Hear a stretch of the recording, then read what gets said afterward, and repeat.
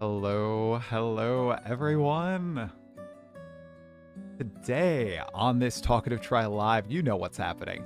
We are getting the full reveal of the next Path of Exile 1 expansion, 3.27 Keepers of the Flame. Obviously, I skipped out on the last PoE1 expansion, Mercenaries of Trarthus, but this time, I actually have the itch. Last time, I feel like I was just going through the motions. I was excited, but I wasn't thinking about PoE1 in my off time or really yearning to play it.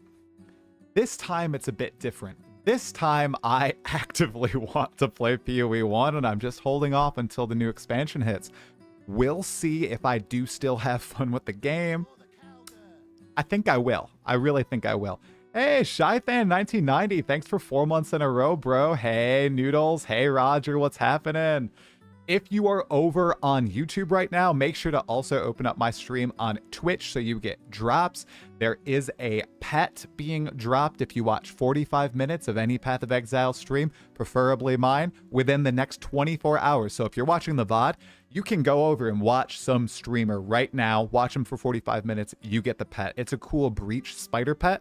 You'll be able to use it in Path of Exile 2 as well. So if you're a Path of Exile only player, then you should watch it anyway to get an extra little pet. I hope we're live on Twitch. We are live on Twitch. We are live on YouTube. The expansion is being revealed in... Oh, I actually don't have it up because I am a silly boy. Let me put up the countdown timer right here for you guys. Path of Exile, not two.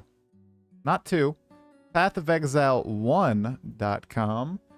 All right, we're going to do pathofexile1.com right here. We're going to do 1800 by 1200, and we are going to get the timer. There is the timer, everyone. Am I going to be able to edit it appropriately? I am. There we go. We are a little under 45 minutes until that big reveal, you guys. Okay? 42 minutes to be exact. I'll get the timer in the corner so we can watch it come down together. I noticed in the announcement that there's no ZiggyD. Isn't that odd? That's the first time that ZiggyD won't be a part of an announcement in quite some time. I wonder who's going to take his place, or if it's just going to be somebody from Grinding Gear Games feeding questions to Jonathan and Mark from chat. Hey, Hobbit Weed, what's going on? Really enjoyed your pod with Kaltarak. Thank you so much. A lot of people really enjoyed that podcast, and I'm glad they did. Funny thing, I really hated that Cal kept saying sorry during that podcast. Because honestly, aside from being disrespectful and, you know, just crashing out and saying a whole bunch of stupid crap, he was actually right with some of the stuff he was saying. He just said it in the worst way possible, honestly. And as a lot of people pointed out in the comments, it brought light to the issue of rage baiting, toxicity in the community, clip channels intentionally taking people out of context like Zizarin and positioning them as though they hate Path of Exile 2. And you know what? After that crash out, you know what stopped? All of the rage baiting clip channels. I think there's still some rage baiters out there, guys. I don't know if you know, but we have some rage baiters in the Path of Exile community.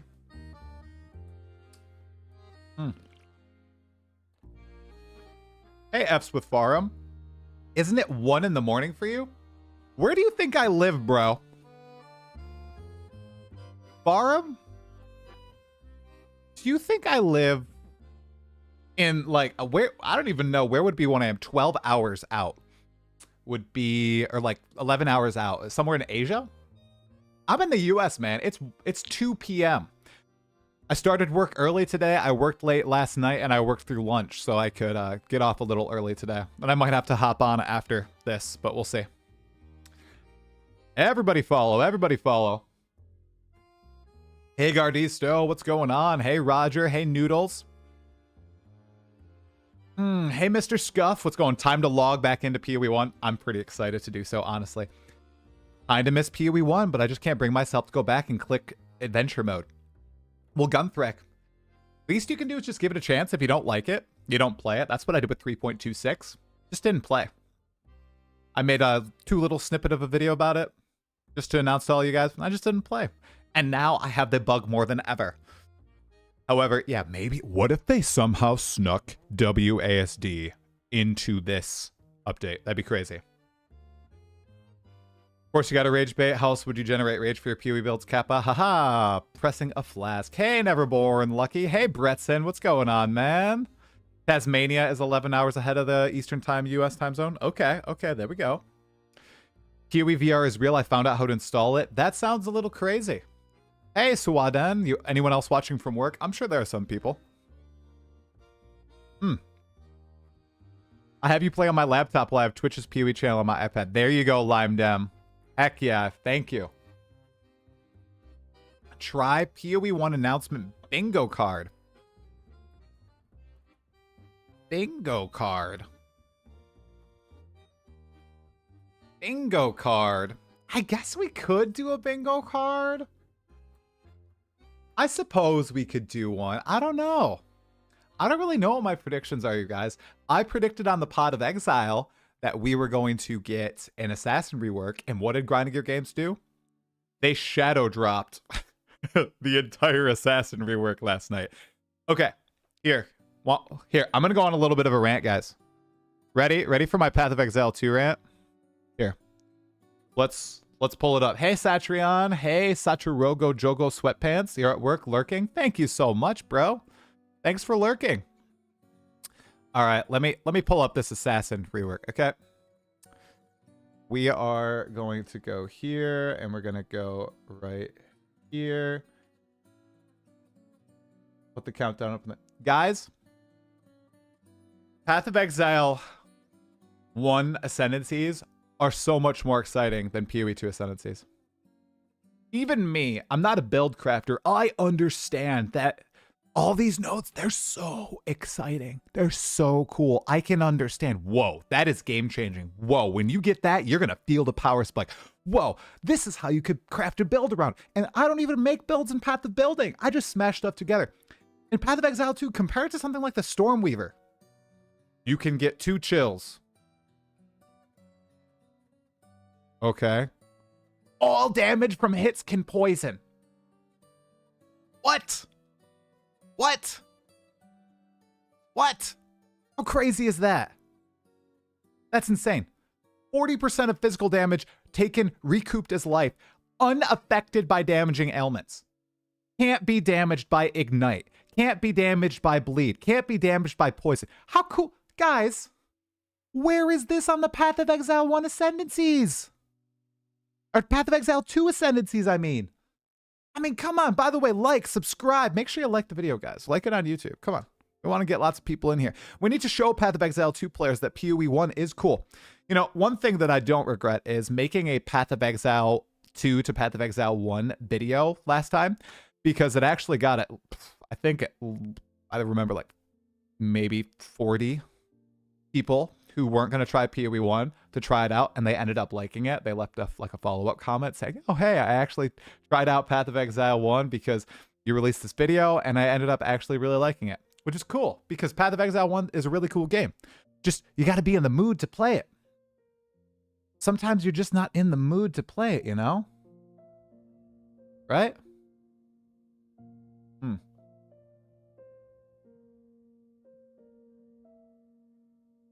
Yeah. WSD would be best timeline. I've been playing PoE2 and PoE1 looks like doo-doo.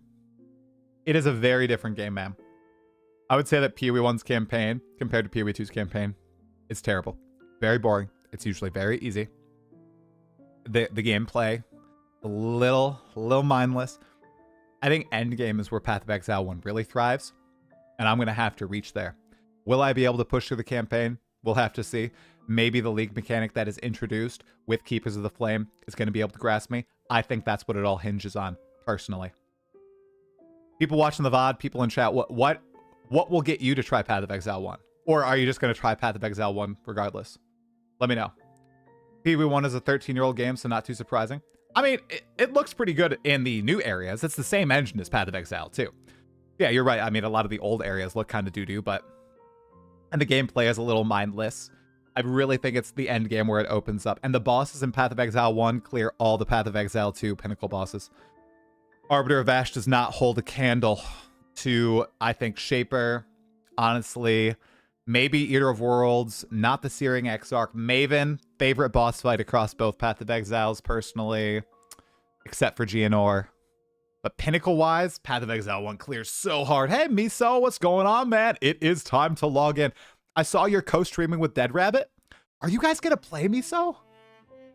Are you guys going to give Path of Exile 1 a shot?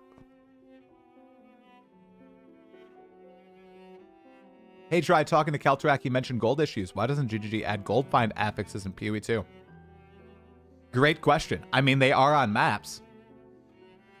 They're on maps. You can roll find more gold on your waystones.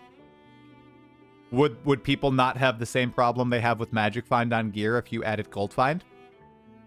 Honestly, my opinion, and people think I don't have this opinion just because I don't really care about rarity and everything. My opinion is that it shouldn't be on gear at all. That's my opinion. Screw it. I don't want it on gear. Just because I don't engage with putting rarity on my gear doesn't mean my opinion isn't to remove it from gear. I would love if it was removed from gear. Heck yeah. Cool. Then it won't roll on my gear when I want some actual power to be added to my gear. I don't want a wasted affix slot on any of my gear pieces to be item rarity. And you know what also that means? That would also mean, do they have to remove gold rings from the game? Or maybe gold rings are the only places where you can get item rarity. I don't know. Because then the best magic finder or rarity finder would always be a ritualist, right? Because you can get 3 ring slots and increase the power of the rings. I don't know. It's a very tricky situation. Well, I'm not a game dev. I'm just a game commentator, so I get to talk about games. What I enjoy, what I don't enjoy. Mostly what I enjoy because I'm a massive, massive lover. Might be co-streaming with Local, though.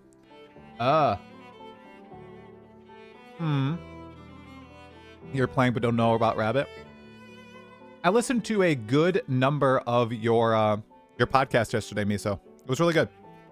It was good. Man, Miso, the streamer comments, you know, I'm one of those poopy people. Darn streamer problems. You and your streamer problems. What's going on, bro? I think some of the Act 4 bosses clear Arbiter. I totally agree, Omega Cybers. I don't think Arbiter of Ash, I mean, especially because you don't get to encounter him that much. I'm not a fan of the boss. New to Twitch, how do Twitch drops work? I would definitely look up a brief video on that. There's probably like a 30-second guide. Maybe just Google it. Charles, basically you have to go to your Path of Exile account on pathofexile.com and you have to connect it to your Twitch account. Okay? I don't know if I can demonstrate it because I might have personal information. I can't remember. I'm really bad. Why is everyone so eager to get new content all the time? Because people play these games a lot and they burn themselves out very quickly because they're addicted to video games.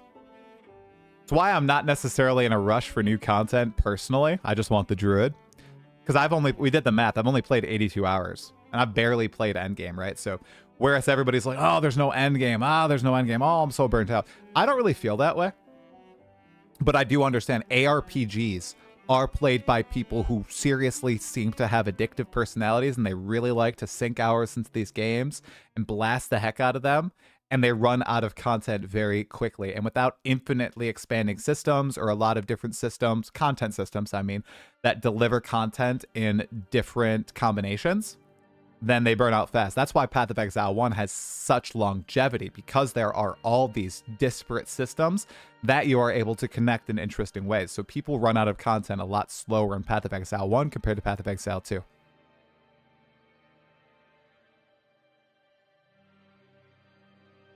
Hey, Mizar Cube, tell them Wanna Exiles I made it. PoE1 quality of life is going to be epic. That's right. Dude, I want to buy a GPU. My focus is pure 4K gaming with ultra high resolution with high FPS and pure raw power. Which one should I choose? RX 79. Oh, bro. I am not a pro. I will say that AMDs appear to be having lots of problems. I personally would go with NVIDIA.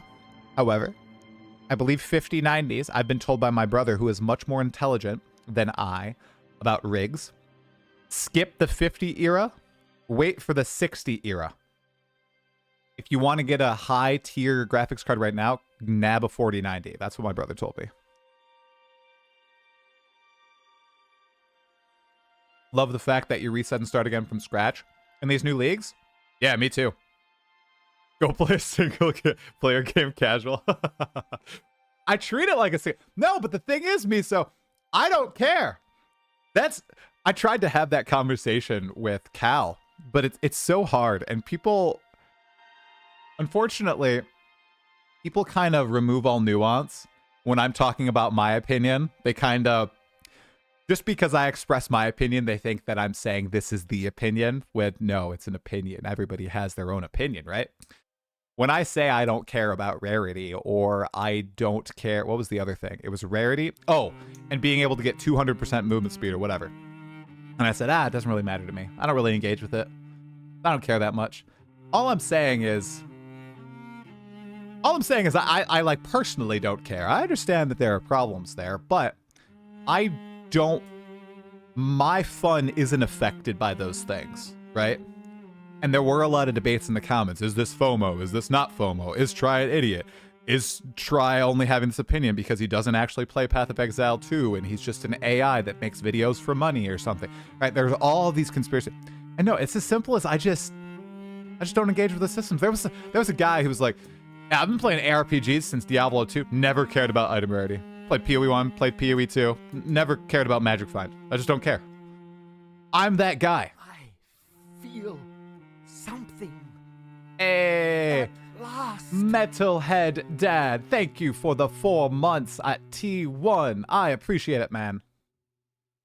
Thank you, thank you. Pounty, you got 2 hours of sleep in? I'm so sorry, my friend. Why did I turn up the music so loud? Sorry about that, guys. Appreciate the sub, man. Not gonna lie, that's borderline horrible GPU advice.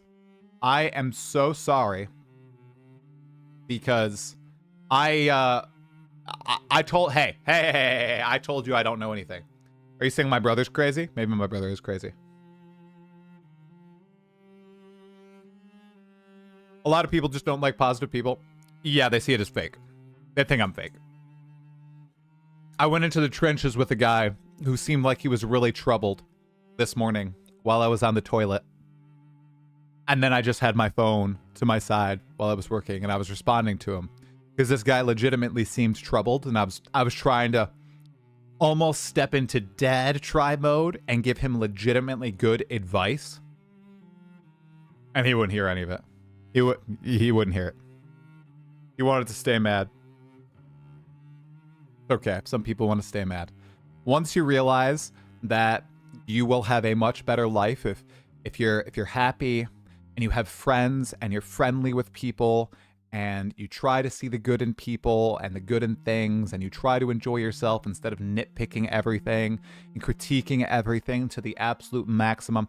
Once you realize that your quality of life improves massively once you start doing that, that is when you will understand why I am the Glazed Lord. Because if I was negative all day, every day, if I was constantly looking for the bad in things, if I was crapping on people, if I didn't reach out to other creators and try to be friendly with them and even become friends with some of them, if I wasn't a positive influence on my daughters, my wife, my coworkers, my mom, my dad, my brother, his wife, my cats, right? Life would be horrible. Oh my goodness. I just can't fathom it, guys.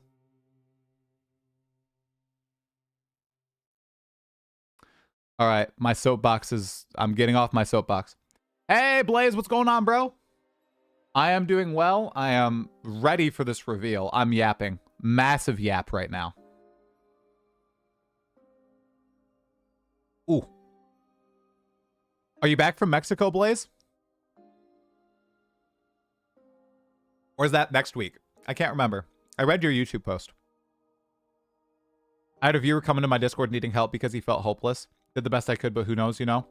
Yeah. This person was attacking me. And he was attacking me in a way that made me feel like, oh, this is a lost young man who has probably been torn apart by the internet and just is lashing out, and I was like, come on, I'm gonna try to help this guy. Did not work. Did not work. It was going nowhere, so I just dipped out. Hey, Iron Menace of Death. Had to wake up super early for the league reveal with a free cool spider pet. Oh yeah, internet do be doing that to people, sadly.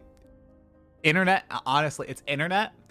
It's having a bad real life and then retreating into the internet, and then it just not doubling down, but it compounding on the poor IRL stuff. Hello, Sir Go Blue. What's going on, dude?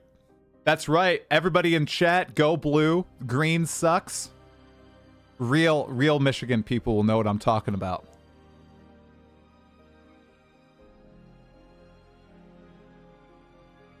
I tend to be negative by nature, but that's why I appreciate positive influences. Well, thank you. The yin and the yang, Master Learner 21. It's easy to be negative. Being positive is an active choice. That is also a great way to look at it. Dang, that sounded much worse read out than in my head regarding GPU advice. Sorry about that. I'll be a fallen glazer from now on. Wait. No, bro, you're good. It might be horrible GPU advice. Like I said, I'm not a technical dude, and I might be butchering what my brother told me. I don't think I am, but I might. You're on the airport on the way back, gonna watch the reveal on the plane. How much does the Wi-Fi cost, Blaze? Is it still like, is it 10 bucks? 5 bucks?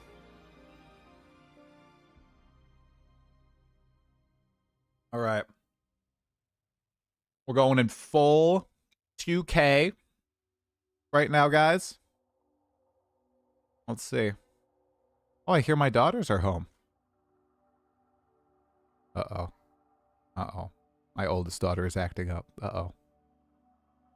Wi-Fi is free on planes now? Okay, Blaze, I mean, what are you flying, Delta? It's not free if you fly Spirit, which is what I fly.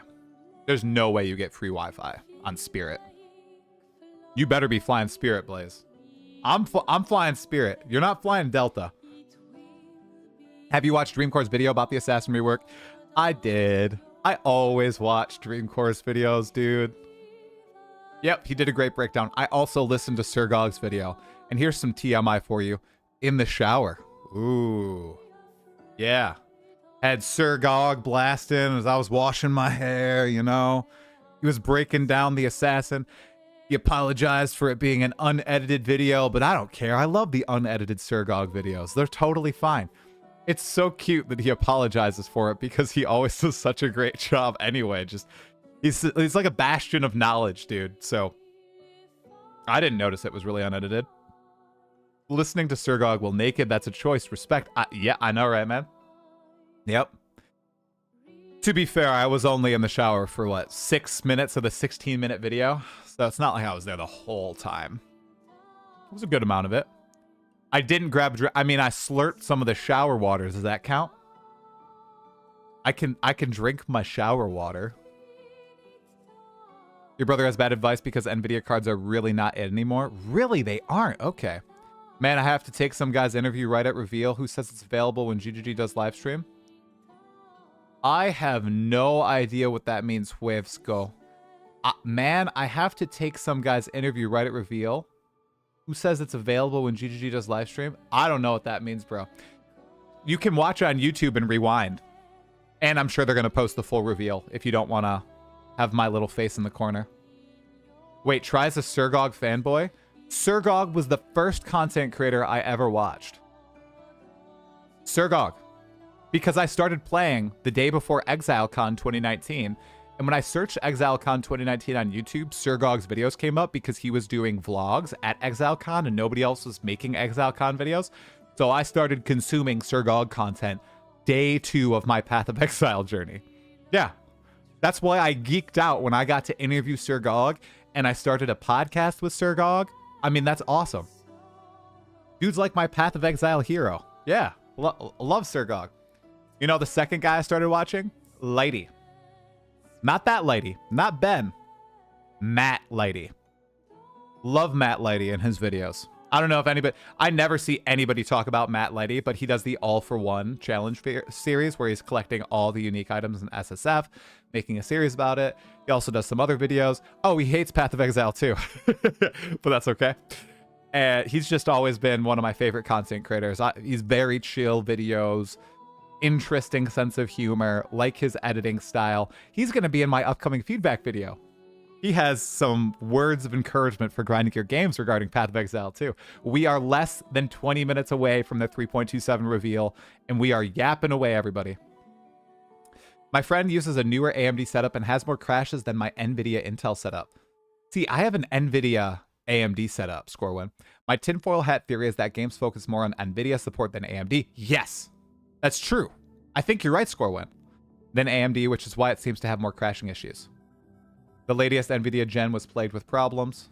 You were my first PoE creator to check out. Iron Weenus of Death? Thank you. That's very kind. Thank you. No Zizarin? I don't really watch Zizarin now. No, I watch a few. I mean, if you were to ask me who I watch for Path of Exile videos consistently, like not video essays and stuff, because there are some creators who I'll watch like their long form, like Schwingy, when Blazeworks releases like an essay. Now Young Wydock, I will always watch his long form. Any other long form? King Cat Noodle, I'll always watch her long form videos.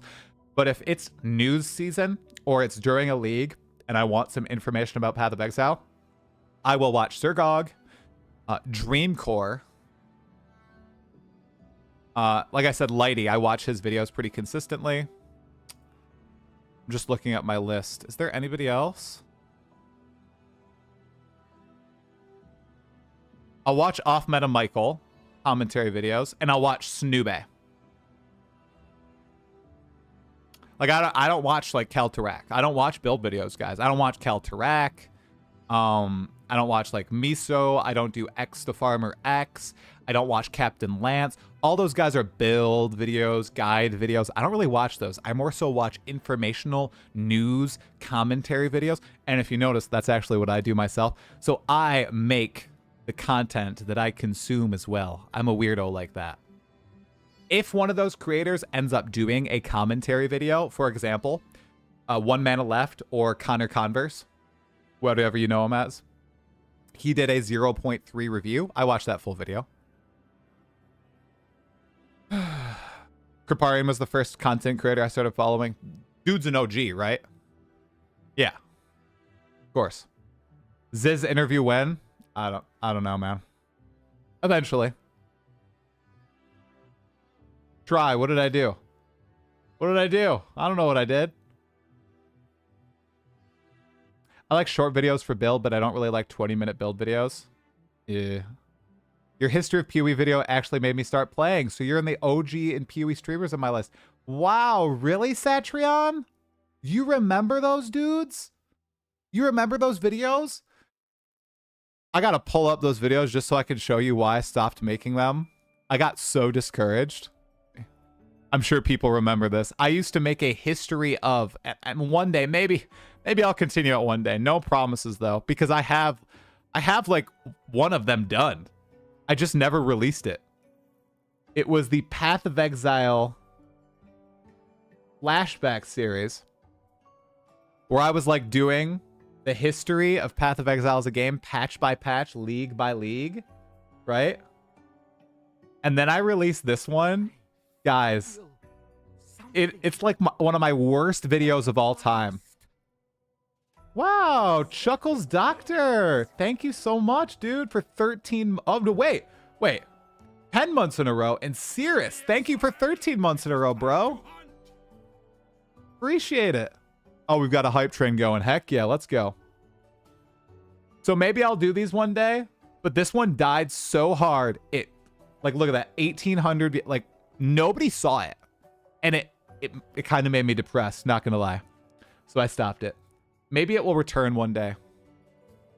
Maybe one day. All right, is Path of Exile live? We are literally, as soon as I say that, I can't show my phone because my kids are on my lock screen. As soon as I say, Path of Exile, you live, guys? Bam, they pop right on. All right. All right, 14 minutes, 45 seconds. Please do. I know. I'll probably do them again one day. Huge fan of Rax. Hey, Cirrus, what's going on? It's been going great, dude. You excited for the next Path of Exile 1 League? You gonna play it or sticking to PoE2? I lied. I watch Rax's state of videos too. Rax is another one, but I don't watch any of his build videos. Gazzy interview soon. We are gonna do one for 04. I don't know. He always tells me he wants to invite me on to Tavern Talk, but he never follows up on it, so he must hate me. Probably because I always bring up how he insulted my wife every time I go to his stream. I started playing ARPGs when D3 came out. I played to Act 3 of Diablo 3, and then I hated it, and I installed Path of Exile 1. That's how I started playing Path of Exile. Oh, I never seen these. That's a cool idea for videos. Iron Witness of Death. Go the PoE flashback series. It's pretty cool. I think I did a good job. Warning, my mic quality is terrible. Actually terrible. Do one for PoE2. I'm waiting until we're 1 year in. Because Omega Cybers, if I do it for PoE2, then I can maybe keep up on it. I can be like 3 patches behind or something. Yo, try. Really appreciate the positive attitude warrior style. This world is really drained in negativity at the moment. Keep fighting for the light. Let's go. Would I ever try Diablo 3? I tried it once and I bounced. I didn't really like it. I didn't like the story. Probably going to have to hop in late. I'm swamped with school for the next month and have another kid on the way. Congratulations, Cirrus. Is that kid number 2?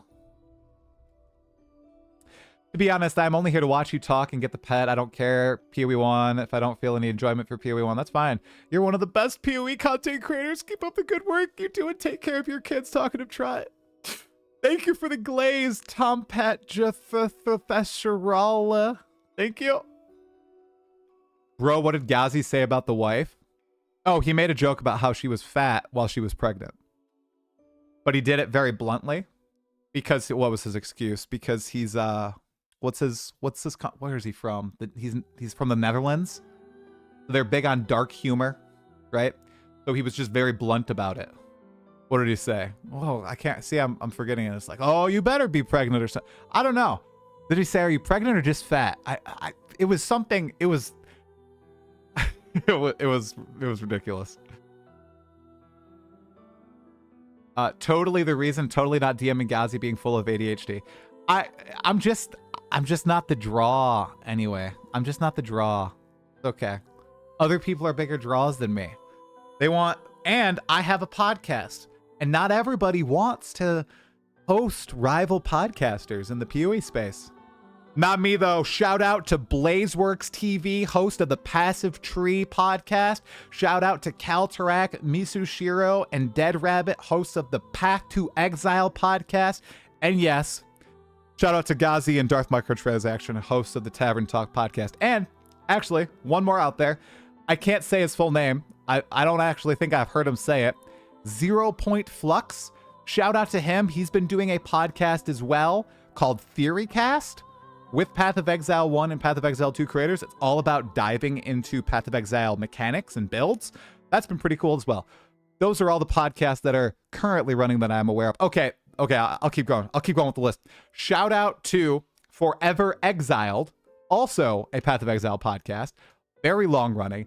I'd actually say that it's 80% lawn care podcast, 20% Path of Exile, but still, shout out there. Any other ones that man, those are the ones that I listen to. So if I'm missing one, I'm sorry. I'm so sorry, but I would be disingenuous if I shouted you out because I don't listen to those podcasts. He's Finnish, Swedish. He's from Finland? I thought he was in Netherlands.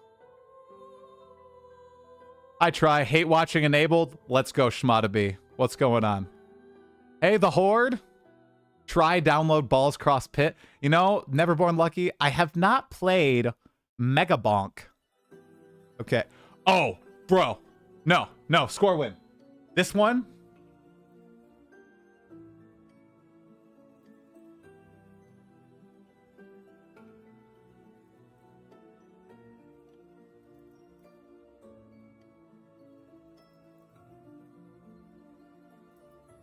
Yeah. Oh, no. Oh, God. There we go. Oh, man, it looks...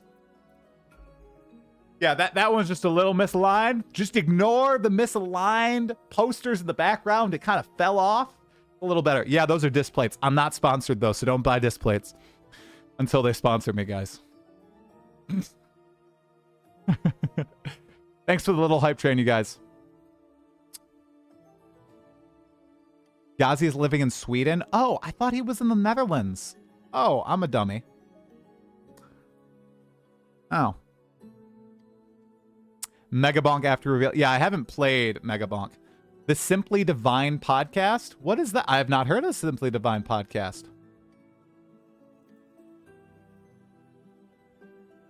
It's better than Megabonk. Okay. Let's hope your build is better than your poster hanging. Dude, it's just falling off a little bit. All right? My wife actually hung the posters, so it wasn't me. It was her. Love my content. Thank you, Freddie. Hope you like the reveal too. No, Omega Cyber. I played Megabonk on stream, but I haven't played it since. I think that's what I meant to say. It was really fun on stream, but then just like didn't play it again after. So did it really get me? I don't know. It was fun on stream though. I haven't played it. I also bounced from Hades too. Let's effing go, PoE2 baby, LFG. Wait, you can't stop me. This is not a PoE2 reveal. Although, I bet we get some PoE2 news. I think we're going to get 0.4 confirmed for December. And that's probably it. Maybe we'll get some quality of life improvements on asynchronous trade. But besides that, I don't know. I bounced from Hades too. Dude. What's this? A real challenge. You finally caught my attention. Gaidamoth, thank you for the first month T1 subscription, my man. I appreciate it. Yes, Hades 2. I beat Chronos, and you know how you need to get an incantation to get rid of the chthonic curse on your surface run, and you need to pick a certain flower from the Chaos Realm. I have, ever since beating Chronos, I've encountered now 5 Chaos Realms, and the flower has not been there. And I can't be arsed to continue grinding. I'm like, this is so stupid. I want to do the surface. I don't want to continue playing over and over the Underworld realm. Give me the flower I need to make the incantation to make the curse go away. And it has just not appeared. So I literally kind of rage quit. I don't know. And PoE1's coming up, so who knows if I'll go back. But it really pissed me off. I think we'll get it's confirmed it's missing 2025. If that's true, if they close the announcement with, and by the way, PoE2 releasing January 2025. I mean, 0.4 releasing 2025, January 2026, I mean.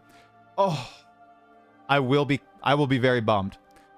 Because I have some PTO I can take, okay? So I could spend the mornings playing PoE2 and then the rest of the day with my family.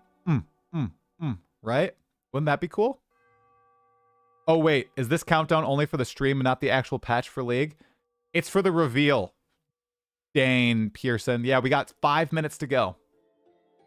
Same here. I beat Chronos, which was a lot of fun, and then fell off hard. The Plebeian? Yep. Give it another shot once PoE1 dies down. Yeah. This season will be my first on PoE1. Thanks for your encouragement to do so. Dude, you might love it. You might hate it. The worst you can do is try, right? Any Druid date? Last we heard 0.4. No confirmation yet. Ooh, okay, guys. All right. Oh, sweet. We've got 100 people in Twitch chat. That's pretty big. We got 207 people on YouTube. Hell yeah. Thank you guys for watching on YouTube. I know a lot of you are probably like Path of Exile 2 exclusive players. Appreciate it. If you could, go ahead, like the video. That would really help spread it in the algorithm. And we're about to get the stream on screen right here, you guys. All right. We're going to do full monitor. All right. We're going to close the browser. We're going to turn off chat. Sorry, chat. Say goodbye, chat. Adios. Make this big. We are going to turn off that music right there. Turn on this music. Oh, it's the Lion Eyes Watch. The classic. All right. Oh, I have drops enabled, guys. Remember, if you want the drops, people, make sure you also, in addition to YouTube, are watching on Twitch. You get a little pet, a little spider pet if you watch on Twitch for 45 minutes, which should be the duration of this stream. Now, I am going to... Can I run ads? Omega Cybers did... Oh, wow. Okay. I was just going to say I'm going to run ads so that we don't have to deal with them on Twitch. All right? But you did it. Thank you, Omega Cybers. Appreciate you, bro.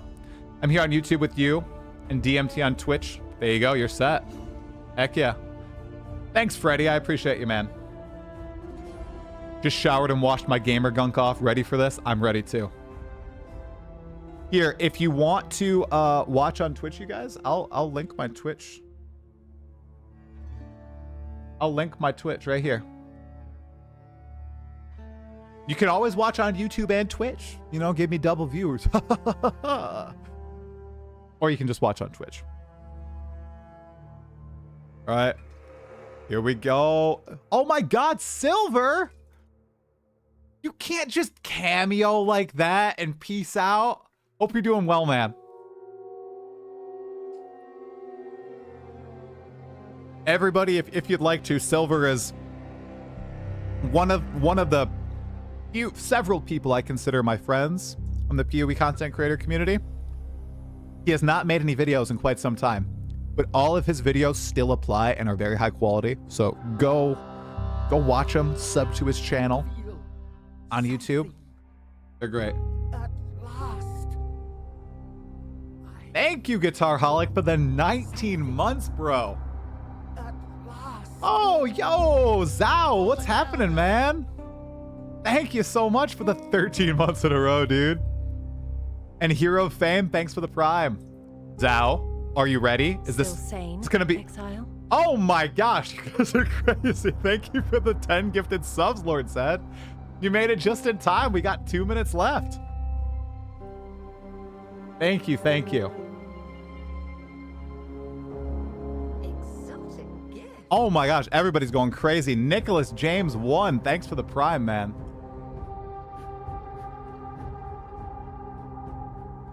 Thank you guys. Thank you guys a lot. I'm going to have to turn off those notifications once the stream starts. Zackus84, thanks for the Prime, man. Yeah, been a while. Thanks for the love, guys. I will be back one day, I'm sure. We'll have to, maybe for 1.0, if you haven't started again, Silver, maybe for 1.0, we could do a fun pod just for old time's sake, okay? Don't even need to do it live. We could just do it in private. I'd love to, or we can just chat about it. You are mad, Exile. Mad. And I love it. Techno Weenie, thanks for the 5 community gifted subs. Why? I appreciate you guys being so generous.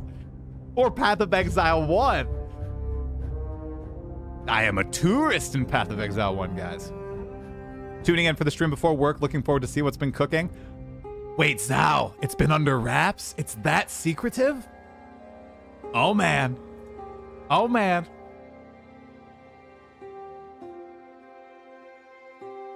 Exotic. Hey, Harry, what's happening? I see you in the YouTube chat. See you guys. Oh, I'm turning off the notifications. Don't worry. All right, goodbye. Notifications are off. Here we go. Doing your own thing, just generally aware of what's going on. Don't worry, guys. I'll adjust the sound on my end. If it's like quiet or loud or whatever, I'll make sure to adjust it. I'm watching the levels. Okay, you're not here, Harry. Sorry, you're not here. Never mind. Durdrick, thanks for resubbing with the Prime, bro. Okay. Is it gonna be good? Am I gonna be excited? Of course I'm gonna be excited. Is it really gonna shock me, though? You're Vapod in disguise. Okay. All right, here we are, guys.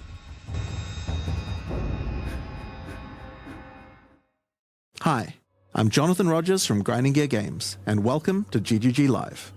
Today we're going to show you an exclusive reveal of Path of Exile Keepers of the Flame, which is coming out 1 week from now on October the 31st. Twitch drops are enabled on today's livestream, so you'll be able to claim your Hiveborn crawler pet by following the instructions below. Without further ado, let's roll the trailer for Path of Exile, Keepers of the Flame. We, the Keepers of the Flame, Oh my god. serve the will of the Dreamer. His instructions whispered from beyond the wall of sleep. But now, the Hiveborn are here, on Rayclast, and they seek to poison our world.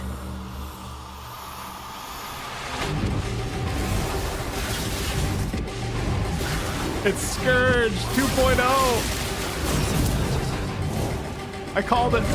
We must close their breaches, destroy their hives, slay their breach lords.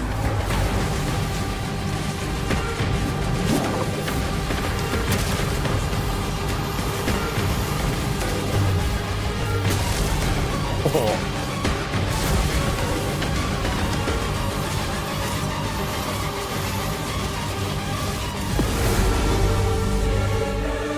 And by his gifts, the Dreamer provides.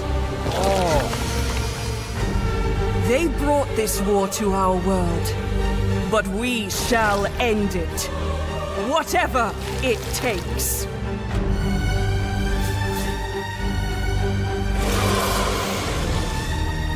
Genesis tree. Oh my god, it's the last epoch mechanic. New skills.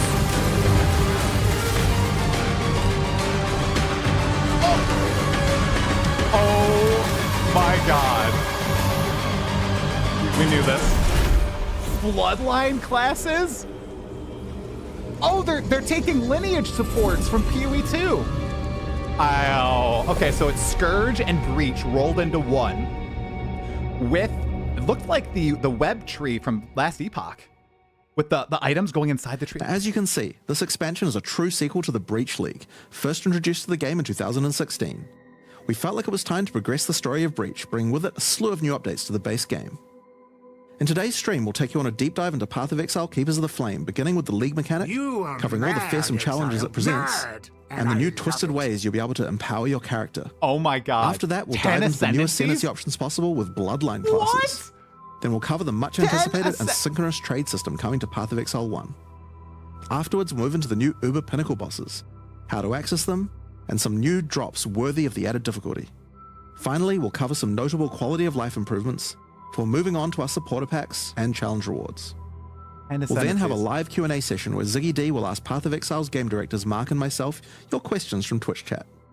And after the live stream, we'll drop the full patch notes at 11 AM New Zealand time or 3 PM Pacific. Oh wow. So let's get started. I'll hand things over to Mark to introduce the new league. Hi, I'm Mark Roberts, game director on Path of Exile. Breach is a beloved league that has had an iconic history in PoE. We intend to honor that legacy with our first ever sequel league, Keepers of the Flame. Oh my god. This develops every aspect of Breach, adding new layers to discover, richer lore, scarier bosses, and entirely new mechanics. That said, this is still Breach, so you will still be opening breaches and slaying hordes of otherworldly monsters. The Breach Lords have found the means to stabilize the connection between their realm and Rayclast. Now, with their grip tightening, we learn their true goal in our world, conquest. The threat they pose has now escalated to home soil. On the coast in Act 1, you'll encounter Aelith, the founder of the Keepers of the Flame. This is a monastic order sworn to defend Rayclast from the Breach Lords. The exit to the Mudflats has been barricaded by Hiveborn, breach monsters that are working to claim every inch of Rayclast. Aelith can grant you a small spark of the power of the Flame, allowing you to blast away their barricade and move onwards. Once you enter the Mudflats, you'll find it infested with breach monsters. What? They appear to be constructing a kind of hive, creating strange shapes and structures that absolutely don't belong. Time to purge them with fire. What? Aelith needs you to protect her as she empowers the flame to do so. Hold off the assault long enough, and she'll be able to demolish the hive with Cleansing Flame. In other areas, the gap between worlds is strained. Here, you'll find a more familiar encounter with a new twist. A massive breach hand sunders the space between dimensions, and touching it will open an unstable breach, causing monsters to flood in. If you can slaughter them quickly enough, you can stabilize the breach. Oh, okay.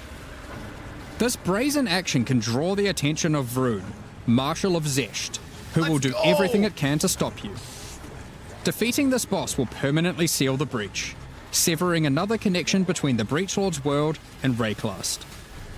These stabilized breaches are similar to what a breach once was, but with upgraded monsters, a success condition to shoot for, UI tracking to keep the player informed of their progress through the encounter, That's cool. and satisfying feedback when you do manage to complete the encounter. Oh, a big loot We've pop, taken guys. all the lessons we've learned since the release of Breach 9 years ago and improved upon it in every way we can.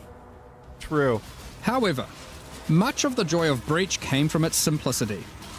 While we want to modernize the mechanic, we don't want to undermine the core experience.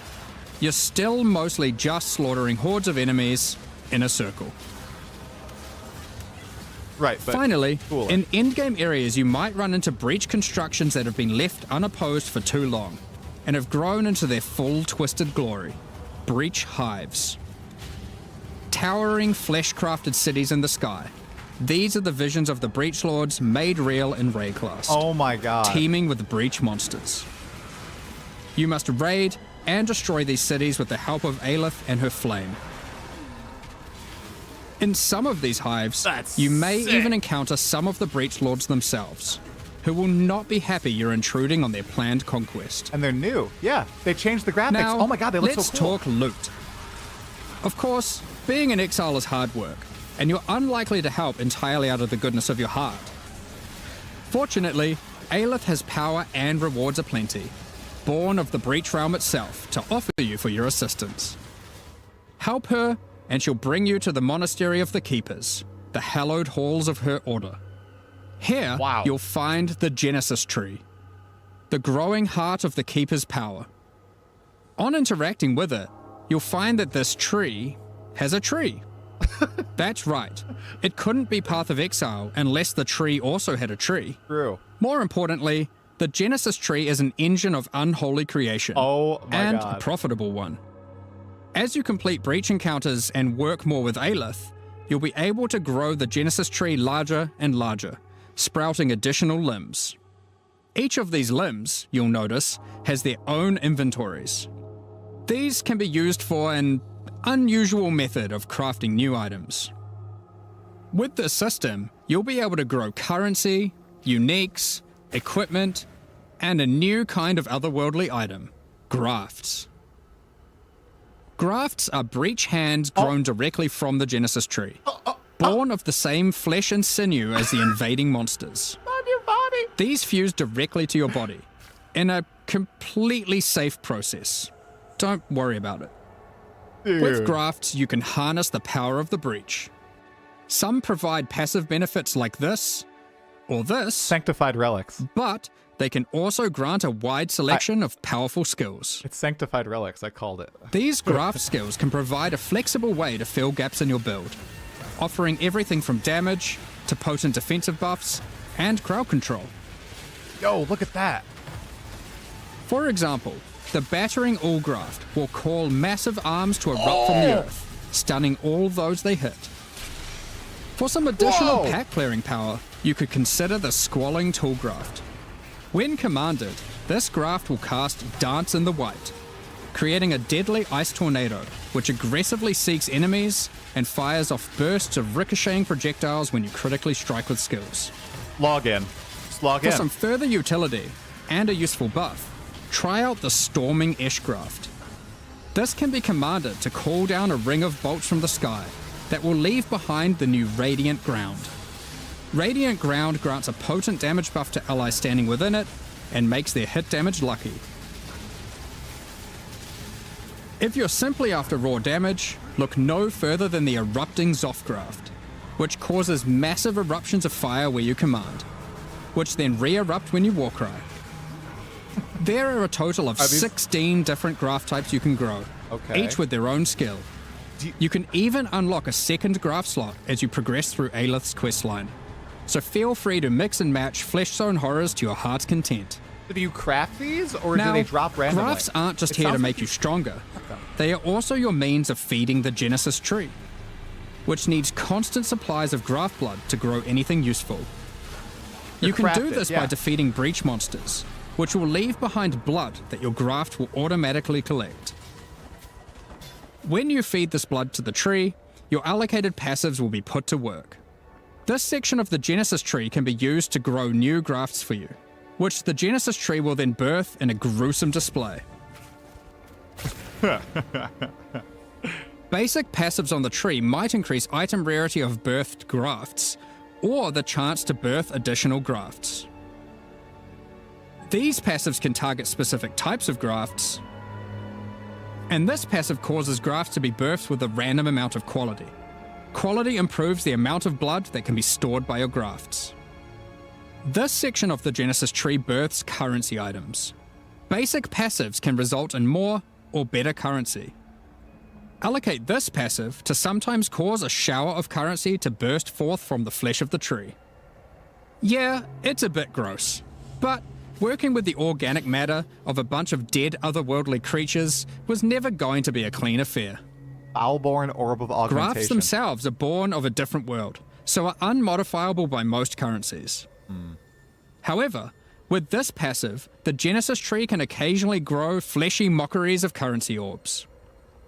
These function like augmentation orbs, regal orbs, or exalted orbs, but they work on your grafts instead of normal gear. But why? Yep, it's graft crafting. But why, GGG? Allocating this passive can result in foulborn currencies. This foulborn exalted orb, for instance, behaves as a normal exalted orb, except it guarantees a higher tier modifier. By locking out a large portion of the lower rolls, a normal exalted orb would be able to hit. Wonder where that comes from. I feel like The that's largest section of the Genesis tree is used to grow rare equipment items. For these, you have a lot of agency to influence the type and modifiers on your grown item. For example, you can specifically target boots with a dexterity requirement, with an increased chance for speed modifiers, and reduced chance for cold modifiers. Or maybe you'd prefer to look for a two-handed axe with increased chance for physical modifiers. Wow. This section of the tree is for growing unique items. Oh my god. Similar to the equipment section, there are passives that let you target growing specific types of uniques or rarer uniques. The process of growth is not always a perfect one, however, and can result in some defects. This passive can result in birth uniques becoming foulborn, which mutates one of the existing modifiers on the item into a new one, Oh my god. resulting in some interesting new ways to use that unique. Show them. For example, this foulborn quill rain no longer has increased projectile speed, but instead has increased area of effect. Another foulborn quill rain could replace the mana gained on hit with the much more powerful modifier where insufficient mana doesn't prevent your bow attacks. Wow. Here are some UE2 other mod. examples. Oh my gosh, Gold Rim. 63% Chaos Res? This passive Wow. even gives a rare chance for foulborn uniques to have multiple different modifiers mutated. Dude. I'm sure you'll come up with some extremely That's- powerful uses for these. That's a gamble system. We'll leave it up to you to discover what this mysterious part of the Genesis tree can grow. So, Probably like the ultimately, pinnacle you'll be boss. slaying masses of breach monsters, harvesting blood with the aid of your grafts, feeding that to the Genesis That tree, is sick, guys. growing some items That's and all better so grafts, sick. and back again to the slaughter. Way cooler than Merc League, in my opinion. As with all our challenge leagues, this league will come with a set of 40 challenges to pursue. Heck yeah. And completing them will award you with the Keeper of the Flame armor set, Ooh, allowing it's you to simple. truly embrace becoming a monk and worshipping the Dreamer. Oh, I gotta get that. Look how simple that is. Now, graph skills won't be the only new tools to play with. In 327, we're also adding a collection of new skill and support gems. All right. Let's go over them now. And 10 Ascendancies. Kinetic Rain is a new wand attack, which covers the ground in unstable kinetic energy. Oh, that's sexy. These hazards collapse at the slightest touch. releasing their energies into any unfortunate soul who happens to be standing on them. Okay, that's kind of sexy, With enough guys. projectiles and area of effect, an enterprising exile could carpet the world in dangerous kinetic force. Wall of Force creates a barrier of kinetic power, causing allied projectiles to ricochet towards targets automatically. I can't see the Drop wall. one behind a boss and redirect the bolts of your armies. You guys see I'm the sure wall? you'll find ways to break this one. I literally can't see the wall, guys. Conflagration is a new bow attack, which rains Yo! down fiery bolts from above that stick into the ground and pulse as you approach. Once you what? get close enough, these bolts detonate, causing ravaging ignites. Cool. These bolts chain react, allowing you to create fields of incendiary destruction. Thunderstorm is a bow attack, which creates a whirling storm of wind and lightning where it lands. Oh, League. While you're within the storm, it will rapidly grow, until it becomes violently thunderous with lightning-infused clouds. This is Twister from PoE2. At this point, leaving the storm will cause it to detonate, dealing damage to everything within and releasing a flurry of tornadoes in all directions. Snoobe is going to like this. Attacking with kinetic fusillade will create hovering orbs of energy. These linger for a few moments above you before zipping off to nearby targets, Frozen chaining orb? between them, Winter then orb? detonating. Improved Winter Orb? Living lightning support will bring to life living sparks of energy, elemental minions that zap through packs of enemies with speed and ease. Use these alongside your spellcasting to augment your pack clearing abilities, or find whatever means possible to cover the world in living sparks of ruin. Windburst support unleashes chaotic tornadoes as you attack, which ricochet around wildly and quickly. Oh my. These deal moderate damage as they travel, but will explode into a highly damaging burst when they expire. Deadeye So it's a League. choice between scaling their duration up to get better coverage, or down to access the burst more quickly. That's a lot of damage. Whoa. Kinetic Instability is a support gem to go along with the new wand attacks that causes enemies slain to leave behind those same orbs of shimmering energy that Kinetic Rain creates. One might ponder just how many orbs you can create if you were to use both. In 327, Exiles will be able to absorb Let's the go. power of some of the bosses they defeat. Let's go. These take the form of new Ascendancy class options. Okay, this is called exciting. Bloodlines. Oh yeah. Bloodline classes are a new means of character customization in the endgame. They are secondary Ascendancy classes that are unlocked by defeating Secondary. specific endgame bosses. Endgame bosses. They are allocated with your normal Ascendancy points, and you'll have to choose how many of your points go into the original Ascendancy and how many into your Bloodline class. Oh shoot. This means there is a nigh limitless ability to mix and match here, Oh crap. as you could choose to invest just a couple points into your Bloodline, or max it out. And you could take any Bloodline with any base Ascendancy class that you see fit. Dude. To unlock your Bloodline, hunt down the endgame boss whose power you desire and defeat them, or have a friend help and claim the power for your own. Oh my god. There are 10 Bloodline classes to discover. I like it. Bosses who offer this power are typically associated with past leagues, giving additional reasons to engage with that league content. Very smart. Let's run over a few examples. That's good. The Chaos Bloodline will be offered to you by the Trial Master, if you manage to succeed his final challenge. With his blessing, you can greatly augment your Val skills in different ways. Priest of Yalmak lets you use Val skills much more often, while Priest of Kopek makes it harder to build up Val skills, but makes them far more powerful. Or take Corruption's Embrace, which grants more Val Keystone powers the more corrupted items you have equipped. Ooh. The Ashabi bloodline can be gained by, Yes. you guessed it, defeating Ashabi. Show me this one. Her abilities are drawn from the 3 types of life force that manifest within as Marian spirits. The Wild Bear rewards you with adrenaline for generating rage. The Vivid Cat gives your elusive buffs a chance to refresh, as well as making you more stealthy while elusive. Yo. The Primal Owl allows your unleashed spells to reoccur many additional times, and get stronger for each time they reoccur. Alright, I don't understand that one. The Nameless bloodline comes from the King in the Mists. Bear one was cool. Be forewarned, his menacing power comes at a great cost. Alright, what is it? With the Unseen Hand, you can equip a 3rd ring, Third ring. but you'll have to decide if that comes at the expense of having no amulet, Oh. no belt, Oh. or no flasks. Oh, shoot. Unlight Silhouette adds a hefty life cost to all Wow. your spells, but they deal additional chaos damage based on the amount of life spent. Of course, there is more to come. What powers might you glean from delving deep underneath Rayclass to fight all the Crystal King? What secrets can you learn from Lycia, Good Herald balance. of the Scourge, waiting at the end of the Ritualist is Forbidden getting Sanctum? Smacked next league. As in you can PoE2. imagine, there are countless possible combinations with the system. Okay. You could be a Slayer that embraces corruption and vile power, or perhaps you'll play an Occultist that doubles down on their dark power by integrating the Nameless bloodline. We are excited to see what crazy and interesting builds players come up with.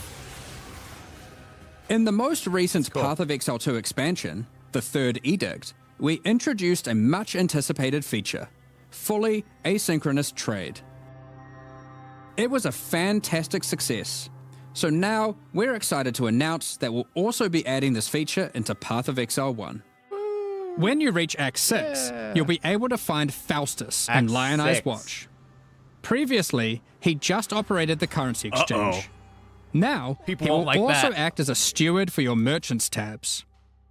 These are where you can place items for sale, for direct and instant purchase by other players even when you're not online. To list an item, simply place it in the tab and select a currency and an amount. Hell yeah. Once listed, other players will be able to find the item by searching for it via the trade website Or in game? or the new in-game market Thank search. goodness. To purchase something for yourself, it's as easy as hitting this button, which will teleport you to the seller's hideout, where you can view their merchants tabs, buy the item, and also view the rest of their wares in case something else catches your eye. Excellent. Every purchase costs a small fee of gold, as Faustus takes his cut. To account for this further drain on gold, acquisition and cost balance elsewhere in the game has been adjusted. Anything you've managed to sell successfully will have your profits collected here, in a separate tab to claim at your leisure. Cool. To be clear, previous means of trading, such as via pre-existing premium stash tabs and the website, will still function just as before. Merchants tabs, and the asynchronous trading that comes with them, are an entirely additive feature on top of the already existing methods to trade. Want to buy orbs? We'll trade for orbs. You might find yourself needing the trade system to buy some upgrades, because this update also introduces 3 new Uber Pinnacle boss fights. I have not fought any of these guys. These encounters are manifested from the memories of Zana, Yep. and in her long torment, they have festered into something truly deadly. These fights offer an imposing challenge, alongside powerful rewards. Ooh, new unique items? In order to gain access, similar to existing Uber Pinnacle fights, you'll need to discover fragments dropped by Tier 17 map bosses. Each attempt at the new Uber Pinnacle fights will require 5 of these. Let's dig into some of the challenges you'll need to face in these new Uber versions. Okay. In the original incarnation of Neglect fight, the statues can be used to block the laser beams to hide behind, giving you an opportunity to avoid being shocked, frozen, or killed. When you run near these statues, they activate and allow you to reposition them. While activated, they will not stop the lasers, meaning you want to position them well, then avoid them. However, in the Uber version of this fight, instead of being a safe haven, the statues will refract the laser beams, causing a ruckus of energy to cover the arena. Activating them will prevent the refraction, so unlike the base fight, where you want to position them well and then avoid them, you'll be wanting to constantly keep these statues active. But then, you have to deal with their assault of attacks. While fighting the incarnation of Fear, That's these fiery interesting. orbs will slowly clutter up the arena, locking off portions of it until you bait the boss into detonating them himself with his thrown spear. Cool. When Uberified, these orbs are attached by a flaming leash to the boss, rotating around him constantly. More and more will spawn as the fight goes on, making it even more imperative that you clean them up by cleverly using the boss's abilities This against guy him. does not do any damage. I don't know what build this is. Normally in the but it's bad. incarnation of Dread fight, during the bullet hell phase, you have to acquire a red rose, run it to the boss, then collect a blue rose, doing the same, causing it to get heavy stunned and interrupting its mechanic. In the Uber version, you have to do the same. But in order to get the blue rose, you have to defeat the Incarnation of Neglect. And to get the red rose, you have to defeat the Incarnation of Fear. Good luck. Wow, that seems tough. Given the difficulty of these bosses, their rewards should be worth your while. Let's take a look at some. From the Uber Incarnation of Neglect fight, we have Bitter Instinct, a spiky shield that turns retaliatory strikes into preemptive ones, making it just a matter of time before the long arm of justice crushes your foes. Alternatively, you might find Festering Resentment, a poisoned blade with an unending supply of toxins built into the hilt. That's cool.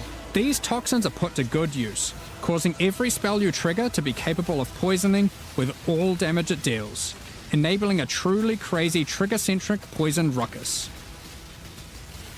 And from the Uber Incarnation of Dread, the Hallowed Monarch, a counterpart to the Dark Monarch, Oh boy. which focuses more heavily on investing into one or a few minions, rather than growing your hordes to massive proportions. Gazi's excited. Storm Rayclast, with your chosen few at your side, Valor Mage's stealing excited. power from your enemies as you go. We've got a number of quality of life changes to bring to 327 as well, We know all these. many of which you may have seen already in some of our pre-livestream teasers, but for those who haven't, Heist is a mechanic which has long frustrated some players who may otherwise have been interested in the rewards it has to offer, but have no desire to grind through the early progress of finding and running low-level contracts to get all of the rogues to their maximum level. This is true. Well, starting in 327, Heist rogues will automatically begin at maximum level, so you can start your dubious criminal career without all the busy work. We know all these if you paid attention to teaser. What do Points you guys think invested about into your Atlas Bleak? passive tree will now be refundable with gold. Just speak to Kerak to do so. For players who love jumping between strategies, there's also an option to instantly refund your entire tree, which of course can now also be done with your regular passive tree as well. Now you can make all your decisions with no regrets. Well, maybe some regrets. You no longer need to purchase bestiary orbs. You can now itemize beasts for free directly from your bestiary. From late Act 1, you can now mass identify your items at an NPC in every town, and from Helena in your hideout. This does not require Scrolls of Wisdom at all. Big. While using an Alteration Orb, you can now hold Alt to swap to using an Augmentation Orb, if one is available. Opening a Blight Chest will now open all other Blight Chests near it. Rogue's disenchanting services can now be accessed from towns and hideouts. Love this UI. Kerak missions now have a handy icon to show at a glance what kind of mission they are. That's cool. Holding down Control and right-clicking on Stacked Decks will now continuously open them to your inventory, Stacked decks? notifying you in chat what the outcome is. My goodness. If you still want to open them direct to the ground, to let your loot filter provide a dose of dopamine, you can still do that too by also holding Shift. Val Orbs can be used on monsters encased in essences, to the same effect that Remnants of Corruption have.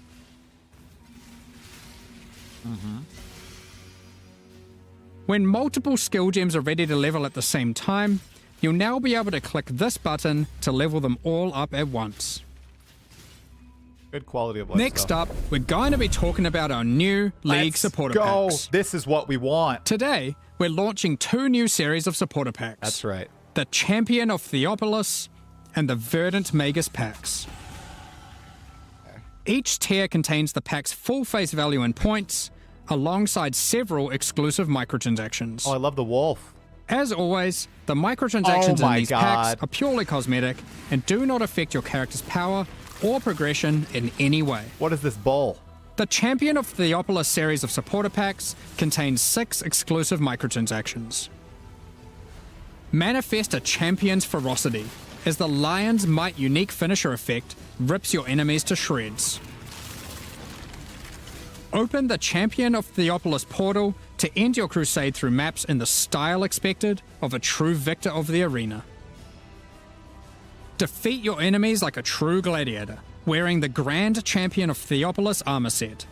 the armor awarded only to the most elite warriors of the Grand Arena. Man, the animations in PoE1 are so Take janky. charge of the situation For characters. and storm into combat with the Flaming Minotaur's Quicksilver Flask effect. I need that as sprint in PoE2. The champion's podium map device rises up to honor the glory you've achieved as you activate it. Ascend the stairs and stand atop the platform as you enter your maps. Each flame surrounding the platform represents a remaining use on your portal. The burden-back belly goat carries all the supplies necessary for a campsite as he travels behind you in battle. A lot of animal. When placed in a hideout, Effects, guys. instead of roaming around like your other pets, their supplies are deployed, creating a Interesting. small camp where you can access your stash and providing a place to take a load off while you rest next to the campfire. A lion, a goat, a bull. The Verdant A Mega wolf? series contains 6 exclusive microtransactions. Very interesting. Is there a nature-themed Having class Faust to coming sell soon your to the items on game? your One of behalf the is games? great and all, but sometimes you just want to feel a little bit more shady about your dealings. The back alley trader hideout decoration is more secretive with your trades, creating distance between you and your customers. Note that until 327 is released, this back alley trader will only serve as your currency exchange. Once it's out, it will be updated to have the new managed shop option to also facilitate your trades. Oh my god, yes, I The need Verdant this. Wayfinder pet is a loyal companion to any Master Magus. As you approach waypoints, it envelops them with its vines, guiding you throughout Rayclast. Control Earth and nature itself, as the Great Verdant Magus armor set envelops you in the ancient power now lost to time. Very druidic. There's also a matching back attachment included. Very druidic. Remnants of the forest ripple out from within you with the Verdant Magus level up effect equipped, restoring life to the corrupted land. Call on an ancient golem to use their power to create a safe passage for you to retreat through with the Arcane Golem Portal. As a Supreme Verdant Magus, Oh you my can travel God. to your Arcane Isle hideout. A cluster of islands held together by ancient magic passed down between elite mages. All right. I might need Stand that. atop your tower and relish the great heights you've reached Oh my above God. those who have not harnessed the arcane. That is so sick. Look at that These view. packs are now available for purchase on both PC and console How and about will PoE2? remain so during Path of Exile, Keepers of the Flame. Are they in PoE2? Additionally, any microtransactions from these supporter packs will be made available for use in Path of Exile 2. That's right. That's right. Meanwhile, the Crypt Keeper and Frisian Magistrate packs leave the store forever at the launch of the Keepers of the Flame League. So now's your last chance to purchase them. Okay. Thank you so much for your ongoing support. We're just about to start the Q&A with ZiggyD. Afterwards, we'll post the full patch notes for Path of Exile, Keepers of the Flame Wow. at 11 AM New Zealand time, 3 PM Pacific. With release at the end of next week, our community team will be posting crucial information you'll need for the release. Keep an eye on the news. Thanks for joining us today and checking out our latest developments. We're looking forward to holding off the Breachlord's conquest, Sweet. crafting gruesome grafts, planning dozens of Bloodline-empowered builds, and filling out our trees tree. We hope you all join us. Including hideouts, yep. All right, guys, what are your thoughts? The League looks sick. Honestly, the lineage ascendancies, for me, probably, I don't know. We'll see. We'll see. But the Breach League looked really exciting. And Ziggy's. G'day Exiles and welcome to the post-reveal discussion and Q&A with Jonathan and Mark, lead guys who make games, I believe was what we discussed as the titles. Yeah, That's the official title. Yeah. Excellent. I like it. It's good. We're talking about how to inflate their titles in the lead up to this. 327 Keepers of the Flame, the reveal we just had there was, I think, quite a banger, but I've been even more impressed with what I've been playing here in the office with some of that, so we'll get into that in a moment. But I'm curious, this is kind of like a special kind of reveal day for PoE1 fans, as I think it marks a return to schedule for us. True. You announced this plan to do the 4-month cycle for the games, two twos, Managed. and it seems to be working. Yeah, I mean, it's certainly hard. I'll tell you that, right? Like, it can be pretty brutal on some of the stuff when it's like, every 2 months you got a deadline. But yeah, I mean, look, we have to do it, right? Like, I mean, that was always the intention to get, the regular schedule. It's super important. So we have to make it happen. We have to make sure that is something that we can do going forward. But yeah, I would like. I'm honestly, I'm so happy that we managed to, to get everything back, and I think it helps a lot. I think like things feel a lot less like crazy here this visit for me, like, and things seem a bit more of a finished state as well from what I've been looking at. So well, we're putting a lot more effort into sort of getting that production process down, making sure that everything's going well. Like, we're hiring producers at the moment, just by the way, in case anyone's out there is like looking for as a production job. But it's something that we're really concentrating on, making sure that because when you've got a schedule like this, when it's this tight, you have to be really, really careful because like I would say one of the hardest things that we didn't expect, trying to make sure that we get the schedule this short, is you start to become really vulnerable to just like random things, like this person gets sick or like something like that, and that's like suddenly it's like a real challenge.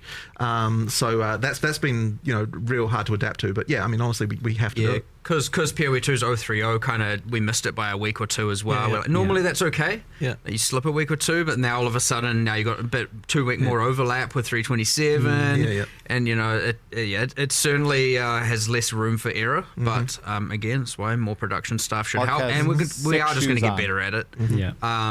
But yes, we made it to 326 and now 327, mostly on schedule, give or take. One was, you could argue one's an anomaly, two is a pattern, so hopefully it should continue as normal, but we'll get better at it 100%, so we'll work out the kinks, but it was always going to be some growing pains to going to 6 releases a year for across both Path of Exile. So I remember thinking when you guys were doing 4 releases a year that was crazy, so 6 is pretty wild, but it seems to be happening, so fingers crossed it keeps happening. Is the contingency just that, like, occasionally you just might delay by a few weeks here? I don't want to. I really want to be real strict about it. Like, we said we'd stick to the time and adapt the content around the time. Like, consistency is key. So hopefully we can keep doing that. That's still our current philosophy and plan. So I think you were telling me once before, Jonathan, that when you have that for a while, it kind of helps everyone get an idea of like scoping a lot better. Yeah, absolutely. I mean, look, it helps with everything, right? It helps with the players just feeling the consistency. It helps with like developers. Like it's just overall like a way better state to be in. So, Breach 2, aka Keepers of the Flame. It's the first real direct sequel league in PoE. Now, I know we're kind of sequeling with stuff in PoE2. There's like definitely follow-ups there, but this is the actual first true sequel league, and it seems like people are pretty keen on the idea. I think the reception's been pretty good so far, first impressions. Awesome. What are your guys' thoughts on doing a sequel? Were you like anti-sequel, pro-sequel? Because I know people kind of... I would say personally that, like, so whenever you do a sequel, you're entering a dangerous territory, because people who didn't like the original could then now be like, oh, I'm disappointed because like as soon as they hear that it's a sequel to something they didn't like, they're like, it's not happy. So you could just be ruling out a bunch of people in your audience right away. Now, Breaches, I would say, is a pretty popular one, so like there's less danger there. Yeah. But effectively, in order to make a sequel to something, I think you really have to be doing something that had to be a real banger back when you did it, so that people actually, are definitely on board from the beginning. In general, I'd say we prefer to do stuff that's like new, but I think this one was a good fit. It was a good example of something to do, and people are liking it. So it's I mean, as Jonathan said, yes, like some leagues are more divisive than others. Some have more kind of X factor out there gameplay. With the whole Blight Tower defense, and some of them are more maps and a bit more crazy.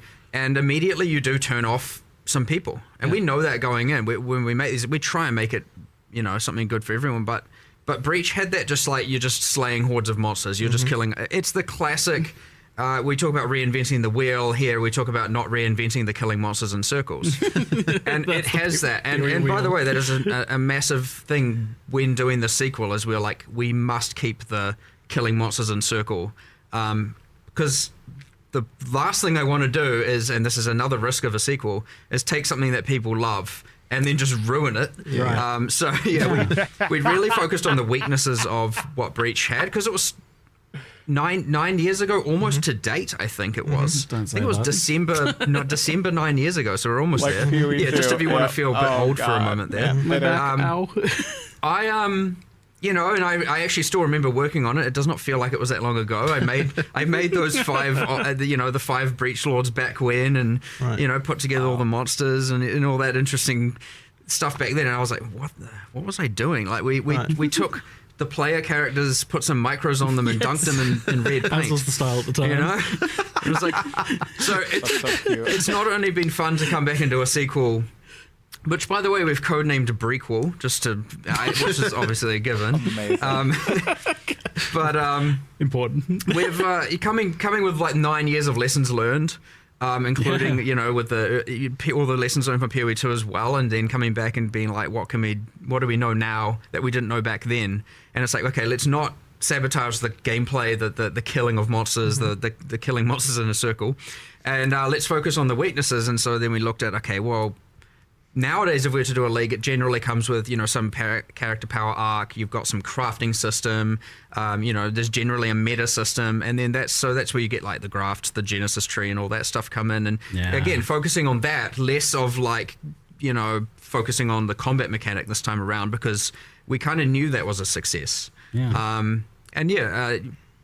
find that, you know, it might be less trivial with some of the other contents that's a little bit more like crazy with respect to combat. But we'll see. Definitely cool, going to dive into like basically all the of new the things bosses you mentioned there.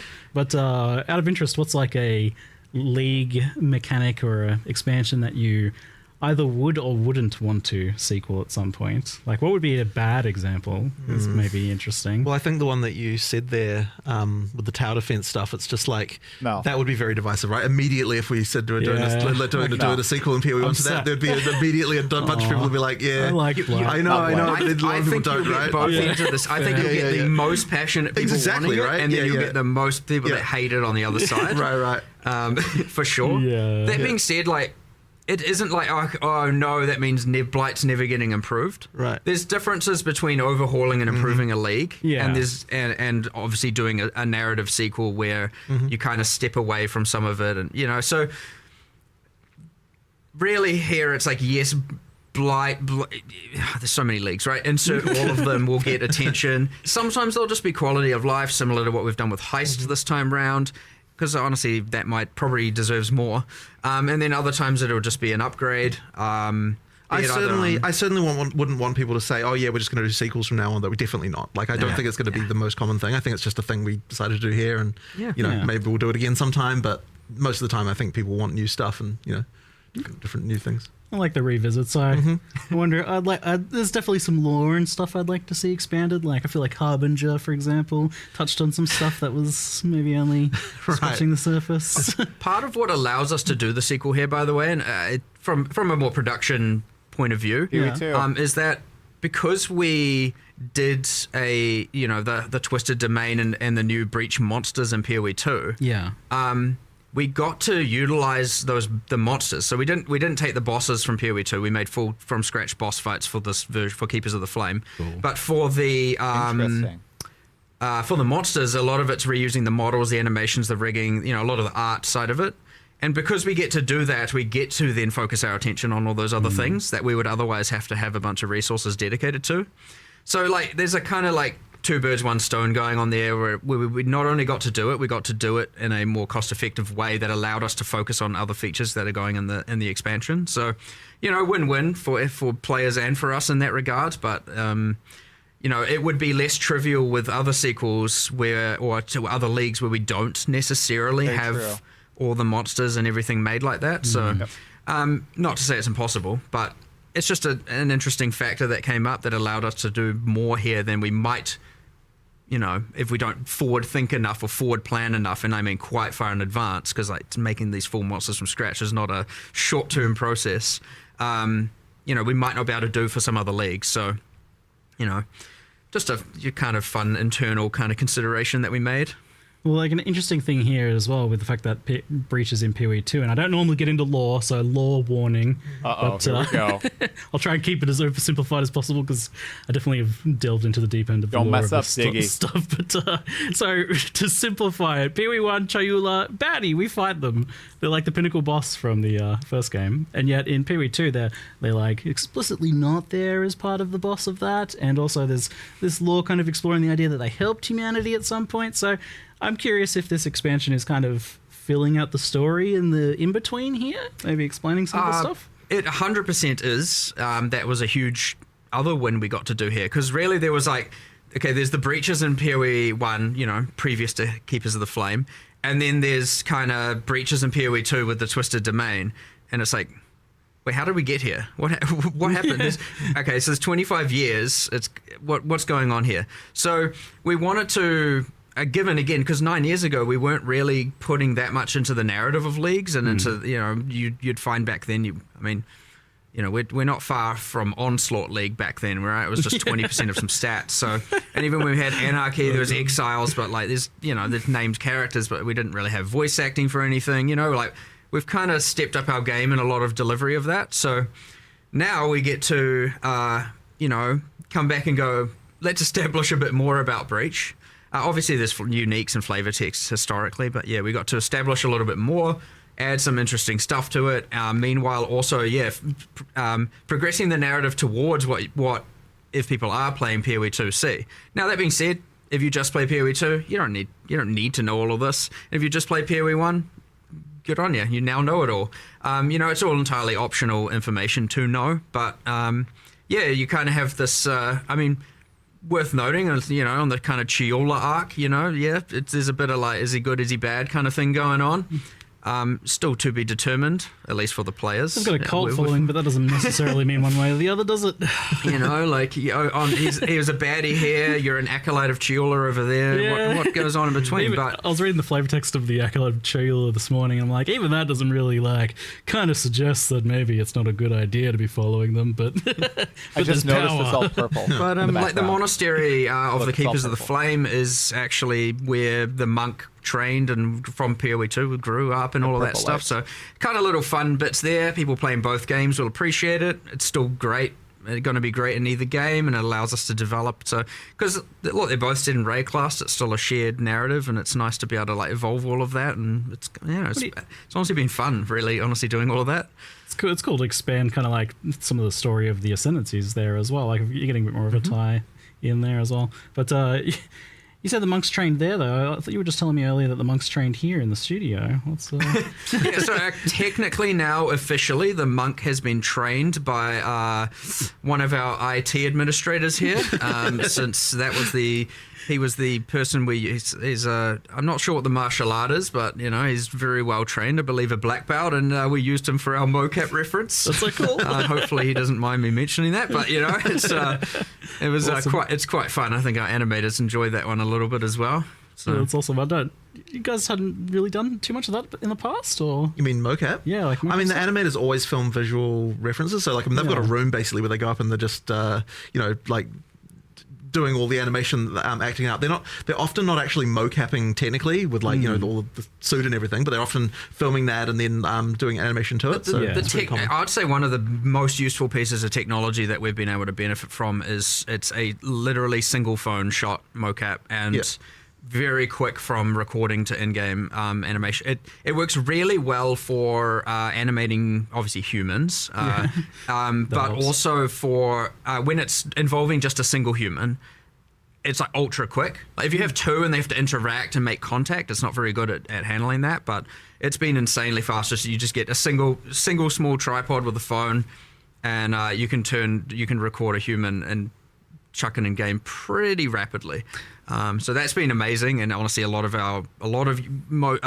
all of the human animations you'll now see in game where it's not someone punching or hitting another person. So like, it's not the best for combat and kind of scripted cinematic interactions between characters, but just those kind of freestanding town idols and all of that stuff, you can do pretty rapidly now. It's been a pretty big improvement, I'd say, in a cool way. So yeah, and I mean, you're getting like PoE2 quality stuff in Path of Exile 1 as well. Like I've definitely seen things like that's a lot more going on there than there usually is in PoE1. You're just talking about the fact that the original bosses were just exiles with extra color filters on them, right? I mean, everything new that goes into PoE1 has been a lot higher standard than some of the early stuff for a very long time, right? Because it's not like you have people being like, oh, you know what, I'm going to make this worse quality because it's going in PoE1. Like obviously they're going to make something look as good as as we can make it, right? So artists are artists, you know? Exactly, they right? Just So make the good anything quality you art. make. You could probably phone it in a bit more, I reckon. They don't. No, an artist doesn't want to do that, right? They want to make stuff fair. that's good. So Who wants to do that? Yeah, I yeah. That's appreciate a that quick way to mindset. remove their job satisfaction. Right. Make bad stuff. Yeah. It's too good. Yeah. Yeah, fair enough.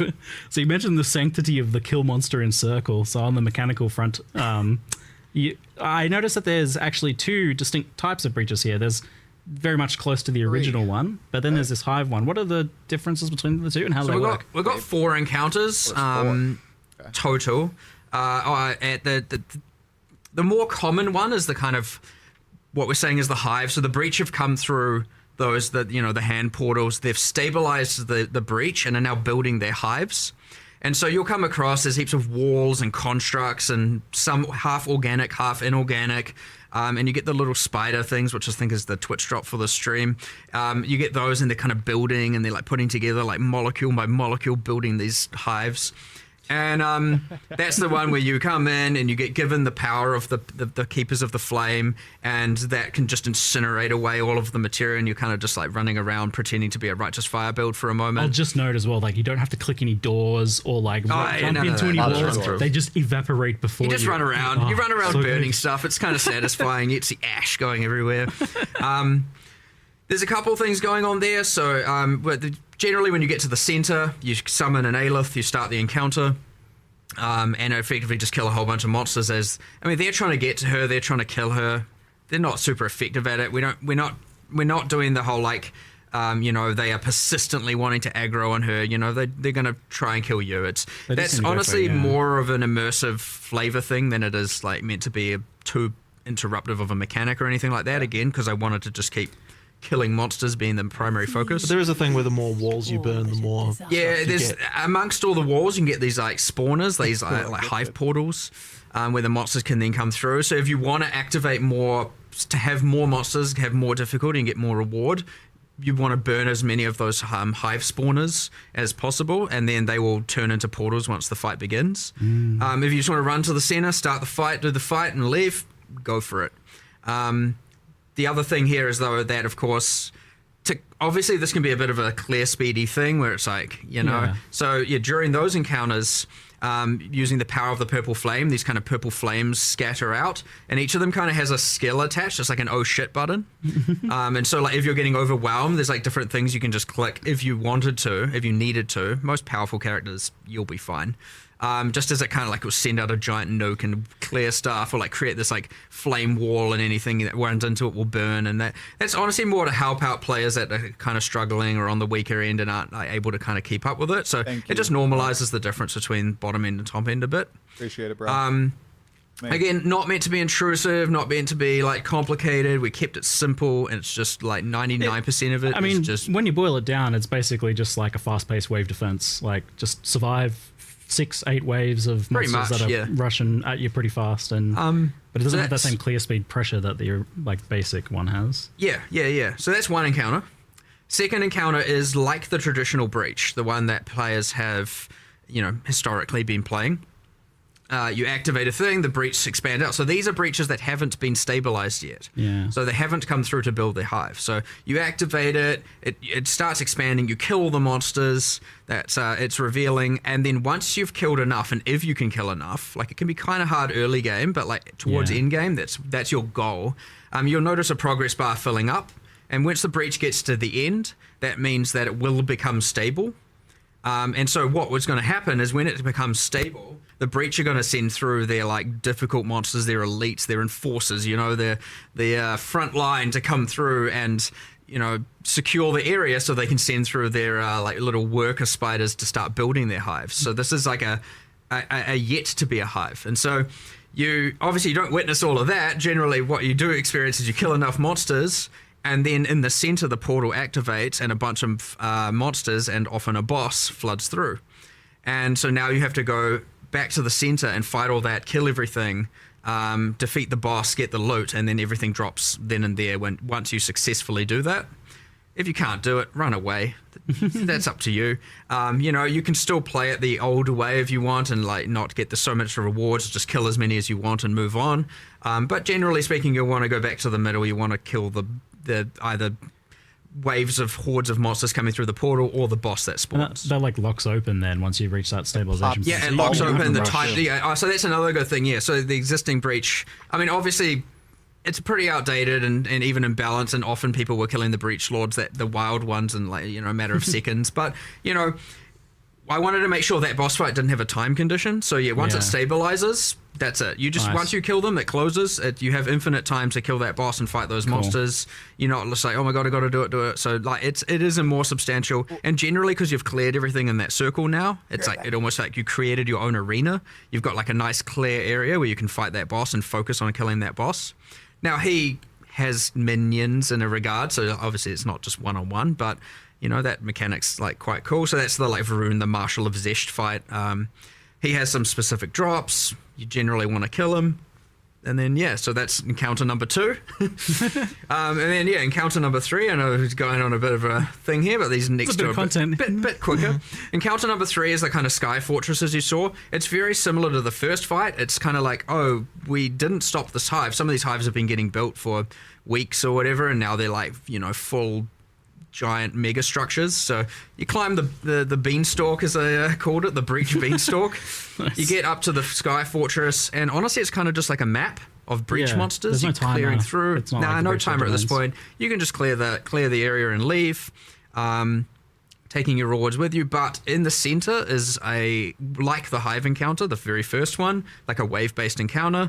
It's just a lot more epic, and you have to, the same exact thing, except Aelith's like, it's going to take a lot more explosive power to destroy the rest of this hive and seal this portal, so you might want to get out of here. So generally speaking, once you've killed all the waves, you then have to get out of the area before Aelith burns the entire thing to the ground. Cool. Normally you can survive that, not in this case. You might want to get out of there. Once you do, you get all the loot. Sweet. You're not going to get that encounter too frequently, but, it can be a little bit of fun, a little bit more action-packed when you're trying to escape. And then the fourth encounter is pretty similar to that, except it's just an area with your pinnacle boss, your in-game boss fight at the end of it. And you basically didn't show those in the trailer, because I did note that people were like wondering why you showed kind of so much of the Uber bosses for the regular content, but you didn't really show any of these guys. We generally avoid showing bosses for sure, especially new ones. You get a silhouette of it, a single emerge shot, and for sure, like for the Ubers, we're like, what did I miss? Well, they've got like 10. 15 skills each. Let's show one mechanic we've changed of each, Maybe not the best option. Like, I know people like their full mystery, so like maybe lesson learned in the future might just show nothing. But we only did show one of all of their skills that have changed, just so people get a general grasp of how they're changing. But I probably, given the feedback, I'm probably just not going to show those again. So fair enough. We'll let it be a mystery. But yeah. So this skill tree, you actually did it. You made a skill tree. Well done. A tree. But this tree is quite fascinating, because it's not just a meta progression system for the league or something. Like, there is that, it is progressing, but it is a crafting system. It's a tree that is a crafting system. And from messing around with that, like, it feels kind of brilliant. Like, this is a really good idea. How did that come about? There's kind of a mixture from Chris Octavian and I can't remember who. Me and him and kind of Andrew, we all kind of just like it looked like it came up with ideas. But I think the original tree that spawns items or grows items and then hatches items came from Octavian, and the grafts, mind you, as well. He's got a nice creative brain on that one. Down. Comes up with some cool ideas. I like that kind of out there style of design, which is good. And so eventually we took that kind of idea. I was the one who brought Breach to the table and was like, oh, we can unify these. And that came from a interesting thing where in the Twisted Domain in PoE2, you get these you have these trees made of hands that the environment artists made. And I really love them, and I'm like, normally because you're on a timer in that area and you're going hard, you're fighting monsters, you don't really get to appreciate a lot of the art assets in there. Zoom. And I was like, wow, damn, I want to use those trees, but have them, because I think they're petrified in that version. So I was like, what does that look like when it's a bit more alive, a bit more organic, a bit more gross? We kind of came up with this tree, and tree that hatches items, and it has this fruit, and then We were like, nah, like I don't want just a tree that has fruit. It needs to be gross and dark and horror, you know? It's like, this is a gothic world. And so, yeah, we obviously went a little bit more crazy with the theming on it all. But I like it, right? It is dark. It's like a little, you've got this alien-esque demon species, right? Like squeezing the items out like with a bunch of pus. Yeah, it kind of came like that. And then it's like, wow, it needs a meta progression. The good thing about the tree having a passive tree is we get to reuse all the same code that our passive trees use. And then the other, because it's good because then you don't have to make a completely bespoke system. And again, it's picking your battles, being able to focus more on what the nodes do as opposed to the system, the underlying system. Very true. I think what's pretty interesting about it though is the way that like it actually for crafting is quite interesting how it sort of encapsulates the idea that you've got like various dependent choices. You don't normally think about crafting in that way, but that's really what crafting is. And so it kind of like means that it's actually a surprisingly natural interface for crafting. Like, was striking me about it. It works really well. And so, yeah, that's kind of a pretty interesting one. I don't think I've ever seen it before, someone doing anything quite like that. So yeah, like I've seen some crafting trees and stuff, but they're usually separate or there's like some little bit. But yes, like that's what I was thinking because I'm thinking a lot about like how do you communicate crafting because it's a pretty complicated thing generally, even in its simplest in Path of Exile. But this does seem to have like a very natural, more understandable way of communicating it because you're allocating the nodes for the craft. You get to see the structure of your craft in a visual manner, which I'm like, it is cool.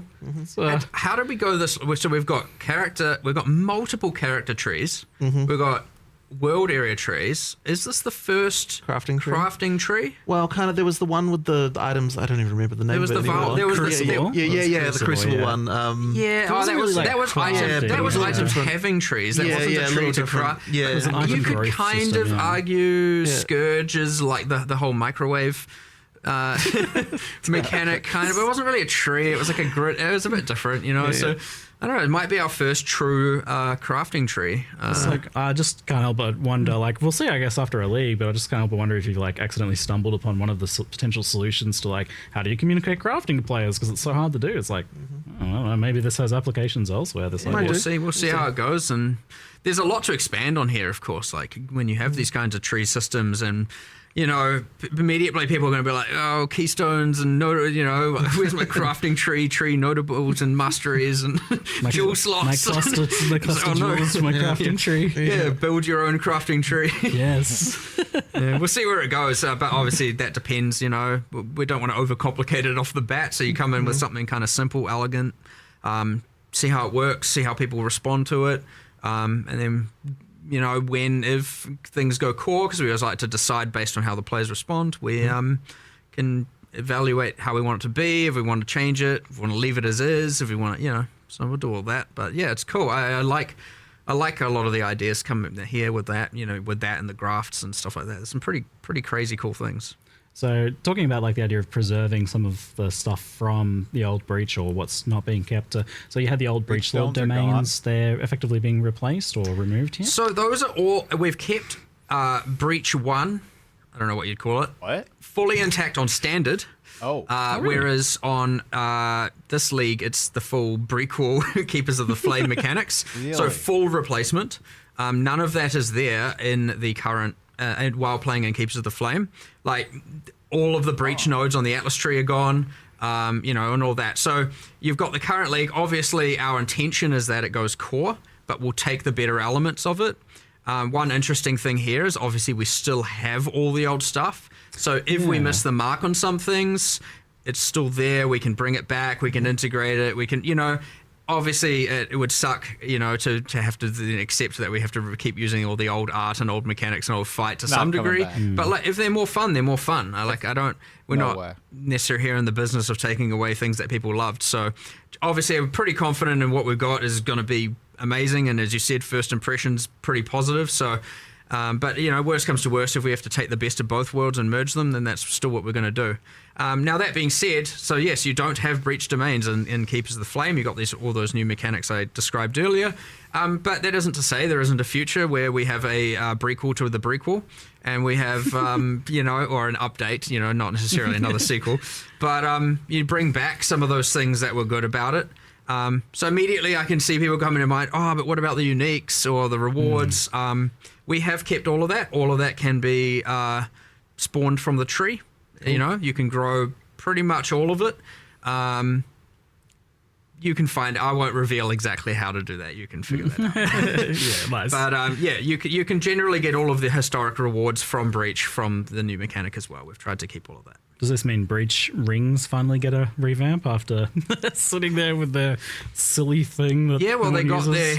got their improvement in PoE2, so we had already accepted that having a double effect while in Breach, especially given, you know, that's only useful some small percentage of the time generally, not good enough. So yes, the Breach rings have been reworked. I believe the implicits are all max res of the corresponding element types. Wow. I can't remember if there's what fifth one is. Whatever, we'll deal with that. But, and I believe it also restricts or constrains the mods you can roll in it. So it's like Zoff rings, fire mods, etc., etc. Oh, cool. Sounds rather interesting.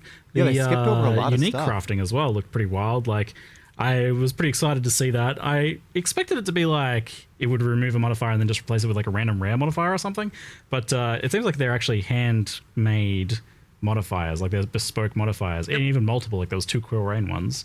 Is this just like a long list of them? And surely you can't do 1,000 uniques worth of those. Like, I actually don't know what number they got to, but effectively it was just like, we'll just go until we run out of time. But yeah, like there's a whole bunch of uniques. It is here's the list of mods that it can lose. Here's the list of mods it can be replaced with on a per unique basis. Yes. Right. Again, not all the uniques. I almost assure you it won't be the majority. And obviously you're not going to be getting pinnacle boss uniques from here and stuff like that. Those are restricted to things that have specific drop locations But yeah, that being said, it is a list. It would suck to, you know, lose the key mod on an item. So generally speaking, we don't allow like what gives that unique full identity to be removed. A lot of it can be either the fluff stats, sometimes the downsides, some stuff like that. So yeah, we'll just kind of see what happens there. If people love that, it would be the thing where we can add more and more and more and more, and then eventually we will have the entire unique pool covered. So we'll just see how that goes, but it's kind of fun. You love to see it. So the other thing was these creepy arms that you can grow on yourself. I love that. We just, here, have an arm. Sure. Just plug it into your back. Why not? I mean, we were shoving rusty bits of metal in ourselves and stuff before, so why not continue with that? But these are like, it was in the video, but I didn't really like kind of understand kind of how impactful they'd be until I was messing around with it, especially for leveling. But these are like pretty major skills and an extra layer, because especially so there's 16 of them, and you can have 2 of them, and they're like a mixture of auto casting skills, proc based things, so like on attack or something, and manually cast in some cases as well. Like I had a tornado that was like crazy. So these seem pretty significant. What's kind of like the plan for how impactful you want these to be, or like, especially at endgame, like they'll definitely like very impactful while leveling. Obviously, there's always going to be a spectrum of usability. Generally speaking, they're going to be pretty powerful. But you know how strong characters can get. They can generally outclass everything. That being said, for a long way, they're going to be pretty damn useful. And even beyond then, there's generally you can scale the difficulty of the game like hectically. You'll notice like something I think you observed as well. The numbers on the scales are like out of control. Yes, that is because they don't scale with your stats. Yeah. Obviously, it debuffs on the enemy. Anything you debuff on them does.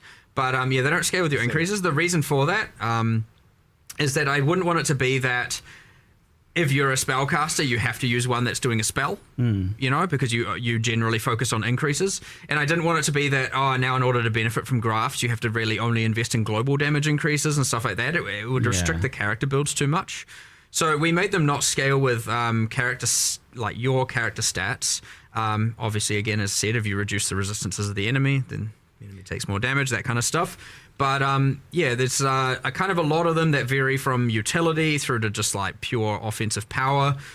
They all also just come with stats. So, and as you said, if you didn't want to, like, there's ones where you use skills and you can use that tactically. You can merge that with some of your abilities, or if you just want to, effectively let it autocast. There are versions for that as well. If you just can't be bothered, that's also fine.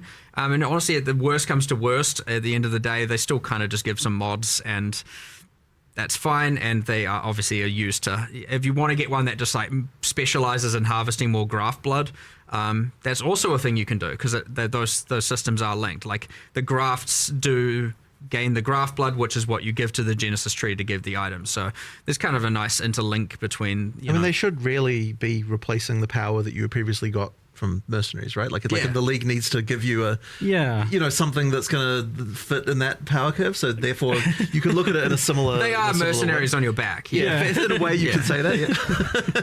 That's what I was kind of thinking when I was messing with it. It's like, okay, so we're gonna have 2 of these. It definitely feels like how I was looking at the mercenaries and picking mercenaries that had like 2 really good skills. Right. It was kind of a similar idea. So the design of mercenaries has informed this somewhat. Then it seems. Sadly, you can't gear your arms. No. Can't put items can't put a bunch of rings you can on. do some gloves. Tell your arm to hold a sword. That would have been kind of fun though. That would be pretty cool. The way Octavian explained the graphs to me was, he said they're not you, and I'm like, somehow that's really creepy to hear. It's like they're attached to you, but they're not a part of you. That was explaining the scaling. Like that's why they don't scale with your stats, because they're not you. They're independent life forms, and therefore don't benefit from your passive tree.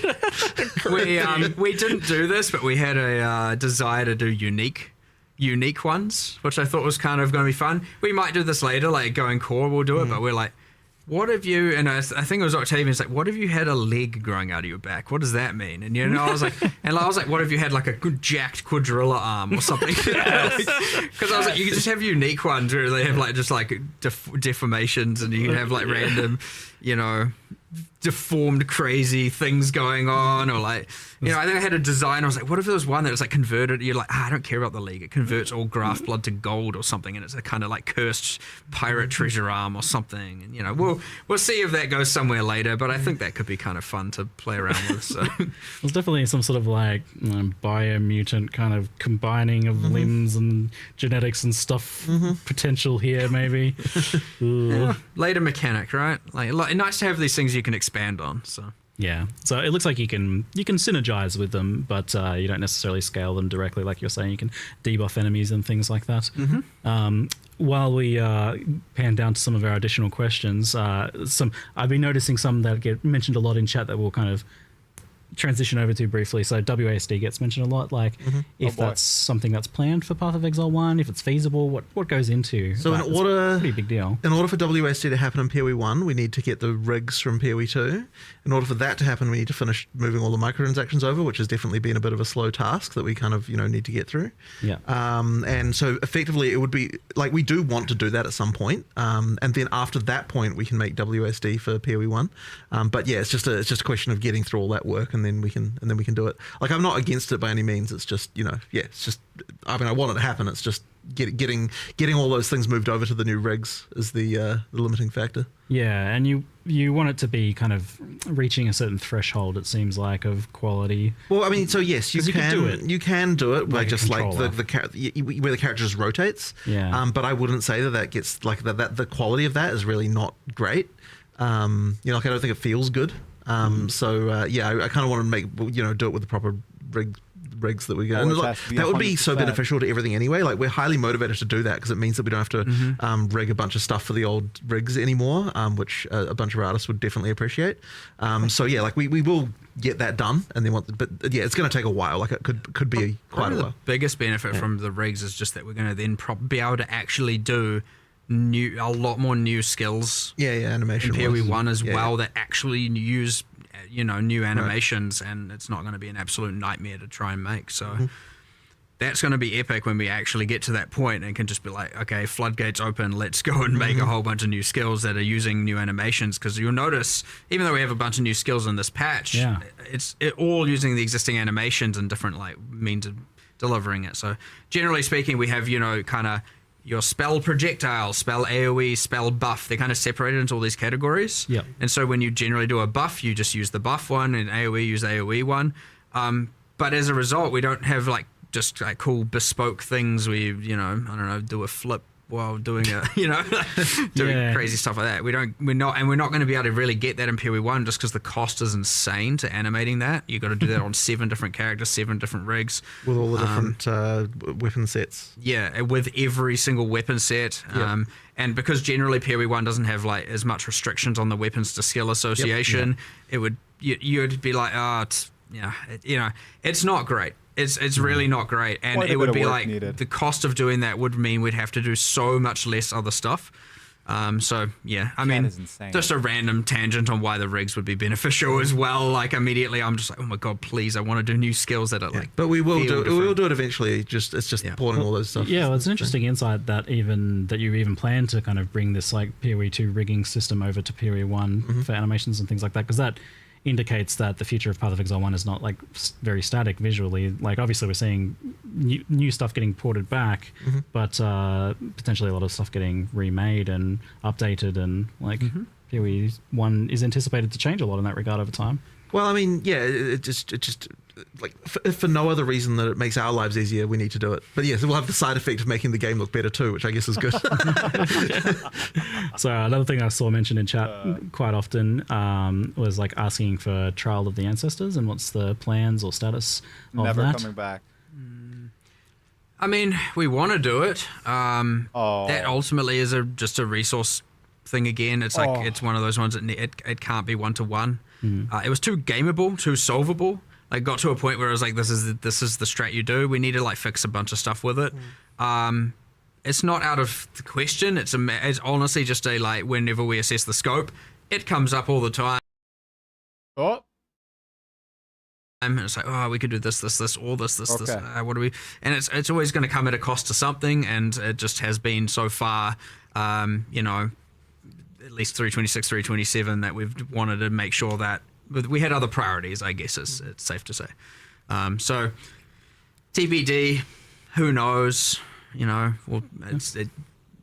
Every single time we don't like plan too far in advance with this stuff. So generally when we are at the next league or the next 2 leagues worth of discussions, it's like we have a list of things that we could do. It's in that list. I'm sure it'll come up at some point.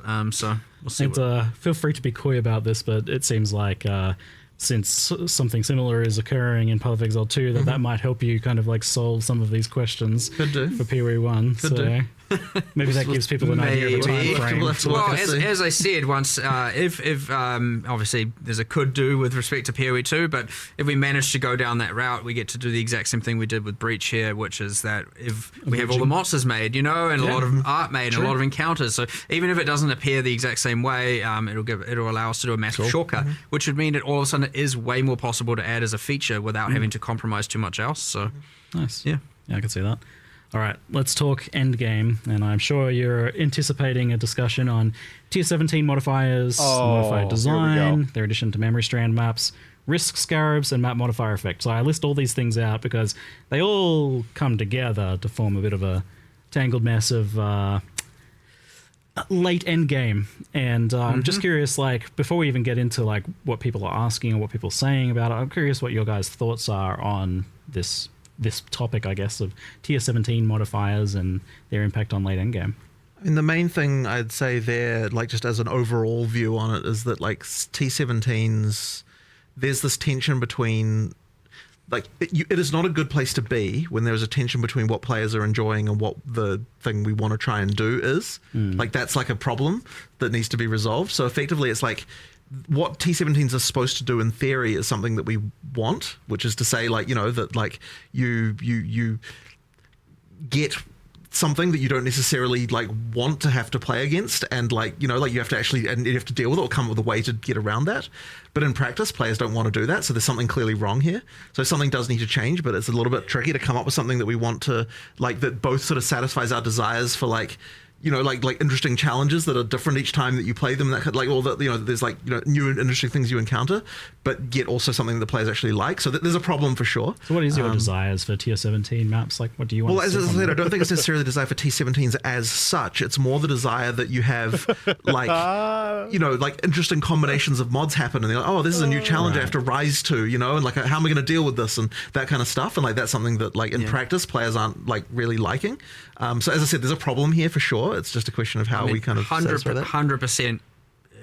they're not in the right spot. Yeah. I am of the we need to go back to the drawing board a little bit here, because we and to be fair, we are trying to band-aid it, but we can only do that for so long. Right. We kind of just need to reinvent something here a little bit. Yeah. They were intended to be the penultimate bosses that allow you to do the Ubers. Right, yeah. But they're also now, also this non-sustainable map, and where you have to, obviously a lot of people feel they have to trade for it, and then in the other cases you've got a bunch of modifiers people hate.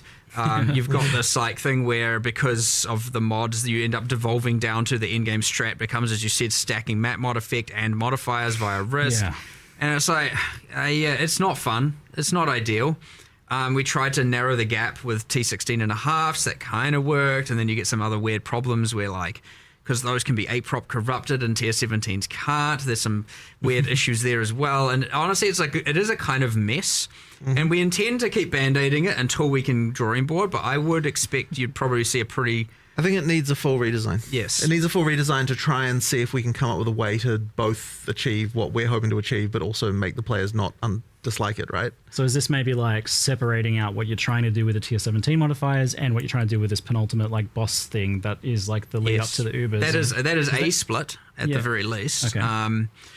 I don't think that we've worked out exactly how this can work, though. I don't think that the best, most rewarding content in the game should also be the tickets to the Ubers. And in that regard, even that's broad and sounds weird when you first say it, but it's so hard because it's kind of, you know what I mean, where it's something's wrong. There's a fundamental tension with, you want the hardest content in the game to be the most rewarding. Mm-hmm. Yeah, but the moment you do that, there's all sorts of incentives that come into play that mean that people don't like it when there's a map now that you can't run because because the mods are not good for you and that kind of stuff. And so then there's also it's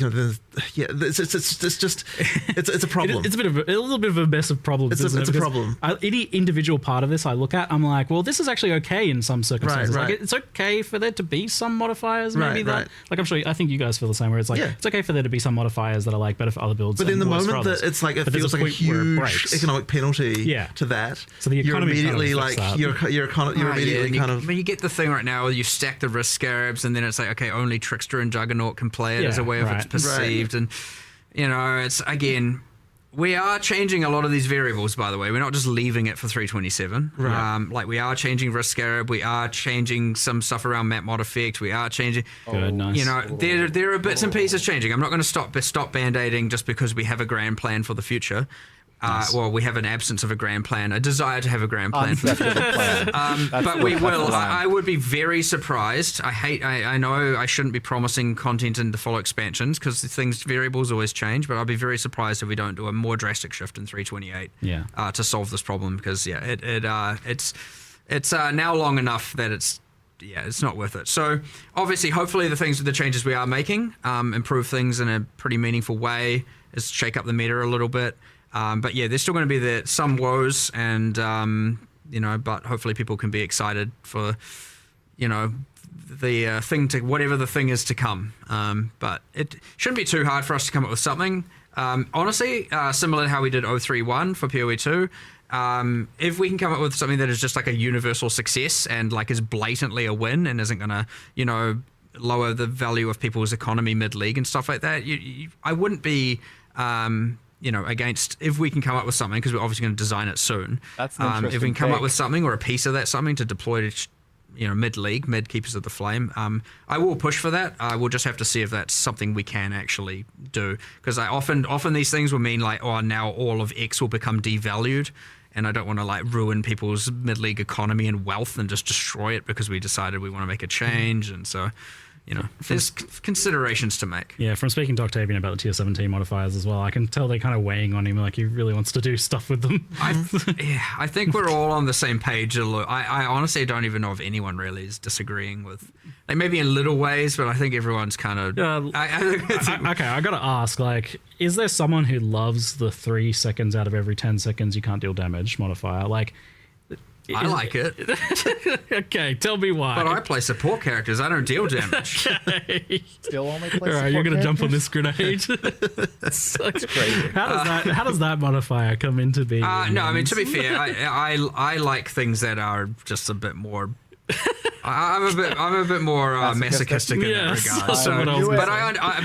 I'm not attempting to put my masochistic views on the player base. I understand that generally speaking, people aren't for that kind of thing. But I knew what he was going to say. I also liked trying those things, seeing how it is, and there are things where these can exist. Like if this was behind a couple more layers of some sort of more niche corruption mechanic where players, or some crafting system over here where players can kind of choose to do it but don't feel forced to do it. Those things can exist, and I want to make sure we keep that kind of stuff. But in the broad mod pool, some of these mods are they're not really working. It was evidently that one, and the action speed reduction from using your skills, and I think there was the petrification statues that get mentioned a lot as well. It's the drowning orbs plus that, plus it's just like, okay, thanks for making me slow. The thing about slowness is you do feel it, hence why. Whereas often you can just be like, I'm just gonna ignore that. That's a nothing mod. Physically painful sometimes. So but it's a bit overboard right now. Yeah, it's like I see the problem here. Like, I'm so torn on this because I want these sorts of. I get the idea of these modifiers being like things that you can feel like that they have a bit of an impact, and they're not just like. Well, I don't want everything to just be another multiplier making the monster get closer to one-shotting you. You know what I mean? Mechanics to happen. Yeah, you want something, but there are some that are okay, and there are some that are not, and we just haven't found the perfect spot. There's an analogy about this, which is like, how do you feel about immunities in D2? It's another sort of similar situation, right? Where it's like it forces you to change something about what you're doing, and a lot of people just really hate that. Yeah, and it's kind of like a similar sort of situation, I think. Yeah, I'm the same. Like, I like the idea, but I don't like the execution of that at all. Yeah. Right. Or the and I think we're actually sort of running into a similar situation with this. Yeah, this is it is kind of your. I mean, we've danced with this a few times in the past. For sure, we had some immunities on some pinnacle bosses and stuff like that. We talked about it in previous chats a long time ago. But so it sounds like some of those modifiers are changing then, if nothing else, maybe as the band-aids in the Sure, I mean, there's band-aids like that, but there is something like wrong here though to solve. That's all. I don't know if I can say more than that, really. With the map mod effect and the Atlas tree in particular, I'd rather there was like 15 different ways to scale difficulty and reward, as opposed to just like, here's the stat I stack. And it's just like straight multiplicative. Right. I don't know. I want, because obviously a lot of the stuff on the tree is affecting the leagues and the content. I want more than just map mod effect to be the way that you can multiply. And so it's like, do I want to focus on this or do I want to focus on that? And there's like different builds within the like making things more harder and more rewarding. But right now it's just like, well, obviously I just stack all of that. Like quantifiably, it's obviously better, and like there's I don't know. It's a little bit lame, honestly. It's kind of just a boring thing right now, and I don't know, this again, drawing board 100%, back to it, revisit it. I'd be surprised if we're not doing something for 328 as much as I told myself I wasn't going to promise following expansion content, but there's some patch notes coming out later today. Is that, or is it later? I don't know what the time is, but our 11 a.m. NZ or whatever it is kind of thing. Like, there'll probably be like a rollout over time as well, from what I'm hearing. Like that's just generally the case because patch note writing is a surprisingly difficult task. It takes quite a while to get all that stuff. You've got an extra week to make additional changes. Like people are like, sure, there's always and that they like get extra ideas and stuff, and some of this stuff may be in there, but it can be. Have a look at some of those in there, but it sounds like we're kind of on the same page with you guys, at least regarding a lot of that. I don't think you'll. I mean, obviously, it obviously needs attention. So yeah. All right, it's cool. So on endgame though, in like a longer term, from a longer term perspective, we have a pretty good Atlas endgame system right now. Like I think it's pretty well liked, apart from this issue that we just talked about. Like overall, the core of it seems great. Like I can sing many praises about it. But previously, like historically, you've done a lot of complete endgame overhauls, and to the point that it was definitely a trend. Like it seemed to be like the way that you guys would go about it. Like every so often, there'd be a major endgame overhaul. Is that still the case? Like have you achieved something that you kind of want to keep and maybe change instead? I don't think that we would want to not overhaul the endgame again. Like the reason that it's not like we're like, this is what we're set on, we're now just going to keep this forever. Certainly not. It's more just that it comes down to like it is hard to come up with the ability to do a scope for that, and it's been especially hard, since we've had like PoE2 in in early access. So it's kind of like we just need to get back to a point again where like that level of scope can happen, and I don't think will be necessarily that far away from the point where that should be fine again. It's just that like it really is just a question of like can we get the ability and time to do it,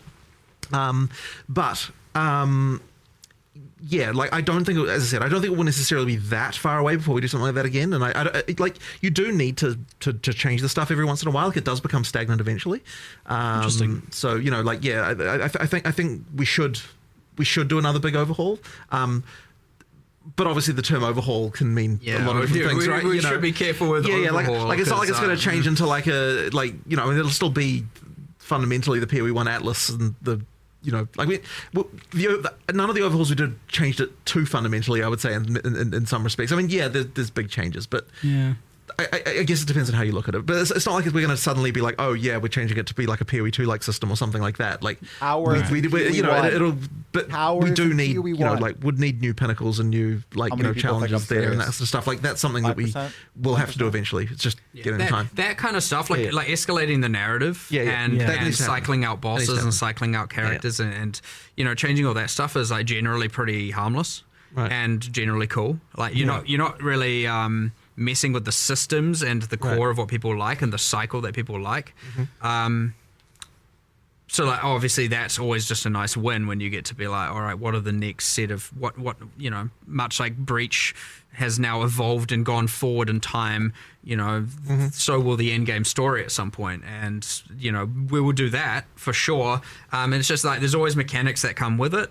And sometimes if you add those mechanics, they can't coexist with some existing ones because it overcomplicates everything, becomes a mess. I would hate to have, I don't want to add more systems and now all of a sudden it's extra steps even more over to have to do on your maps before you run them and that kind of stuff. So sometimes things need to be replaced, but like, we appreciate the fact that PoE1's endgame is in a pretty overall. I mean, everything always has its problems. I'm not going to deny it. We just discussed them, as you said. But it's in a pretty damn good spot, and there's so much good about it, and I don't want to ruin that. So we'll be very careful with that stuff. But honestly, generally, we'd like what you might find is that we use this T17 thing as a motivation to go, what is the redesign? Okay, let's use that as the like crux of what we design around and fix the problem both narratively and like game design wise by removing these problems from the game, creating something new in its stead. And I think what I'm most curious about is like if let's say you went into a meeting today to try and come up with a new end game for PoE1, like an overhaul for it, would it still have an Atlas passive tree like it has now? Yes. Yeah. Yes. There's no way you'd get rid of that. I already know. It's too good, right? I already know what it is, so I already have it in my mind. Oh, okay. You were saying before last time that it's deep in my mind. You've got a story arc planned. Well, the Secrets of the Atlas was intended to be part one of a multi-part, right? So I've got the other parts, or at least most of it. And yes, the tree is still there.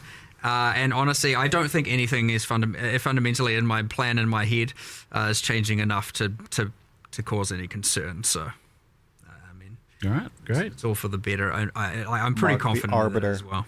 Here we want to get. And now everyone will have to just wait to see what those ideas are for an undetermined amount of time. I assume we'll get a follow-up to the story maybe next expansion, perhaps, of following along what's happened to that. It was pretty interesting last one. We'll see, yeah.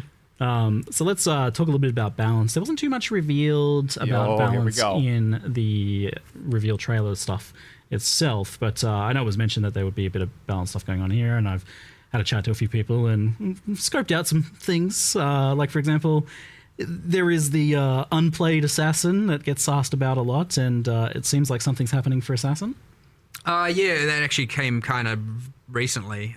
It showed the full breakdown. We were just like, can we really... I think what I had said, and my intention was to do this for both games, is like, we should at least look at... Like, at least with respect to ascendancies, look at the least played class, especially if it's been consistently least played. Yeah. And make sure that that's on the radar and getting some level of improvement.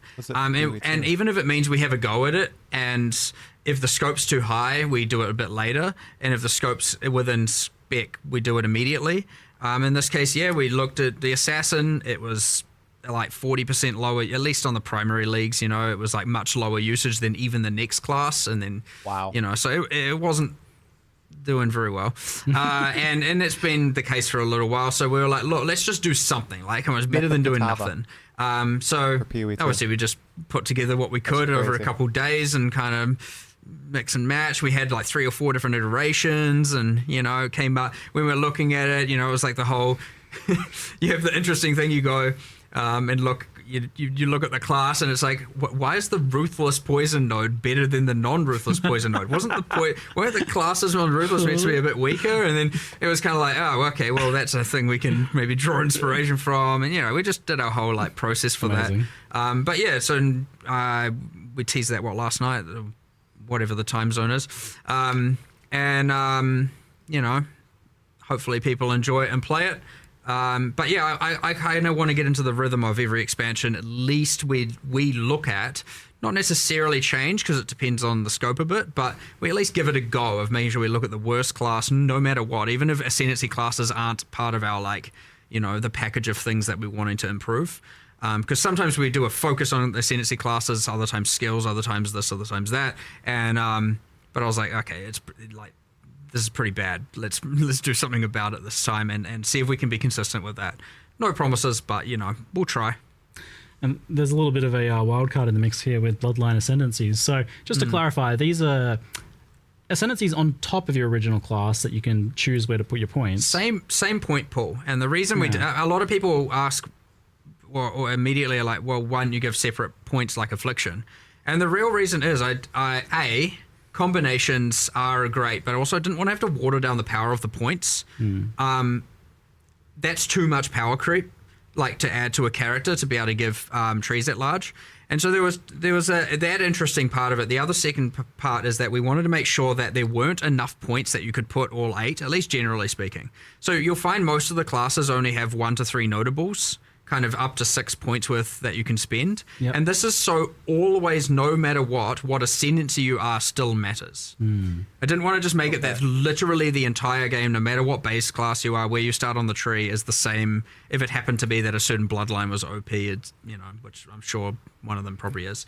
And all of a sudden now every single person is just this one thing. It wanted to be like, nah, I think we want to do a feature that adds as much in-game build permutations as possible. Well, and also what's cooler than just being able to take the powers or learn the powers of your favorite boss for the purpose of a fantasy. Let's mix and match these things. And now you get this cool, like, okay, I'm a Templar, I'm all about, you know, holy powers, but I'm also going to embrace my dark side over here, or maybe the ways of the Asmerian. You get like a Shabi Guardian thing or something. Oh, sorry, I've got support classes on my brain all the time. So, you know, you have your Slayer something, you know. So, you know, the permutations honestly are endless. And obviously metas are found and builds are created and all of that. But what we obviously find is that, well, there's a few awesome perks here that I kind of like, is that we can add motivation to doing certain content. Very true. Otherwise you wouldn't normally do. That's great. I like the idea. It's a really cool idea. We can add this for future content very easily, right? There's probably other bosses that you're like, oh, we can do this and this and this. Like, it's very easy to expand this and take it away.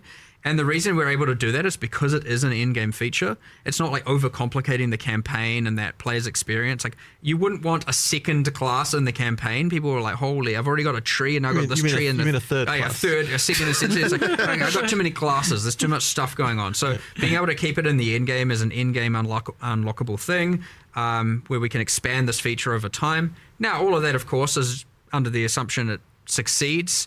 Again, we'll listen to the feedback, check what players think about it. Wow, I didn't even... Assuming it does well, again, pretty high confidence, yeah. It will remain and we'll keep expanding, keep extrapolating, keep changing. And then it's yet another lever where we get to add so many different builds, because one bloodline being able to then be paired with all, 19 ascendancy classes is just like, all right, we've got a lot of stuff going on here, a lot of different options, a lot of cool things you can do, and I am actually real excited to see what happens here. More than most things, I'm always like kind of excited to see what players do with things, but like here, I'm just like, I don't know. Let's see what happens. Like, And it's going to be real cool, and I suspect you'll get, like, for quite a while, people narrowing down on exactly what the perfect combinations are for different things. And, Well, this definitely seems like one of those things where you just design something cool and we'll see what players do with it, because there's too many permutations there, right? Like, I don't even know what the math on that is, but it's pretty crazy, the amount of, like, new nodes. Number. Yes, several. Infinite? No, not several dozen new nodes, accessible to all of the existing ascendancies. That's a lot of numbers. Yeah. I'm like thoroughly excited.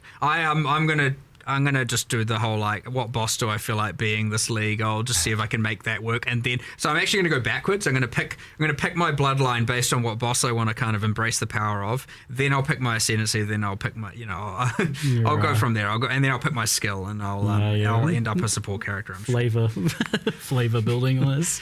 Well, if there's no mercenaries, I need to be a good mercenary to my friends. That's my philosophy.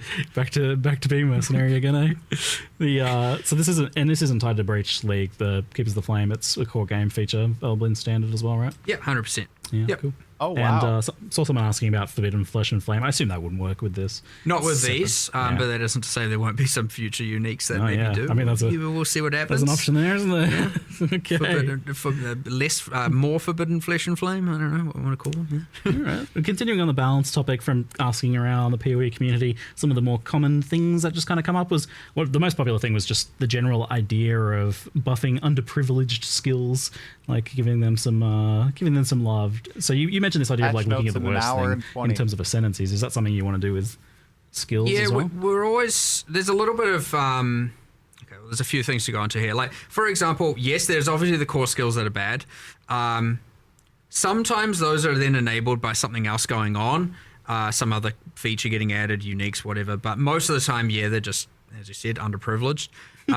We've done a decent chunk of numerical changes here, mostly numerical. Some are, I don't want to say unsalvageable, but like, they don't have the same level of different multiplicative scaling that other skills could get. There's not too many though. And they require more, what I'm getting at there is they require more of a rework in order to actually become, truly viable. That being said, yes, there are plenty that always need numerical improvements. I don't know, and then you got things like the Trathan gems, right? Cool concept.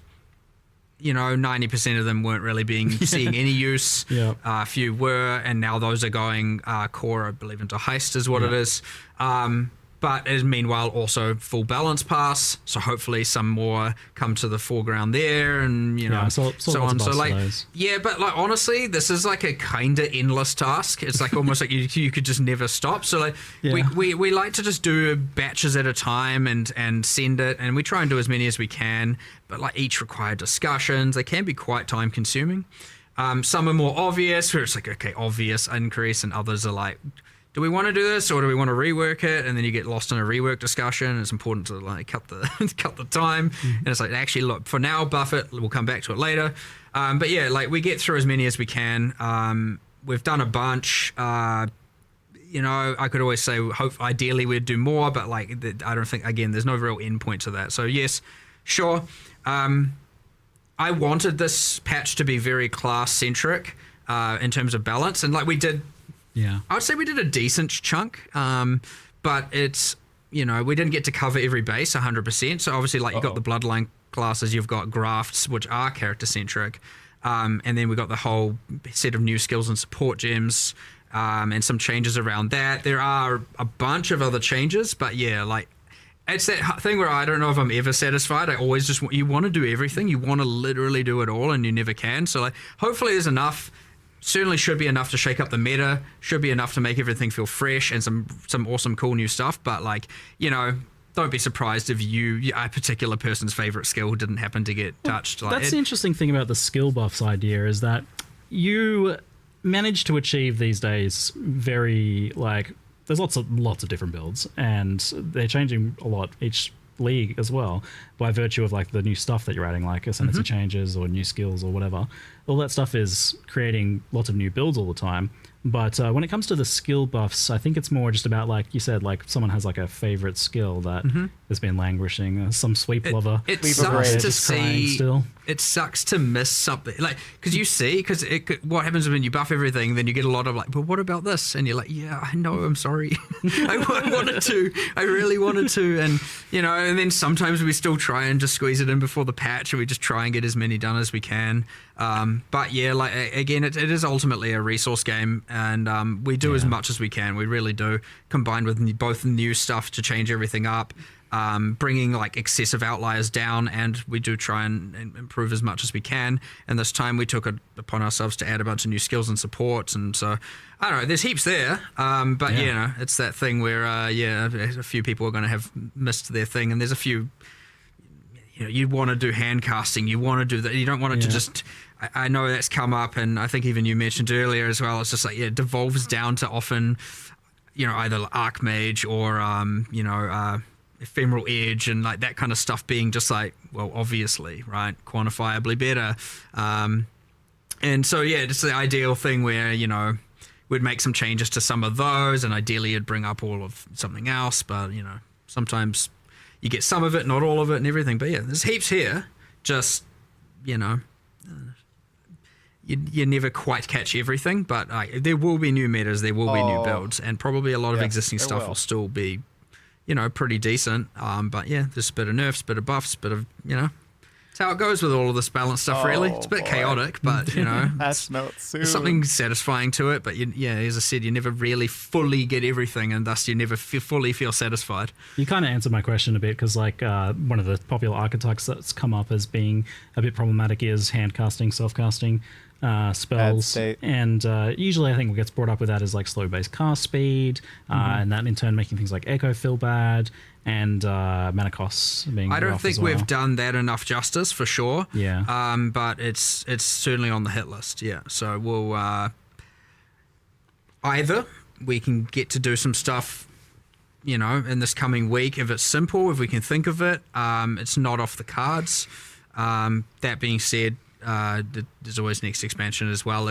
But honestly, you never know, because often these external variables, like the new classes and stuff like that, can really change these things up, without you really predicting it as well. So, I can't speak to what we'll do in 3.28 with respect to all of this, because we have to observe what happens in this patch first, given how many variables we've added. And like we said, we've added a nearly infinite number of permutations of builds with the new bloodline classes and stuff like that. So, we'll see how all that goes. And then, but we'll just keep doing it. It never stops, never ends. It literally is an infinite task. You never run out of stuff to do here. So we'll just keep doing it every single patch as best as we can. One that comes up a lot is the kind of dominance of ES stacking and kind of stacking builds in general, but ES probably has been getting mentioned a lot more. Forbidden Ride, Ephemeral Edge, things like that, but also just ES compared to Life as well. Yeah, it does happen. Classic. There are Band-Aid fixes and stuff like that we always like to do, whether or not you can consider them Band-Aids or just like, you just change some numbers here and there. Sometimes in the case of like Ephemeral Edge, it can be a matter of like, that's an acceptable thing to do. It just shouldn't be so easy to do. So yeah, I wouldn't say there's no broad solution here, but yeah, I agree that it is a problem where it's like the more traditional just do a thing feels like it's now wrong. It feels like you got to like pre-commit to being like, what is this singular thing I'm going to stack and then pick the thing that scales off of that.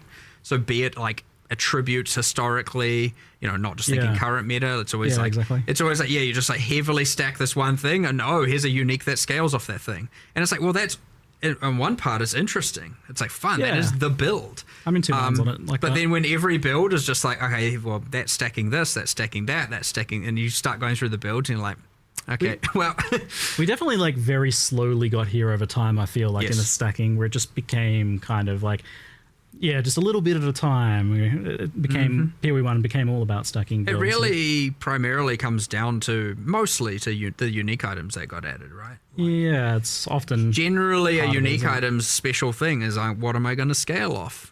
Be it off evasion or off armor or off energy shield or off life or off ES or mana and or off int or off strength. It does end up and then some unique gets added, like maybe it's 1 per year, and it's like, oh, here's another 6% increased intelligence. There we go. That build's now just got a little bit more of an edge, and you do kind of just power creep into that point for sure. So it's like I don't even know like how much of a problem it is, but it's like definitely identifiable that it's like a big aspect of the build meta for PoE1. It is. I think it's other things out maybe. I think it's too dominant, but on the other hand, it's fun though. Like, yeah, people it's like fun. It's cool. It's interesting. So you don't really want to. You could argue it's what makes things kind of as part of PoE to a degree. Yeah, it's an actual action RPG. Yeah, so you got to be careful with it. You don't just Yeah. want to take away all the fun and just make everything flat and boring. On the other hand, but you also don't want it to feel like a player's made a mistake by playing a more traditional, build, and it often can feel that way. So there's a fine line here. Hard to be at that fine line, but yeah, some things are a bit too OTT at this point, and other things are too far on the bottom end. And the other problem is if they start buffing all the skills, well, a lot of those skills might see use, but they'll still see use in that stacking ecosystem, and then it's like, well, have you really made a new build at that point? Like, yeah. I think that's sometimes the problem is like, my builds feel the same because ultimately, like, I'm using different skills, but I'm just stacking on all of them or something like that. I don't have a here's the solution. Yeah, because it really isn't how it actually. It's not really how it plays. Kind of gauging your thoughts on it. Yeah, I mean, I enjoy discussing it. It's just a matter of it's honestly 500 different solutions, and we need to just chip away at them and mold it, and it will eventually shift into something else, and then that will be meta, and then that will be complained about probably after a while, and then something else will be, and it's the cycle. It is balance. It is as I said, it's an infinite amount of work, and we just need to keep doing it. Like, you don't give up on it because it can never be solved. You just keep going, and as long as people are having fun, and you don't compromise the philosophy of the game ultimately, then you're winning, right? Balance is a journey. Yeah, it's not about the destination. It's about the journey. It is. It actually is. Yeah, for real. I mean, sure, it's just the stops along the way. Every expansion. That's it. Yes. Every reroll. Well, a nice stop on this expansion I noticed is wands. So you did actually mention it last 326 Q&A. You said wands specifically. I went back and watched, and I was like, oh, interesting. I should ask about that. And then you showed off a bunch of wand skills, and it seems like there's some nice wand buffs going on in there to help wanders out. Yeah. I mean, there's a couple of things. There's a bit of a hidden gem is that there's attack mod only wand based types in the series now. So they're literally, and they're kind of themed more around kinetic wands. Wands, and so because that's always been a bit of an annoyance. Like, there is a place for the hybrids, but that's been a bit of an annoyance. So now we get the pure attack wands to help it a bit easier to roll for those builds. You got way more of a skill set to pick from now, and then I mean, generally speaking, the skills. They can be pretty hectic. They can scale pretty well. Kinetic round is very hectic. But yeah, I don't know. It's kind of a cool theme, just like that general kind of physical kinetic energy kind of thing going on. We had a little bit of it with kinetic bolt, kinetic blast. So we just extrapolated on that theme, and now you got your wanders, and it's the thing. And then we also added a little bit of kind of wind magic, some tornado stuff.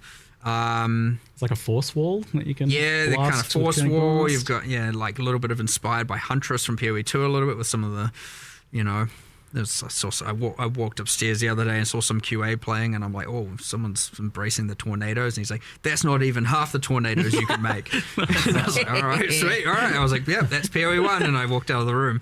I was like, all right. And PoE2, I blasted I went through 4 yesterday on a wander, and I was just like, man, this is so good. I was having the time of my life. Oh my lord, the new skills and the wands. And it's it's not just the kinetic ones as well. It actually pairs pretty well with the other ones that have the flat added elemental damage. And it all kind of came together a bit. It's it's cool. I definitely in the past I just kind of wrote ones off. I was like, yeah, they're never going to get to wands. It's forgotten about. It's always been pretty kind of it's niche. It's actually an interesting thing. I mean, obviously it was designed before I started on PoE, and I always thought I was like, yeah, that's kind of cool. That wands that aren't about just spellcasting. It's they're about doing attack damage. I thought it was interesting. Pistolero style. That's what I like about it. Wands. Yeah, this might be the largest update to wand attackers that we've ever had in now like 15 years or something. So finally, look, I know there's some people Jonathan in the chat. It's been a long time waiting for this one. That's why he's not you're talking right. as It much. has been Your forever. moment has finally Marcus. come. It's And Mark is more in tune with the balance. there's a few other little gems in there as well. Like, Why he's not talking. Some fire Pretty much archer it. kind of things, and there's some that we want to still extrapolate on, but like wands was the main focus. Yeah, definitely a lot of love for wands and pairing in nicely with the added skills from the hands on your back as well. Yeah, Pretty yeah, cool. yeah. Lots of fun synergies there. So we kind of touched on it a little bit earlier, but shifting gears a little bit, I'm curious about the long-term development of PoE1. Like, how much is PoE Classic, PoE1 kind of like sacrosanct to you? Like, how much do you like not want to change it? Or because you've been taking things from PoE2 and feeding them back into PoE1, and I'm curious, like, is there points that you get to where you're like, well, actually, let's not push it too much closer to PoE2 in that direction, but keep it its own thing, or maybe Jonathan. like actually let's kind of preserve it as it is to some extent. I wouldn't want PoE1 to ossify into something where we feel like we can't change stuff. Like that would be bad. Cool. But Sounds cool though. Yeah, but it's kind of like okay, the stuff people that we'll probably take back from PoE2 is more around the sort of QOL areas of stuff, right? So obviously, people would have been rioting if we hadn't brought async trade from PoE2 into PoE1. That's obviously something required. And so it's been sort of nice that we get to do a little bit of like proving grounds in some cases in PoE2 for some of those changes to see whether or not it'll be okay. The thing we wouldn't ever do to PoE1 is make changes that would break what people like about it fundamentally. So there's things like the trickiest parts, things like the way that item drops are and stuff like that. Like I don't know that, like, even though there are things I don't like about that, I don't think we could necessarily change them either. In terms of so like there's stuff like that you just have to kind of like let it be, because they could easily break stuff that people really like. It kind of raises the question, like, what is it about PoE1 that is like that does need to be kept? That is kind of what makes it feel like itself that people do love about it. I think that it's hard to even define that, quite frankly, because like it's a mix of things. I mean, look, the thing that PoE1, I guess, has become known for as opposed to PoE2 is just like the combat pace stuff, like where it's just like ultra fast in a lot of ways. But it's not like there was like a goal to make PoE1 like that either. It just kind of is. Yeah. And so you wouldn't like it's I wouldn't even want to nerf that about PoE1, right? Like it just is how that is, right? So that's like really the fundamental difference. But the thing is, I think actually that the community sees more differences between the two games than what we do.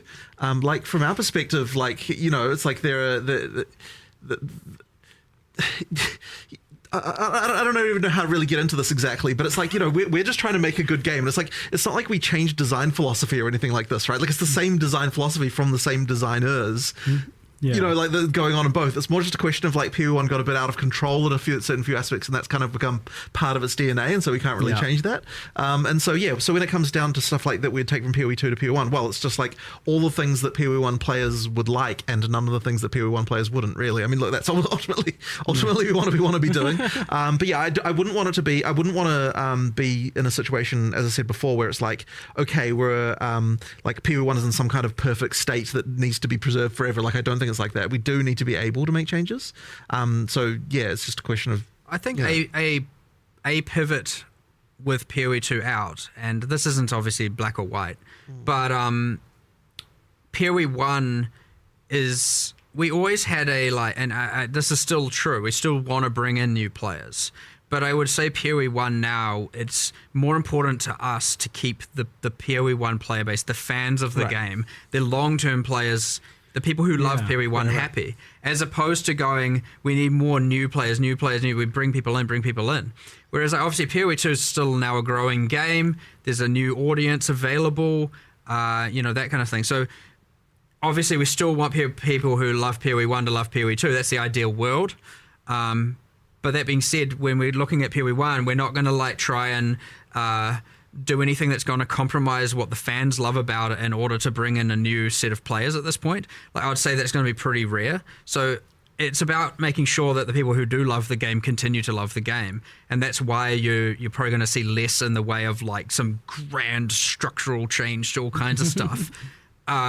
because, you know, if that change would bring in a bunch of new players. Like, I think making sure you have a good, popular game that people love will inherently bring people in, because people will see that positivity and be like, I'm going to give this game a try. Yeah, less focus on bringing in new, more focus on keeping the existing fan base happy. And whereas obviously with PoE2, it's a bit of a different story, where we really did think, like, you know, there's a new room for a new audience here, there's room for a different audience, like we want to make sure we get as many of those players as possible. What would it take to do so?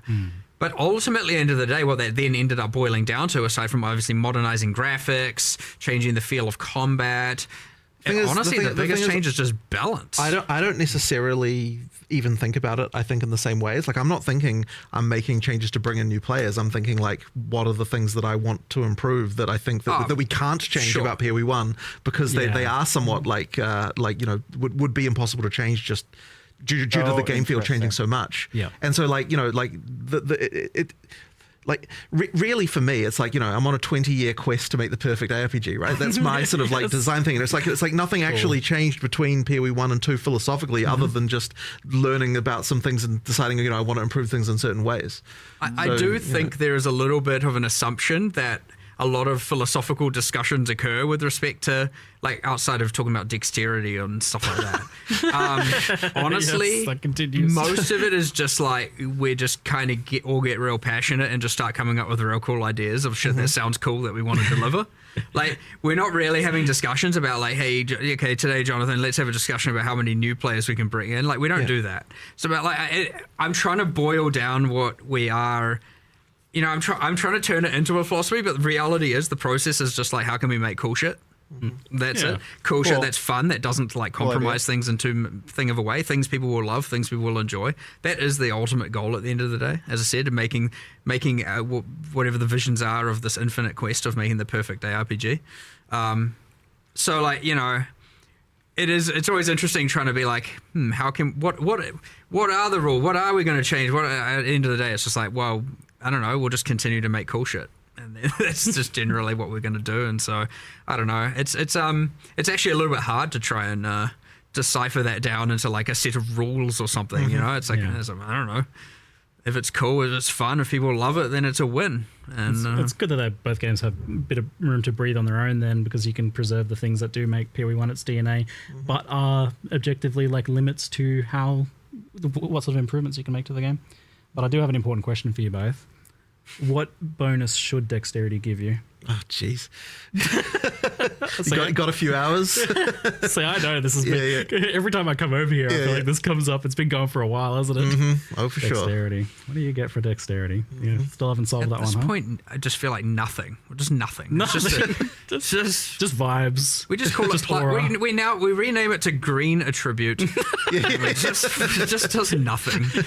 It's an organic attribute. Like, very nice. All right, so still not solved there. So you did mention that asynchronous has come over to PoE1. It's like, initially I was like, there's almost not a question about that, because it went into PoE2, it worked. Was there any problems in bringing it over to PoE1? Not really, to be honest. Like, I think it basically, I mean, the fact that PoE1 got the gold already kind of meant that it can kind of work. But the gold is a thing though. Like, it is, because of the fact that the gold is more scarce in PoE1, more valuable for other things. Used. More used for other things. Yes. Yeah. So we had to do a little bit of balance around that. That's obviously, but also like we do have to go through and assign gold prices to everything in the game, and obviously because PoE1 has a lot more different items and stuff going on, we did have to go through and do all of that. So yeah, it wasn't just like immediate. We had to consider, well, hold on, the gold balance already was kind of like, tight, like, so and it's in that spot of like, some people are like, I want more, and you do want people wanting more, and so now all of a sudden there's this extra thing. That's a cost, so we have to obviously account for that. What else was there though? I mean, ultimately, it's mostly just, I guess the console. Yeah, so there's like the thing. So console previously had a kind of like trade board thing, which is made pretty much entirely redundant by this. So that old trade board is getting ported over into this system now. So that's we're actually deploying that. Just a fun fact. We're going to make a post about it, but we're deploying that a bit. The removal of that a bit early, because we need. there's like a thing where we have to get rid of it before the new system is put in place, due to just like database migration kind of territory things. So we're doing that like a couple days early to remove the console trade board, and then a couple of days later, 327 releases. So there'll be a little bit. We'll do a whole post about that, just about what happens to those items. You don't lose your items; they all get put in remove only tabs and all of that stuff. But yeah. Well, I'll tell you, for the PoE1 only players who maybe haven't tried it in PoE2 yet, it's been pretty phenomenal. Right. The asynchronous trade is definitely like a massive quality of life improvement and very, very pleasing to use. It's a new era. We have a bunch of UX improvements we still need to make to it. You know, it's got its kinks. So like, I wouldn't want people to think just because it's porting that we're seeing it as perfect. You know, I know people have brought up having save searches. Being able to more rapidly, like, you know, you could control right click your item to automatically search for that item. We're getting that feature, right? I think they even That's incredible. Yeah, I'm talking about things that are in progress. Like, that's actually wild that you're like potentially getting that. That's it's very. I know everyone wants. Is that going to be in time for PoE1's release? I'm not sure. I actually haven't followed up on the exact specifics of that, where that's at. But that sounds cool. If not, it'll just be mid-league or something. You know what I mean? Like we'll try as soon as it's done on both games, it'll get deployed. Since you're on it, was there like a reason why you can't mouse over items in like your sold items log to see what they were? Like I like that information to be like, oh, what was that sold for 2D of? Tried that, didn't we? But it doesn't. I can't don't see the remember, item, but it might have been that it would require storing the item, which might have been. We discussed originally allowing that. I think.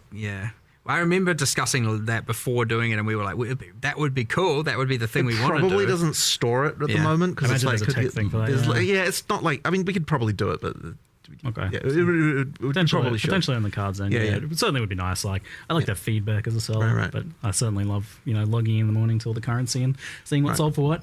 But effectively, I think that like trying to improve the kind of price check experience would be the thing that kind of like the next frontier of like in terms of the in-game UI trade search and sort of stuff. The slippery slope to slide down to. As long as we don't all of a sudden have like stock market-esque UIs. No, I don't think we're not going to get that. Like, basically, we have to find a way to do that stuff that doesn't get overcomplicated. So like, but then that's the tricky part. Like, trying to improve that.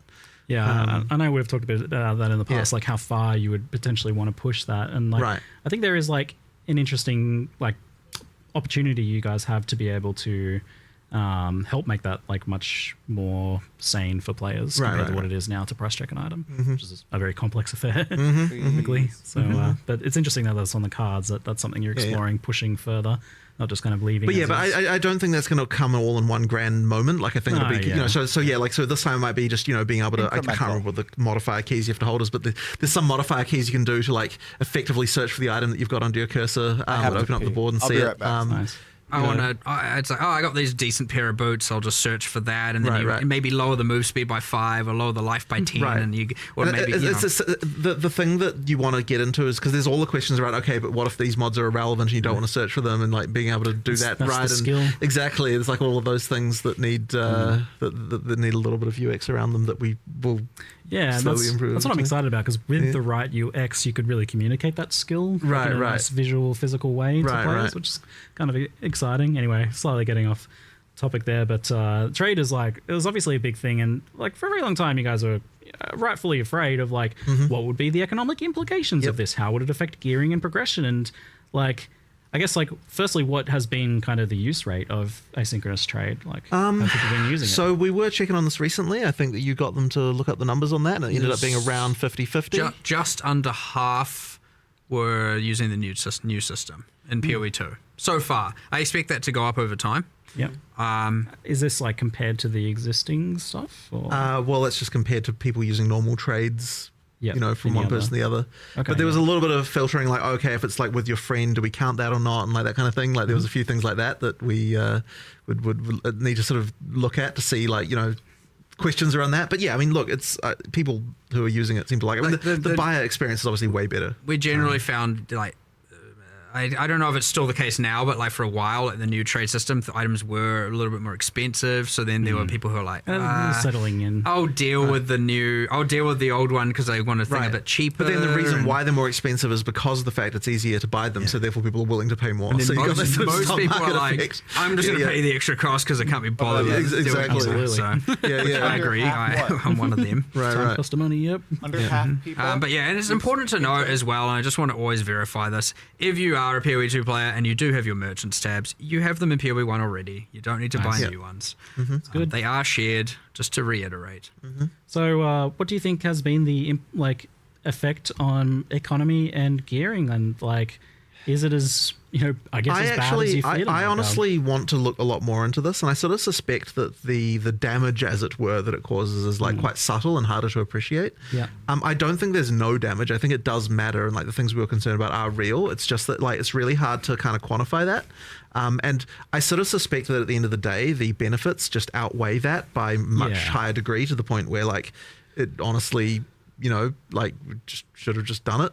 Was the cost that needed to be paid. But the thing that you were just saying, right, is that like those kind of like mid items are like now worthless kind of thing, and that is exactly the fear that we had, right? Like that's the concern. Yes, Jonathan was asking me before this, like what has been my feeling of like how it's affected my experience, and like I was saying, I'm the player who lives in that 5 to 10 C sale range, like selling those items for 5 to 10 chaos. And that is exactly the fear that like introducing fast trade does kill the values there, and that I mean that's a problem.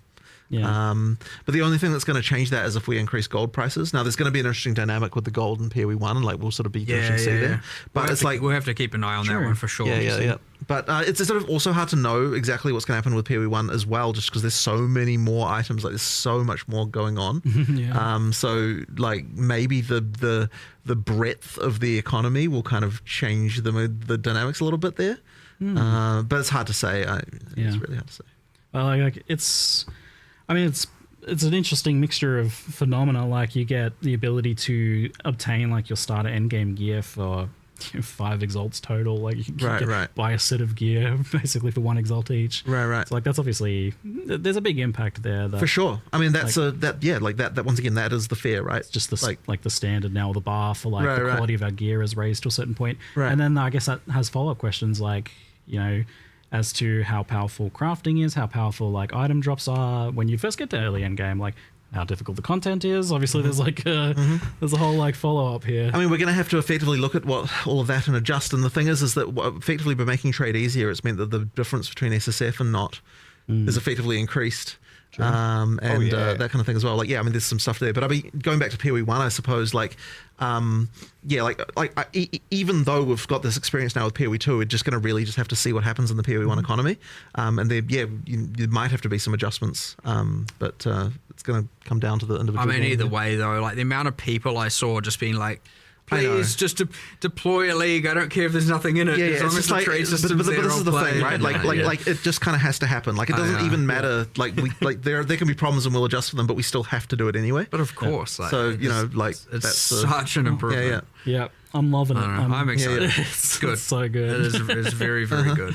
But yeah, it's still going to be interesting to explore this. Like maybe like even next Q&A, like how it looks like if we start to see things over time. That would be cool. But yeah, that's crazy to think about, like 10 years ago, 15 years ago, we're talking about releasing Breach 9 years ago. Now who would have ever thought we'd have gold and asynchronous trade and a currency market and like, holy, we're not actually are we the same people back then to say. We are, but I know. I'm not. It's a good thing. It is. It's healthy evolution. It's good. Yeah. Okay. So moving on to some kind of mixed questions. Mercenaries was mentioned to be likely returning after rebalance redesign in some cases. I'm just curious, like, does that mean that like some sort of horrible mercenaries are planned to come back, or is it more just about like having the duels there with the gambling or something like that? The intentions they come back, there's just a little bit of figuring. I mean, like with all these things, we have to figure out exactly what. It's very hard to develop. We like to see how players think about it, find the bad things, find the good things, and all that. And it's very hard to develop how it goes into core straight away. because then you'd be working on that and some things might change and then you end up wasting a bunch of time. It's way easier to let it end, be able to process everything all in one collective and then make the changes and bring it back together. But like, what is it like? It's a great new player tool. It's great, like, or less skilled players experience tool. But like, what does it look like when it's not the active league? Like, I don't want a mercenary in every area, and there's all these kinds of like things you got to mess around with and change about how they appear. Is it on the Atlas tree? Are there scarabs for it? Like, what does that even mean? I don't know.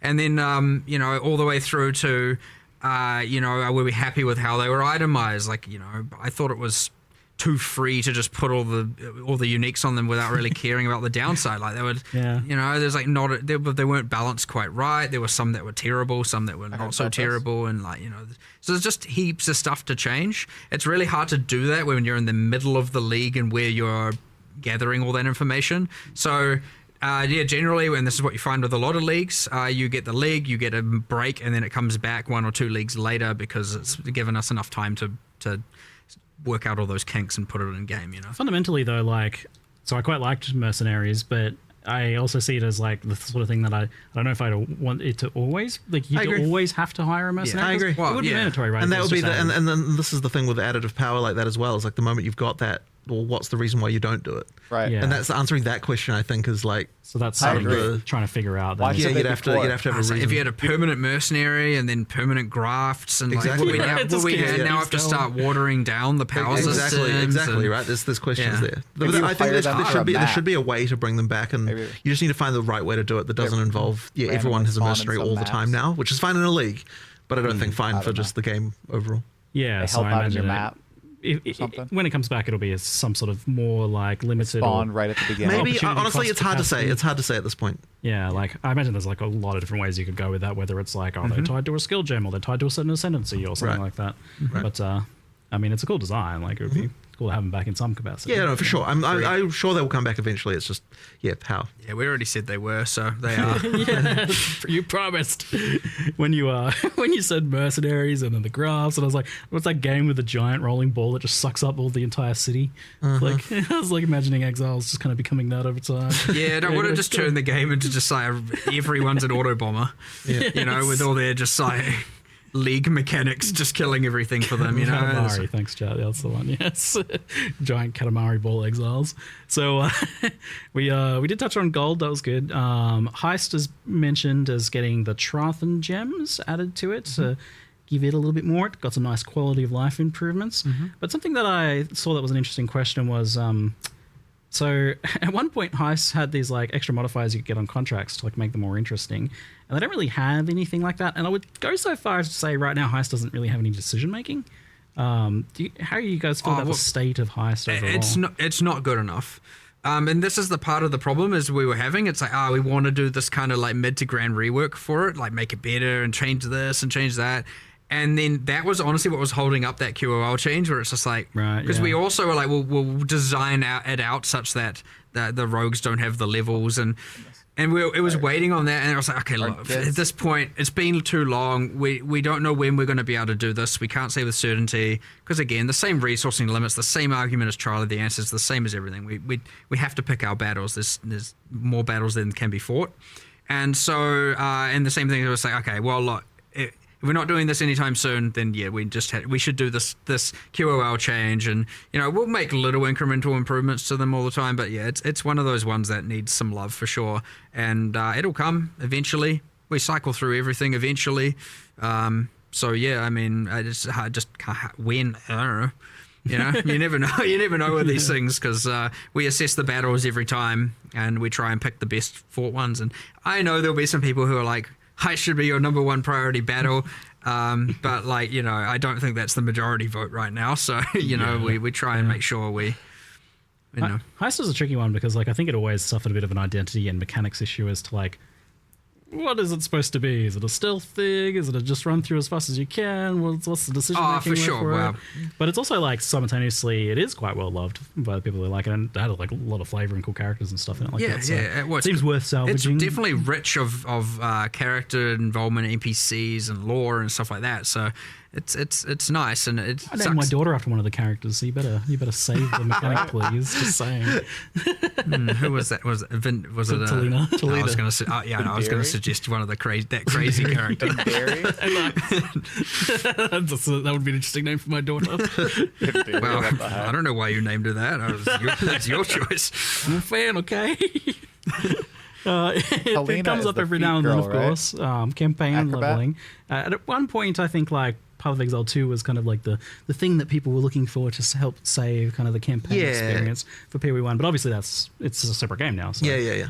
But you've done some nice improvements, like adding new things and doing a few little streamlinings of earlier acts. Is this something that you're still looking to continue, especially with the context of you're saying that you're like not really beholden to trying to seek out new players now, so it might not be as important as it once was, but I would argue it's more important. Interesting. Because those campaign changes are what helps it keep fresh for people who are replaying the game. True. It's actually it's way more important for the existing players. So yeah, it is something I do want to keep doing for sure. Great. I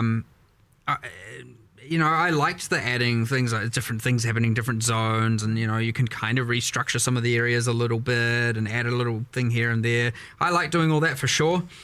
So yeah, I would expect to continue seeing things. I don't think we have anything particular in 327 for that, but it will, at some point we'll certainly be doing another set of things, and we'll try and keep that up pretty consistently. If not on a patch by patch basis, at least like, every year you get a certain set of them and stuff like that, just to help it feel a bit fresh.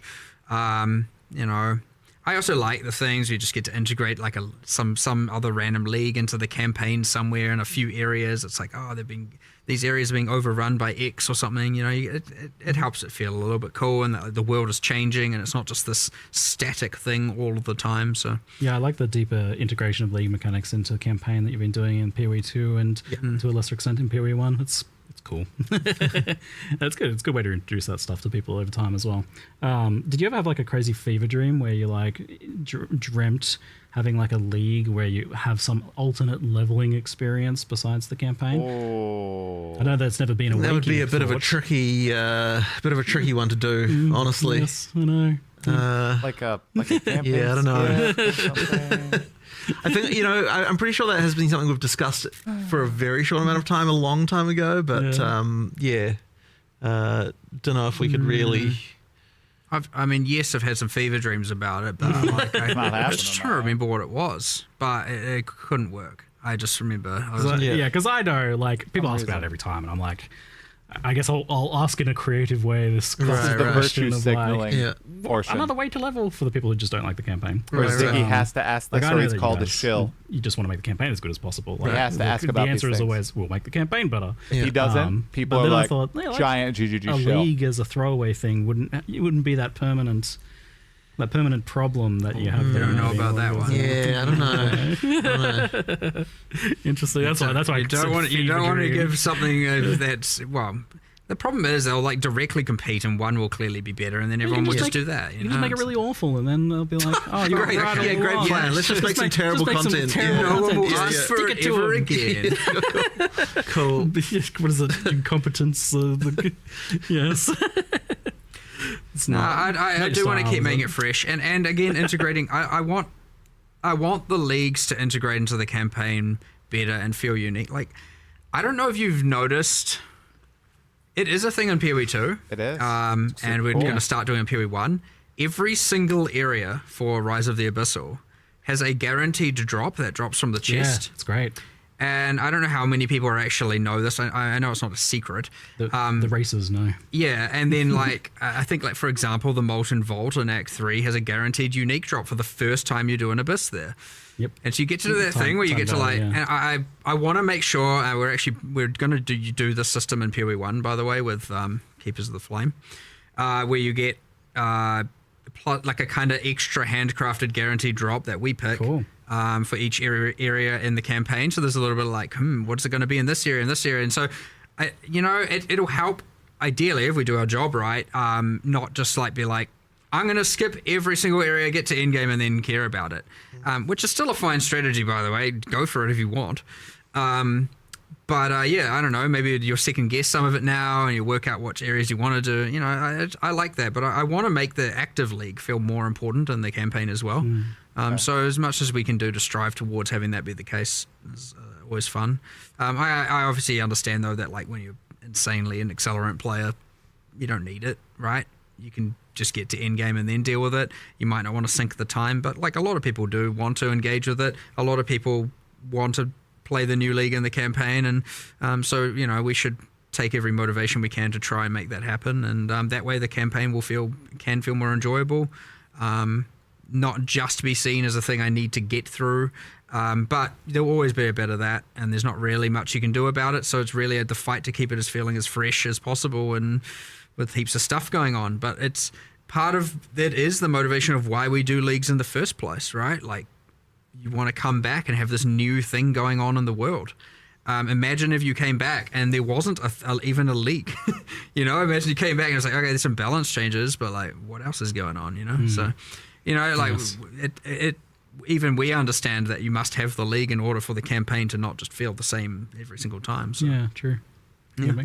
And I think like the ones that have had less impact on the campaign have certainly been a little bit less exciting for that for sure. initial leveling experience. Yeah, for sure, because it's just the same as before, except kind of honestly maybe worse.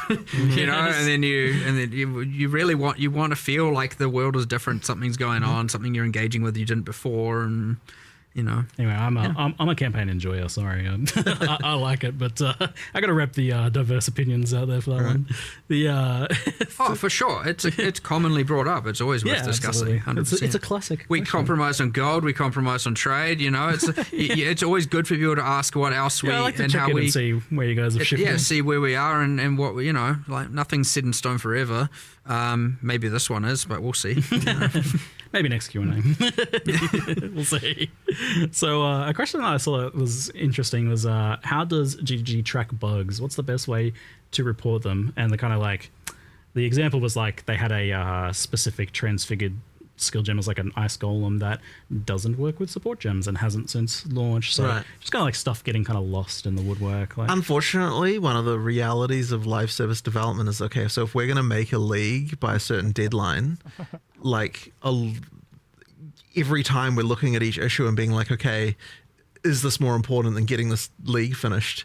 And it's really, really hard to prioritize some of those things in some cases. Like they should get attention eventually, but it's like we have like, you know, I have no idea how many open issues there are in our bug tracker.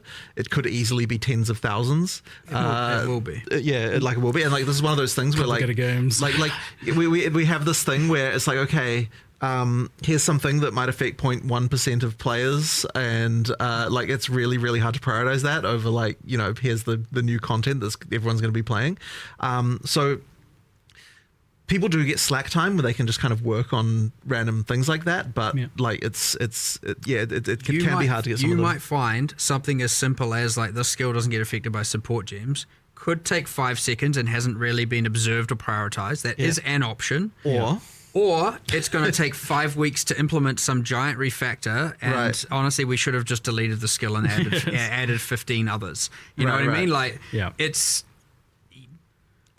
honestly kind of hard to know, and it's easy to go look at that single thing after this because you happen to bring it up and like we'll see what the problem really is. But sometimes the simplest things boil down to like, oh, we have to refactor this and about how damage is dealt and how, you know, something with conversion and dexterity and, you know, not dexterity, and it boils down to this like giant refactor of how all this code works, and then it's like, now we can do this thing. Okay, what else did it get us? No, just kind of just that. And you get issues stuck in this hell effectively of like, you know, someone like read it, they put it in the issue tracker, someone looked into it, they realized there was some annoying detail of it that would require some larger change, and then someone was like, oh well, we don't have time for that, we're doing some other thing, and then it kind of gets put into some like hell of like unversion this, like, you know, when we get time thing, and then it just kind of dies, and that's kind of an unfortunate situation that I have several thousand assigned to me. in a version called Unscheduled. Yeah, and I was like, I don't know what to do with this. You know, like one day there used to be this optimism of like one day I'll get there, and then I've accepted defeat. But I mean, ultimately, obviously, we prioritize things based on how much the community cares about it. So if people do care a lot about it, then obviously we'll get some attention. So to the point of the question, then, like, what can players do from their perspective for something that they think is important? Generally, most of the media, like our community team, has a generally good eye on things that are more at the larger issues that get brought up. They do get noted down. They do generally get forwarded to us or the relevant people. For the fine detail bug reports, our QA team, it is part of their routine to go through the bug reports forums, and the forum seems to be the most pertinent place. That is part of the day-to-day routine of the QA team. Yeah. So if you want to take like the time to actually document something that is like that you think maybe has been missed or doesn't have enough information or could get the bug report forum. The slash bug in game comes with like a thing, but that's more about like terrain issues or like something that's like, oh, what the heck, this generated weird, or like what the heck is this weird thing here. And it does give us a like recreate of the level so we can come in and then like figure it out. But like if slash bug going a skill is broken or like my skill can't be supported, those two things are not correlated. So that's like if it's like broken and like if the level is bad or there's monsters in the level or something glitching out, slash bug is a good way, and then there's a brief description. If you want to like report a skill or something like that, it's better on the forums for sure. Okay. A couple popular requests. One was dual stash tab, and also kind of tangential to that was like more affinities. Is this something? You said dual stash tab. I thought you meant as in two stash. I was like, well, I want more stash tabs in my stash tabs. You had the quad one. You want to? I want a halfway between those. It's too much. Okay. The item's too small. Dual. Right, I got it. Okay. Generally speaking,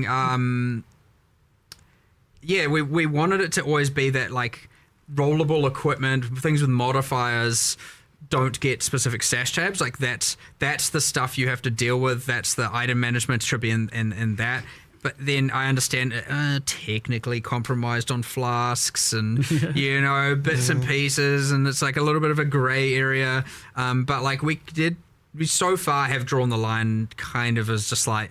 I mean, we've literally listed the rest of the stash tabs, and aside from adding new leagues and a whole bunch of new currency items here and there and stuff like that, it's been like, I don't know, I think that might be it. Like, until we add new stuff that requires new affinities, like maybe something comes with this league. I think this league has a locker, so whatever. But then it's like, I don't know if we will ever really add them for the equipment. I don't want it to be that you literally can just control click. Well, people have their dump tabs and different methodologies of doing that stuff, but I don't want everything to just auto sort. People may disagree with me, and fair enough, you can. But that is ultimately how we want it to be, where it's like there is at least some items you're kind of looking at, like especially with mods. Like obviously with the currency, you know by the icon what it is. With an armor, you want to look at it, see what the mods are, and then make a decision. And sure, a lot of people put it in a tab and then look at it later and make the decision. And I understand with the trade system before, what actually people were doing is just dumping it, and then if they get spam for messages, then looking at it. There's stuff like that. But I do want to make sure that you're actually reading the modifiers, assessing if it's a good item, and then making decisions on it as part of your cycle. And you can work around it. That's up to you. But the moment that everything is just like somewhere, and you're just like, all right, and do you even know what you got now? You know what I mean? Like, and you could argue, well, I can look at it and then control click it and it auto sort. But I think we kind of drew the line at equipment. And again, I suspect a lot of people are gonna be like, well, you should change that, and I'll be like, well, I don't want to, and we'll be at a disagreement there. And again, I'm all about having a healthy disagreement. I don't mind. So that might just be where it is, and I don't know. We can reevaluate in a couple Q&As from now. You know what I mean? I think on the affinities tab, on the affinities side of things, chat's mentioning that there's like a few in PoE1 that are kind of missing, maybe like incubators and stuff. Oh no, they are missing. It is our intention to add this. Okay, yeah. For that, more like fungibles and stuff like that, like non-modifier stuff, it is an intention to add that, yes, 100%. Cool, nice. Good to know. Yeah, cool. Yeah, so that's probably the ones that I mean, we did that in PoE2. We were always like, oh, we've got to release the stash tab, and then we did the whole like, wait, we can just add affinities without the tab. We can add the tab later if we want to. So we still need to go through PoE1 and add some affinities that don't have stash tabs for sale or anything like that. So, yeah. done some really good click-based quality of life, less clicks. I'm always keen to see, like, for a lot of that stuff that's very spam clicky. Something that was asked was the idea of consolidating Harbinger shards in particular. Seems like it's pretty painful to farm for people that enjoy that, but, you know, can only do it for a brief stretch. And Octavian was saying there was something about that happening. I think we did do something with that. And yeah. It came up when we initially were speccing all the QOL changes and, like, things that are just, like, easy wins and improvements. Yeah. It came up. I just don't have 100% memory recall on if we decided to do it like now. It might actually just be in the patch notes. I don't know. There's like 50-50. It might just be like already like. I think what we do is drop less of them, get rid of some of the bad ones, and drop more of the good ones, but like fewer overall stacks. Higher more in the stacks and less of all the pitter patter that you end up kind of filtering out anyway. So hopefully we did that, and then it's in. If we haven't, then it's very clearly on the radar and will come soon. Cool. Nice. I like this. So you had this thing. It was like, we need 10 quality of life improvements for each update, right? It's like bare minimum. Yeah. I like this. It's been paying off. I think it's you get those nice little teasers, like pretty hype building in the lead up to it. And I'm like, oh yes, give me that quality of life. It's very important for a game again with so much replayability and people coming back and playing that you just start you remove a lot of this friction. You don't want to obviously make it frictionless, because some of the fun comes from a little bit of friction here and there, and in some regards. But like, there's things where it's like, you know. Yeah. This obviously doesn't need to be this way. It's the little things that erode your enjoyment over time. Yeah. And honestly, there's a little bit of a time factor to it. It's like the longer it's been in, the more like it's like, okay, at this point, come on now. We've added some other like friction and something in some other way here. We can take away from some of it over here. You don't want it to become a spreadsheet.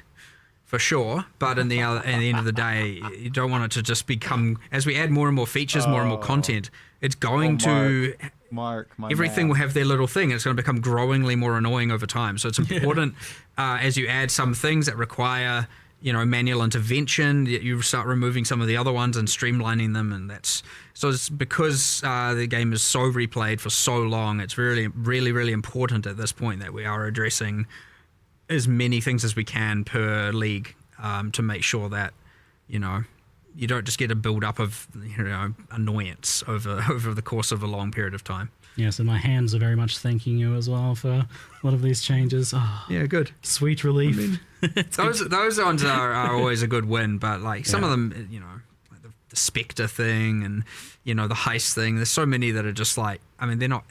Are they QOL? Yeah, kind of. I mean, they do improve quality of life to some regard, but it's honestly kind of balance as well. It's just like, it doesn't need to be this way anymore, so let's just change it. But yeah, I don't know. We try and think of as many as possible. I love my bingo cards. I don't think I've had too many recently, so feel free to put some more bingo cards through. I love the ideas. Bingo cards they can going. look, if you don't have 20, it doesn't have to be a 5x5 grid. You can make a 2x2 bingo card. It can, if you can't think of more than 4 things, or just have 4. If you only have one thing, just a single cell bingo card is also fine. Stretching the definition a little bit. We do Easy take a bingo. moment to sit down and go like, what do we want to fix? We crowdsource. We go to our QA. We talk to other designers here who play and stuff, and we're just like, what annoys you the most? And then we try and come up with something. So yeah, it's good. I don't know. It's actually quite a fun process, and we go. I think this time around we've got some pretty good winners. Yeah, so, absolutely. Yeah. Oh, I mean, asynchronous trade, not to mention. Yeah, I mean that's the big and obvious That's the thing. big But one, yeah. Woohoo, pretty nice. So, thank you very much, guys, for the chat today. I look forward to playing some more. And we'll see you fine folks in 327. Yeah, excellent. Well, thanks everyone for watching. Thanks again, and Hopefully, Awesome. guys. Thank you, enjoy guys. the game. See you later, folks. Yeah. Thank you guys for making such awesome games. Hello, everyone. What did you think of that? Oh, it was really tough to not talk, but guys, I mean, people were saying I looked bored. I can't talk. W or L? What do you guys think about the patch? We're going to go to the site, and I am going to give my thoughts on it right now. Keepers of the Flame. All right, we're on the official page. Usually the official page has some more info as well. Huge W. I think I'm like a 7 out of 10. It looks like a big W. The only reason I say 7 out of 10 is because we currently do not know all the ins and outs of the Ascendancy classes. The ones that I saw didn't excite me too much. They're going to be core, though. So I can't wait to interact with them. The League mechanic, though, guys, Breach 2.0, every single aspect of it hit for me. New monsters, new bosses, multiple new bosses, a crafting meta mechanic, ways to get all these different types of items, the new addition to your character, the way you can corrupt, what do they call it? Highborn? Crap. Hiveborn? I don't even know. Essentially change unique item modifiers, all super cool. Very exciting. That just looks awesome to play with. 9 out of 10 reveal. Yeah, I had to be silent try, guys. I can't talk over Jonathan, Mark, and Ziggy. That'd be rude for you guys watching. All right. You guys can listen to me afterward. Patch notes are out in 22 minutes. I think they're out in 22. Yeah, 22 minutes. So we'll probably take a look at those. For now, though, we have the page. We'll go through one by one. Path of Exile keeps the flame. Continue the story of Breach.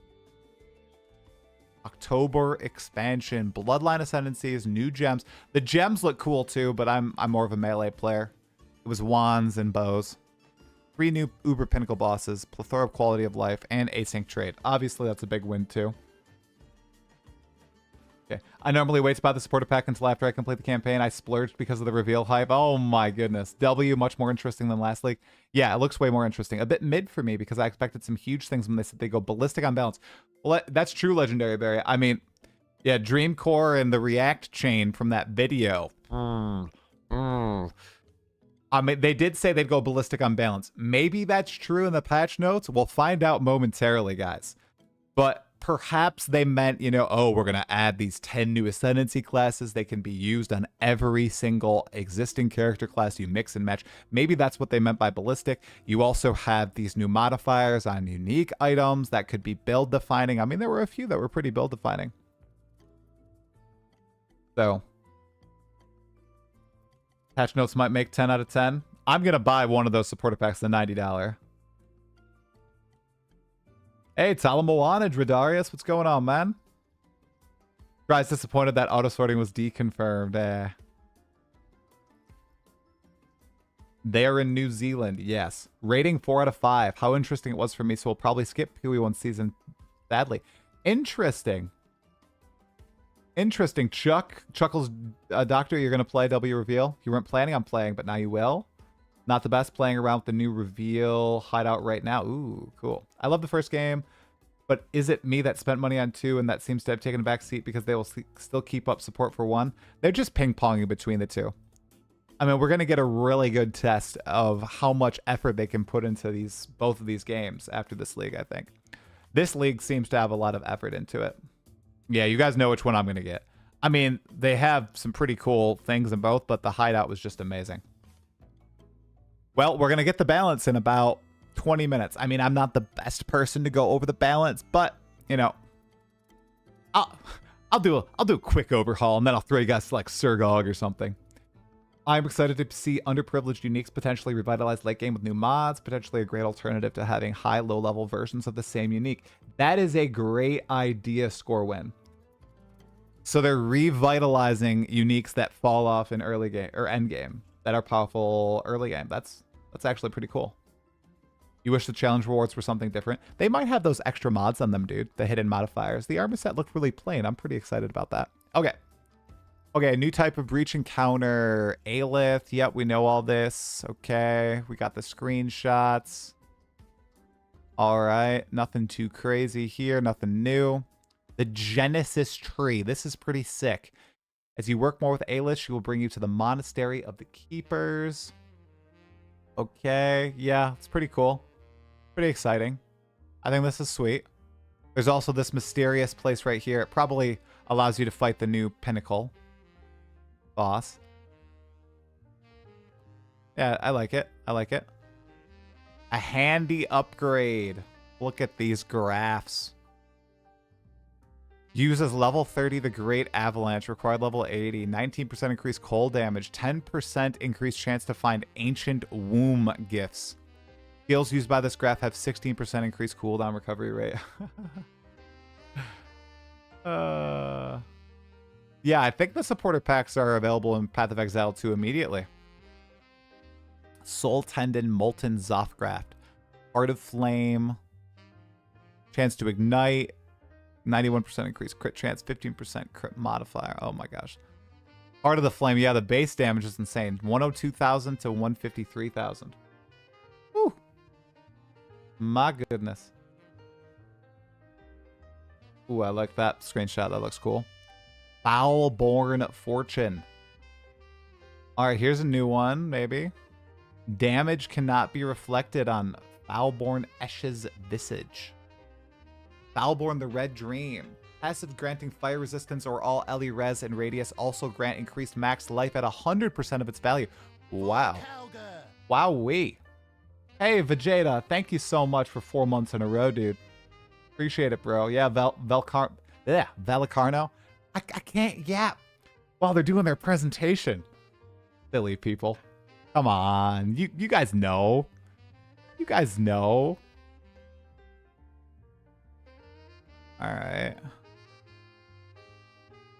And then they basically have the perfect and greater exalted and regal stuff in PoE1 now with the Foulborns. Okay.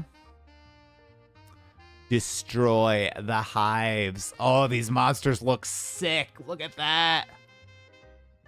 Oh. Oh, yeah. I'm loving it. Heck yeah. I love that art. In endgame areas, you might run into breach constructions that have been left without. Oh, wow.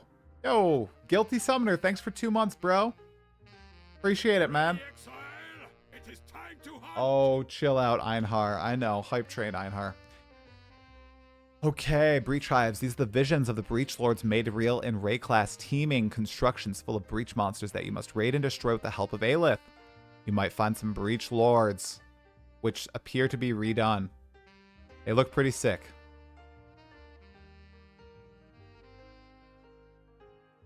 Okay, new skill and support gems. We saw these. I think this wand one looked pretty cool. Kinetic Rain. Okay, any new ascendancies here? Nope, they're just showing the same 3 again. Dang it. The Wild Bear. +2 rage on hit. +20 max rage. Lose all rage on reaching max rage and gain adrenaline for 1 second per 10 rage lost this way. Okay. Dry, I will say I actually came to your stream because in the one I was watching, the guy muted the stream to talk a few times. I know. I know people do that. That's why I didn't do it. Yeah, 100%. I was saving my thoughts till the end. It sounds like they didn't do a lot of balance. It sounds like they just focused on adding new stuff. We'll see in the patch notes. But Mark especially was really playing down the balance. Hi, kitty. What's going on? Oh, my goodness. This feels like the best league for me to get into PoE1. Give it a try, Duberization. 100% give it a go. Yes. Hi, kitty. I love you. What are you doing? All right. Okay, this is a new unique. The Unseen Hue. Triple res, attack and cast speed, 10% increased effective non-damaging ailments. Hits with prismatic skills always sap. All right. We don't have definitions here, unfortunately. And then async trade, available in Act 6. Quality of life, we know all these. Complete the challenges. Keepers of the Flame armor set, I think it looks sick. Try, have you decided on your league starter already? I want to play probably Cleave of Rage or Rage Vortex. But I shall look at the patch notes. Oh, and the press kit's at the bottom. Very nice. Thank you, GGG. Buy your supporter pack now. Yeah, I think I'm going to have to get the Verdant Magus one. The armor looks poopy, but the hideout is insanity. The Arcane Isle hideout, they cooked. Try, which build would you play? I want to play Rage Vortex, I think. But I don't know how strong it's going to be. I'll have to do a little bit of cooking on my own. The Treehouse hideout is crazy. Yeah. Is it in-game already?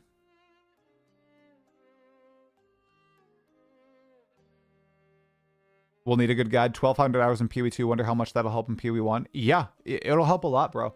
PoE1 is not... PoE1 and PoE2 are not as intimidating as people make them out to be. If you don't get consumed by all the systems that are thrown at you at once, you will be fine. Just chill. No new info in the press kit. Thanks for checking, bro. Appreciate it. All right, so no new info yet. We should be getting some new info in a moment with the patch notes, guys.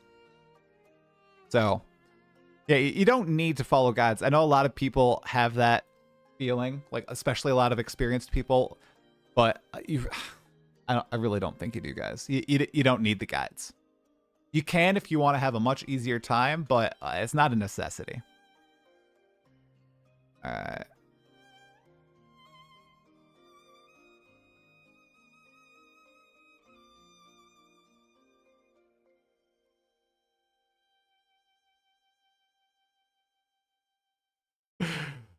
Yeah, I thought the Q&A was a little a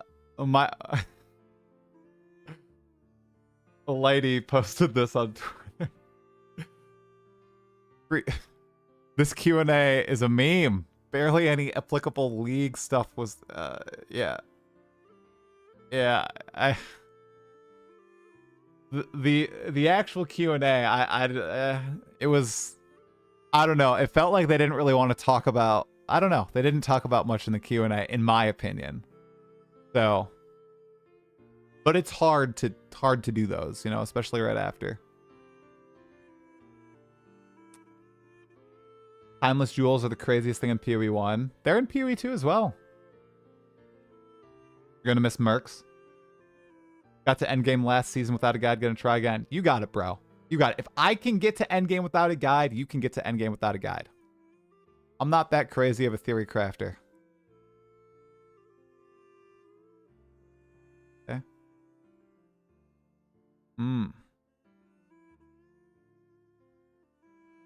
Okay. You want to immerse yourself and learn, you don't need a guide. If you want to play to become rich, play the market, kill uber bosses, then you'll need a guide. True. Okay. PoE1 good. The reveal was much more than expected. Yeah, it looks pretty sweet. Yeah, they are totally different in PoE. Well, how different are they? Wait a second.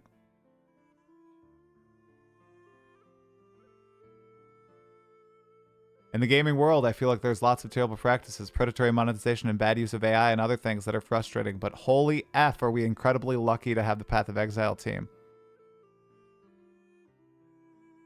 Yep. Path of Exile team is pretty awesome. Man, people are glazing! Oh my god, you can't glaze! People are very excited. I'm just looking at some creators' thoughts. Everybody's just going berserk right now. Yeah. All the creators are going berserk. Why are people mad when I'm excited about PoE2? Come on. I'm excited about PoE1 as well. But man, people get a little salty when you show any excitement for things they aren't excited for. I'm glad everybody's so happy. Give me those patch notes.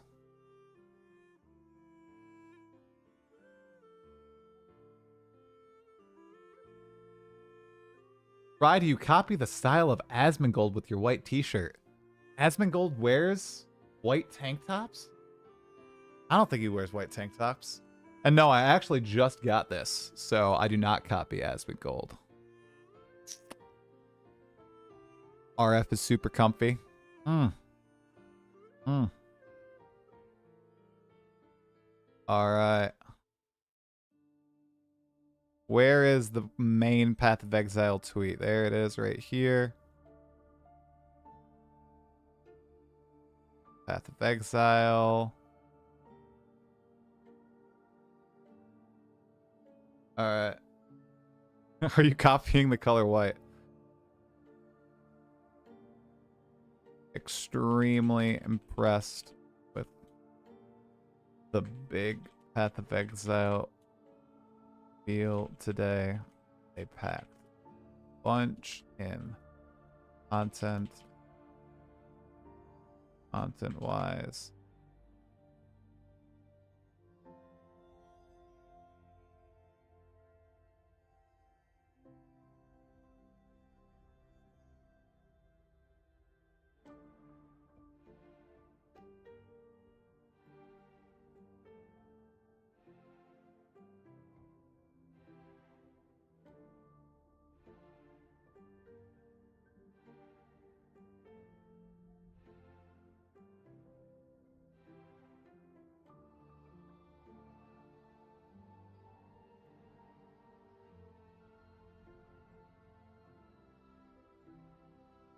All right.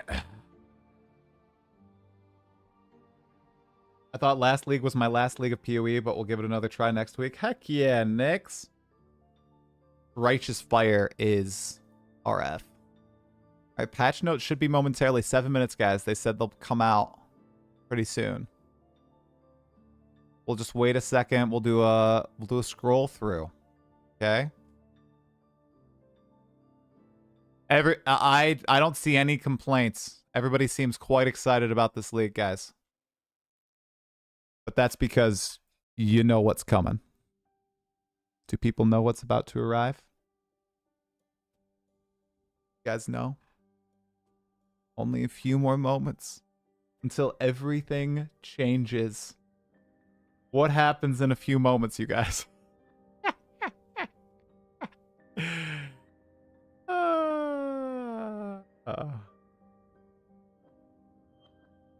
Oh boy. We know. We know.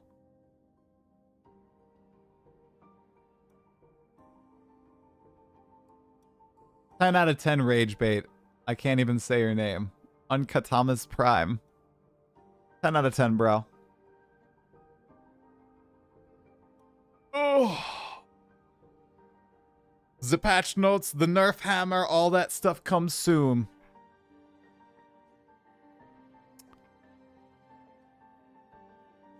Do I buy this pack right now? I'm very tempted to do it. Just with PayPal. Hi, Mr. Shishu. Oh, thank you. Hello, hello, hello. The Mage Tower is super sick. This makes me excited for what is in the works for PoE2. It's the Druid, my man. Oh, I'm getting the Mage Tower, man. Some Warp Ruins. I enjoy small hideouts way more. Well, you can turn the Mage Tower into a small hideout. The notes look good. Wait. You've seen the notes? I can't say your name. Unk Tam is Prime. Unk Tam is Prime. Unk Tam is Prime. Unk Tam is Prime. That's the name. Yeah, respecking is just like a gold cost. Although it looks like gold. Oh man, I wonder how the balance is going to be. Because yeah, you got King's March, you got respec, you have trade now, you have buying items. Ooh, man.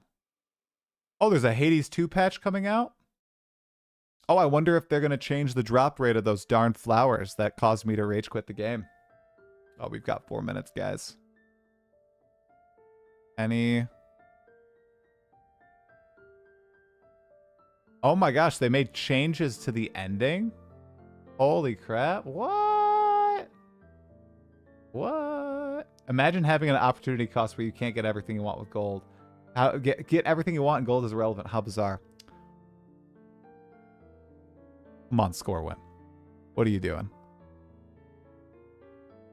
I'm looking for the flower drop rates being fixed. Anything?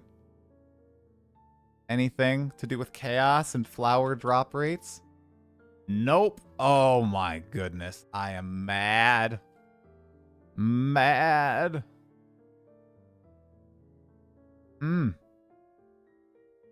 Interesting. Have you played Absalom yet? No. No. I'm pretty hyped for 3.272. Yeah, I'm excited to play. Yeah, it's gonna be good. I can't be there on launch minute though, but you know, I'll get a 5-hour late head start. Hopefully, it's not the longest day. Hopefully, my kids aren't sick anymore. I'll pop in, see how it feels. Respecking should be free. Well, there needs to be a little bit of friction involved with this stuff. I played a lot of Hades 2 early access. I still haven't got around to play the full game. I just started when it released. I want a more gothic castle theme hideout. Yeah, Bretson, the one they added in the supporter pack, the $500 one. The, oh gosh, what is it called? You know the one. It's like, it's basically a Rastas, like Oriath design place. That's not gothic. That's, you know, very brightly colored. They should have added gothic hideout. No, I was being facetious, Scorwin.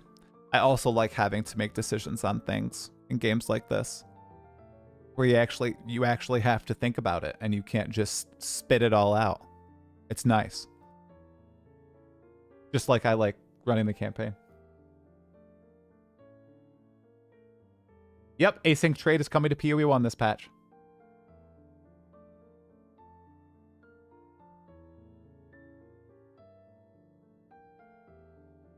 I've deleted PoE1 4 times because I couldn't get past Act 1. What? Why? Because it's boring? Your daughter bought that top supporter pack? Yeah. That's not in PoE2 yet? What are you getting caught on in Act 1? Can't believe less than half of people were using async. Well, they weren't clear with that stat. I'm really curious. Did they mean half the people who unlocked async weren't using it? Or did they mean half the players who played PoE2 weren't using it? I'd assume it meant the former, right? Because I'm sure there's a lot of PoE2 players who didn't reach Act 4 that played and didn't reach it. But you never know. Remember, there are lies, damned lies, and statistics. And statistics can be presented in very misleading ways. And they were not very clear about it. Also, how many people used the trade website before? Can they measure that? Was it 50%? Was it more than 50%? Was it 10%? These are the things that I would have asked about that. I'm so curious. Crap. It was a bit boring.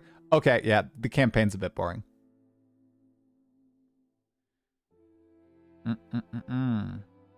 Soon as Druid is added, I'll be playing that. A little less than 50% use async trade. Right, but we have nothing to qualify that. There's nothing else. We don't really have any frame of reference. I really appreciated the Castaway unique map in PoE2 because it felt like an equivalent to getting a Divine Drop, but gold. I got excited whenever I saw that map because it meant I would be able to do a bunch of respecking and refill my gold coffers afterwards. That's nice. Yeah. Yeah, it's a good feel-good. It's a great feel-good moment.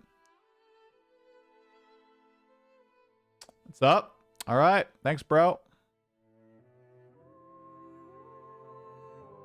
Got sad music playing. Okay. Here, I'm turning chat off. Sorry, guys. All right. Also gonna move me. Actually, I could just move chat over here.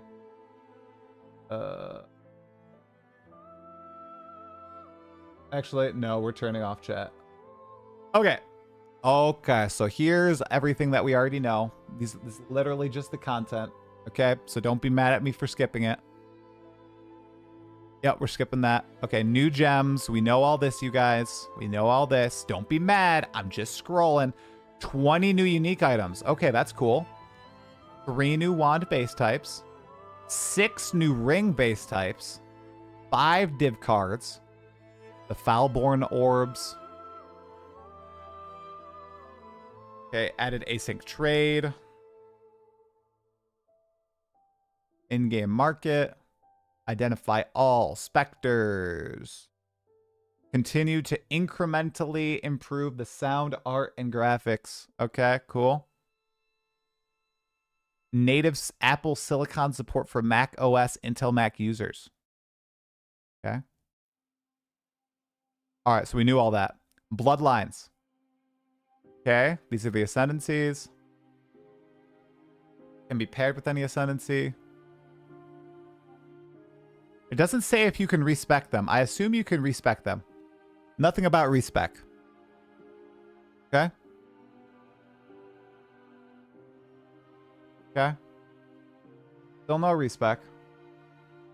Okay. End game changes.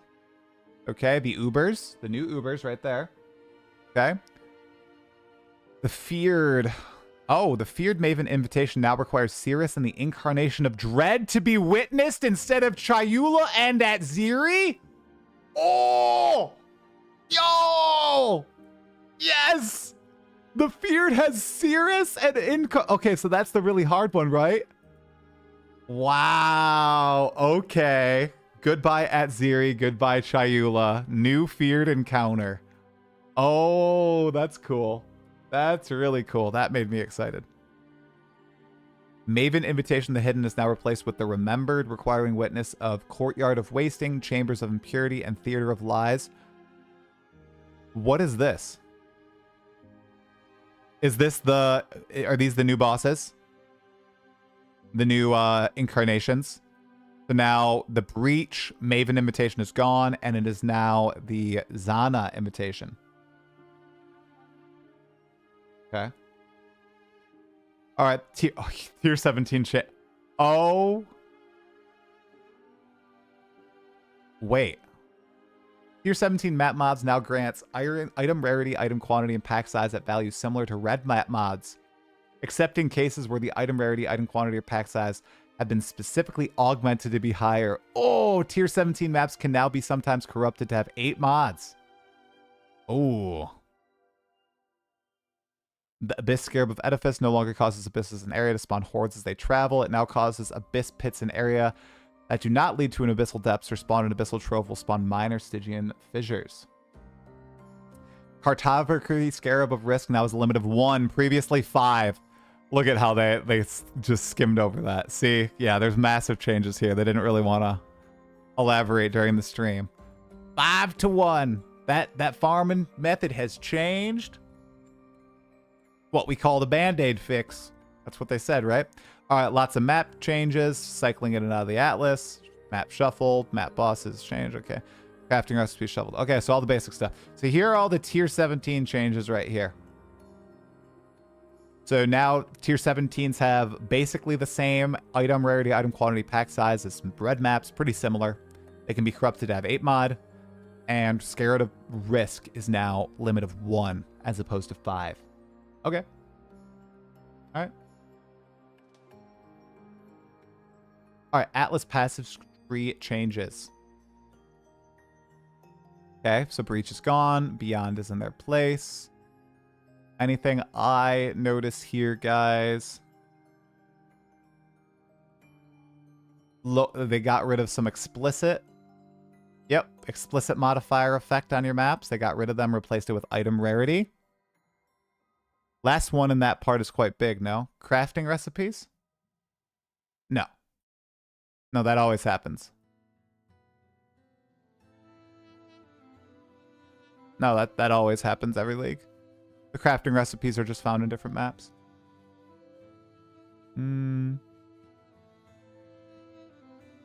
Okay, so they're lowering the amount of just base juicing you can do.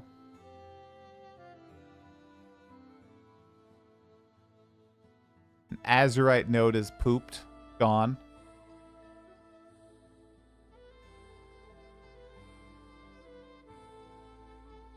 Rip passive Azurite farming. Dead. Alright, so not a lot of changes to Atlas. Not a ton of endgame. Okay, league changes. Okay, Breach League uniques no longer upgraded from Breach Blessings. Blessings now only upgrade Breach Stones. Breach is no longer a reward outcome from other content.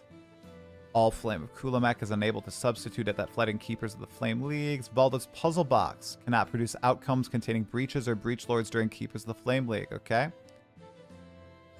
Okay, a lot of breach changes basically because they're just detailing it.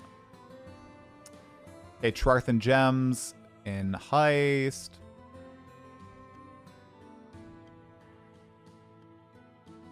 Characters now required to have entered Highgate in Act 9 in order to open safe houses at June or enter safe house portals at a map device. You can't blast characters to high level now. Got it. You are less likely to get high rarity div cards from chests and betrayal transportation safe houses with Gravicius. Wow. Okay, so all these Reddit posts that I see of people getting like House of Mirrors and everything. Not or what is it? Freaking what did I see? The apothecary. It's not gonna happen anymore. These stacks. Is that the nerf there, I presume?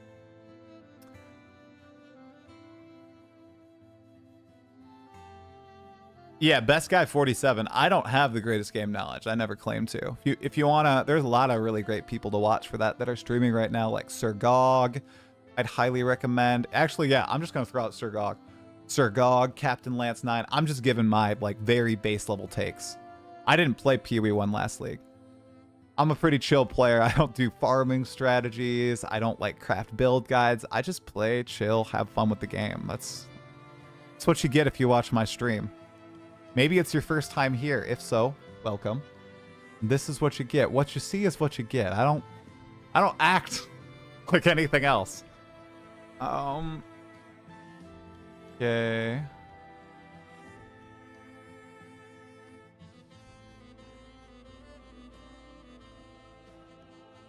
Anything interesting here? Bestiary orbs gone. I didn't even know bestiary orbs existed, dude. I literally did not even know.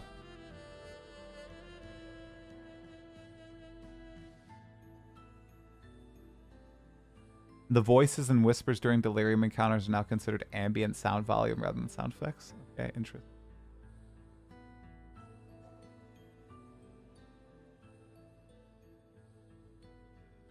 Okay. Player changes. Wow, drowning orbs no longer drown the player faster when they have sources of debuffs on you expire. Oh, God. Oh, thank you, Best Guy 47. I have played this game for 6 years, though, so I wouldn't say I'm a new player. Minion attacks now inherently always hit. Oh, like in Path of Exile 2. Spell suppression now prevents 40% of damage from suppressed hits and ailments they inflict. Previously 50%. A little bit of a nerf there. Removed all sources. So this is exactly what they did in Path of Exile 2. Removed all sources of minion accuracy. Sources that specified other rings have been changed to clarify they work with the opposite ring instead because of that one ring added. Interesting. Okay, so now here's a whole bunch of skill gem changes. Wow, look at the Cyclone, just base level nerfs. 20% more damage at all levels. That's cool. I'm going to look for stuff that I play.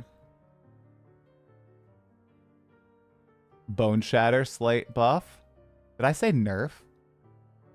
I meant to say buff for Cyclone.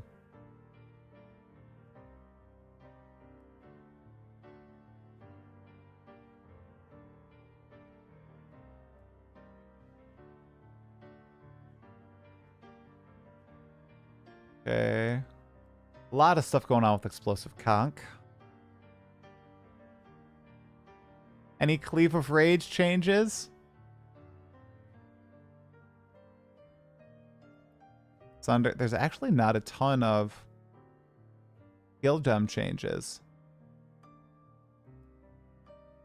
Okay, there are a lot of Ascendancy changes. Light buff. Buff. Huge changes to Assassin. People have watched the breakdown videos. Trickster, okay. Let's see. The Heartstopper notable Ascendancy passive skill now grants every 10 seconds. Take 50% less damage from hits for 5 seconds, previously 40, and take 50% less damage over time for 5 seconds, previously 40. Wait. Is that a buff? What? Am I misreading that? So a 10% buff? Interesting. Were people not picking this node? It's like a 1%, or wait, it's a 2% damage buff for each trauma.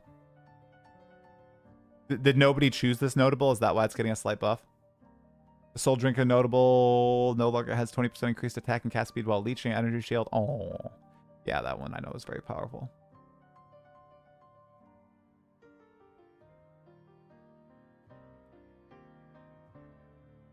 Yeah, the patch notes seem pretty chill.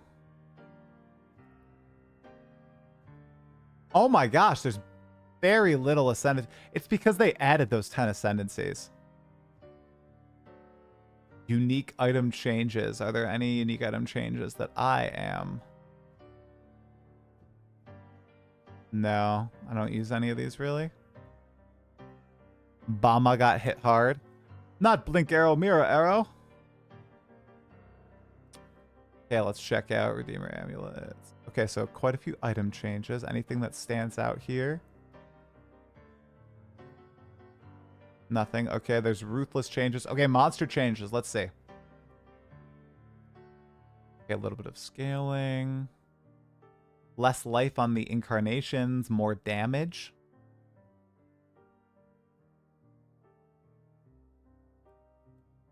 The Nightmare. Okay, Malachi should now more reliably remove the invulnerable visuals from his life bar when he becomes targetable between phases. Improve the visuals and audio of the on-death effect from vibrant gargoyles. Okay. Irak mods. Quest reward changes. UI changes. Okay, let's see. Added an option in gameplay settings to prevent the game from pausing during gameplay. What? What does that mean? To prevent the game from pausing? Anybody know what that would be solving there? Indicator for your current thaumaturgic dust. Okay, we know that. Multiple gems leveling up. Icons to the skills. The cursor size UI has been changed to a slider. I swear I just saw something about this on Reddit the other day. That's cool.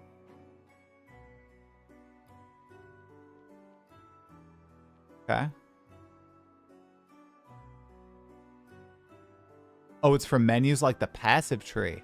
Oh, so for racers, essentially? They can keep playing while they're allocating skill points and stuff? Okay, got it.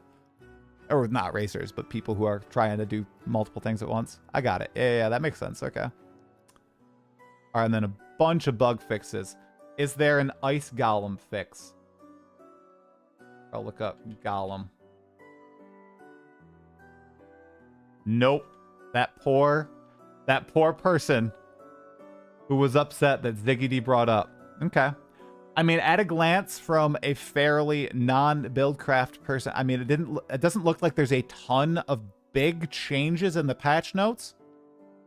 Do people generally agree? I don't know if you guys were like scrolling through while I was just going through them. I don't know if you've already looked at Reddit, other creators, but just looking through, it seems like they more so focused on the new stuff that they're adding as opposed to what was the quote from Mark? Ballistic changes. I think, you know, the Dreamcore video that highlighted that. I don't think they went ballistic. Maybe for Assassin.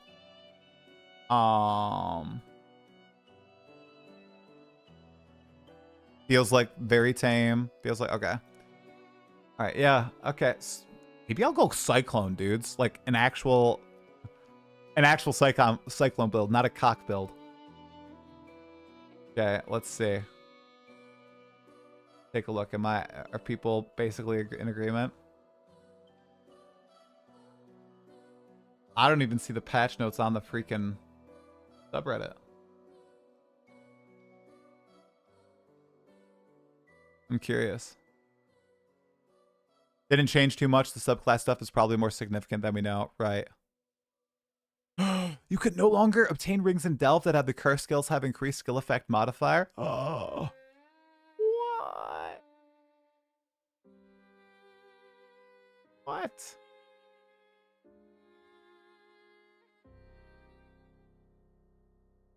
Wait. Wait, how did I miss that? Look, see, this is why I go to Reddit sometimes.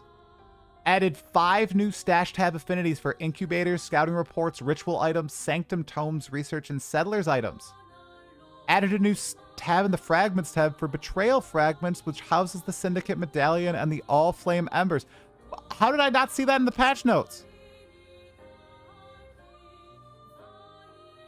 Is PoE2 dead now, or is try a PoE1 tourist? I am a person who plays multiple games likely. I don't know how long I'll play. But yeah, I'm excited to play. We'll see how long. I'm pretty hyped to play. Yeah. Okay. So Obama, people are sad about. Yeah. Obama's the only thing. Also, this T17 map mods now grant. Yeah. Yep. I called that one out.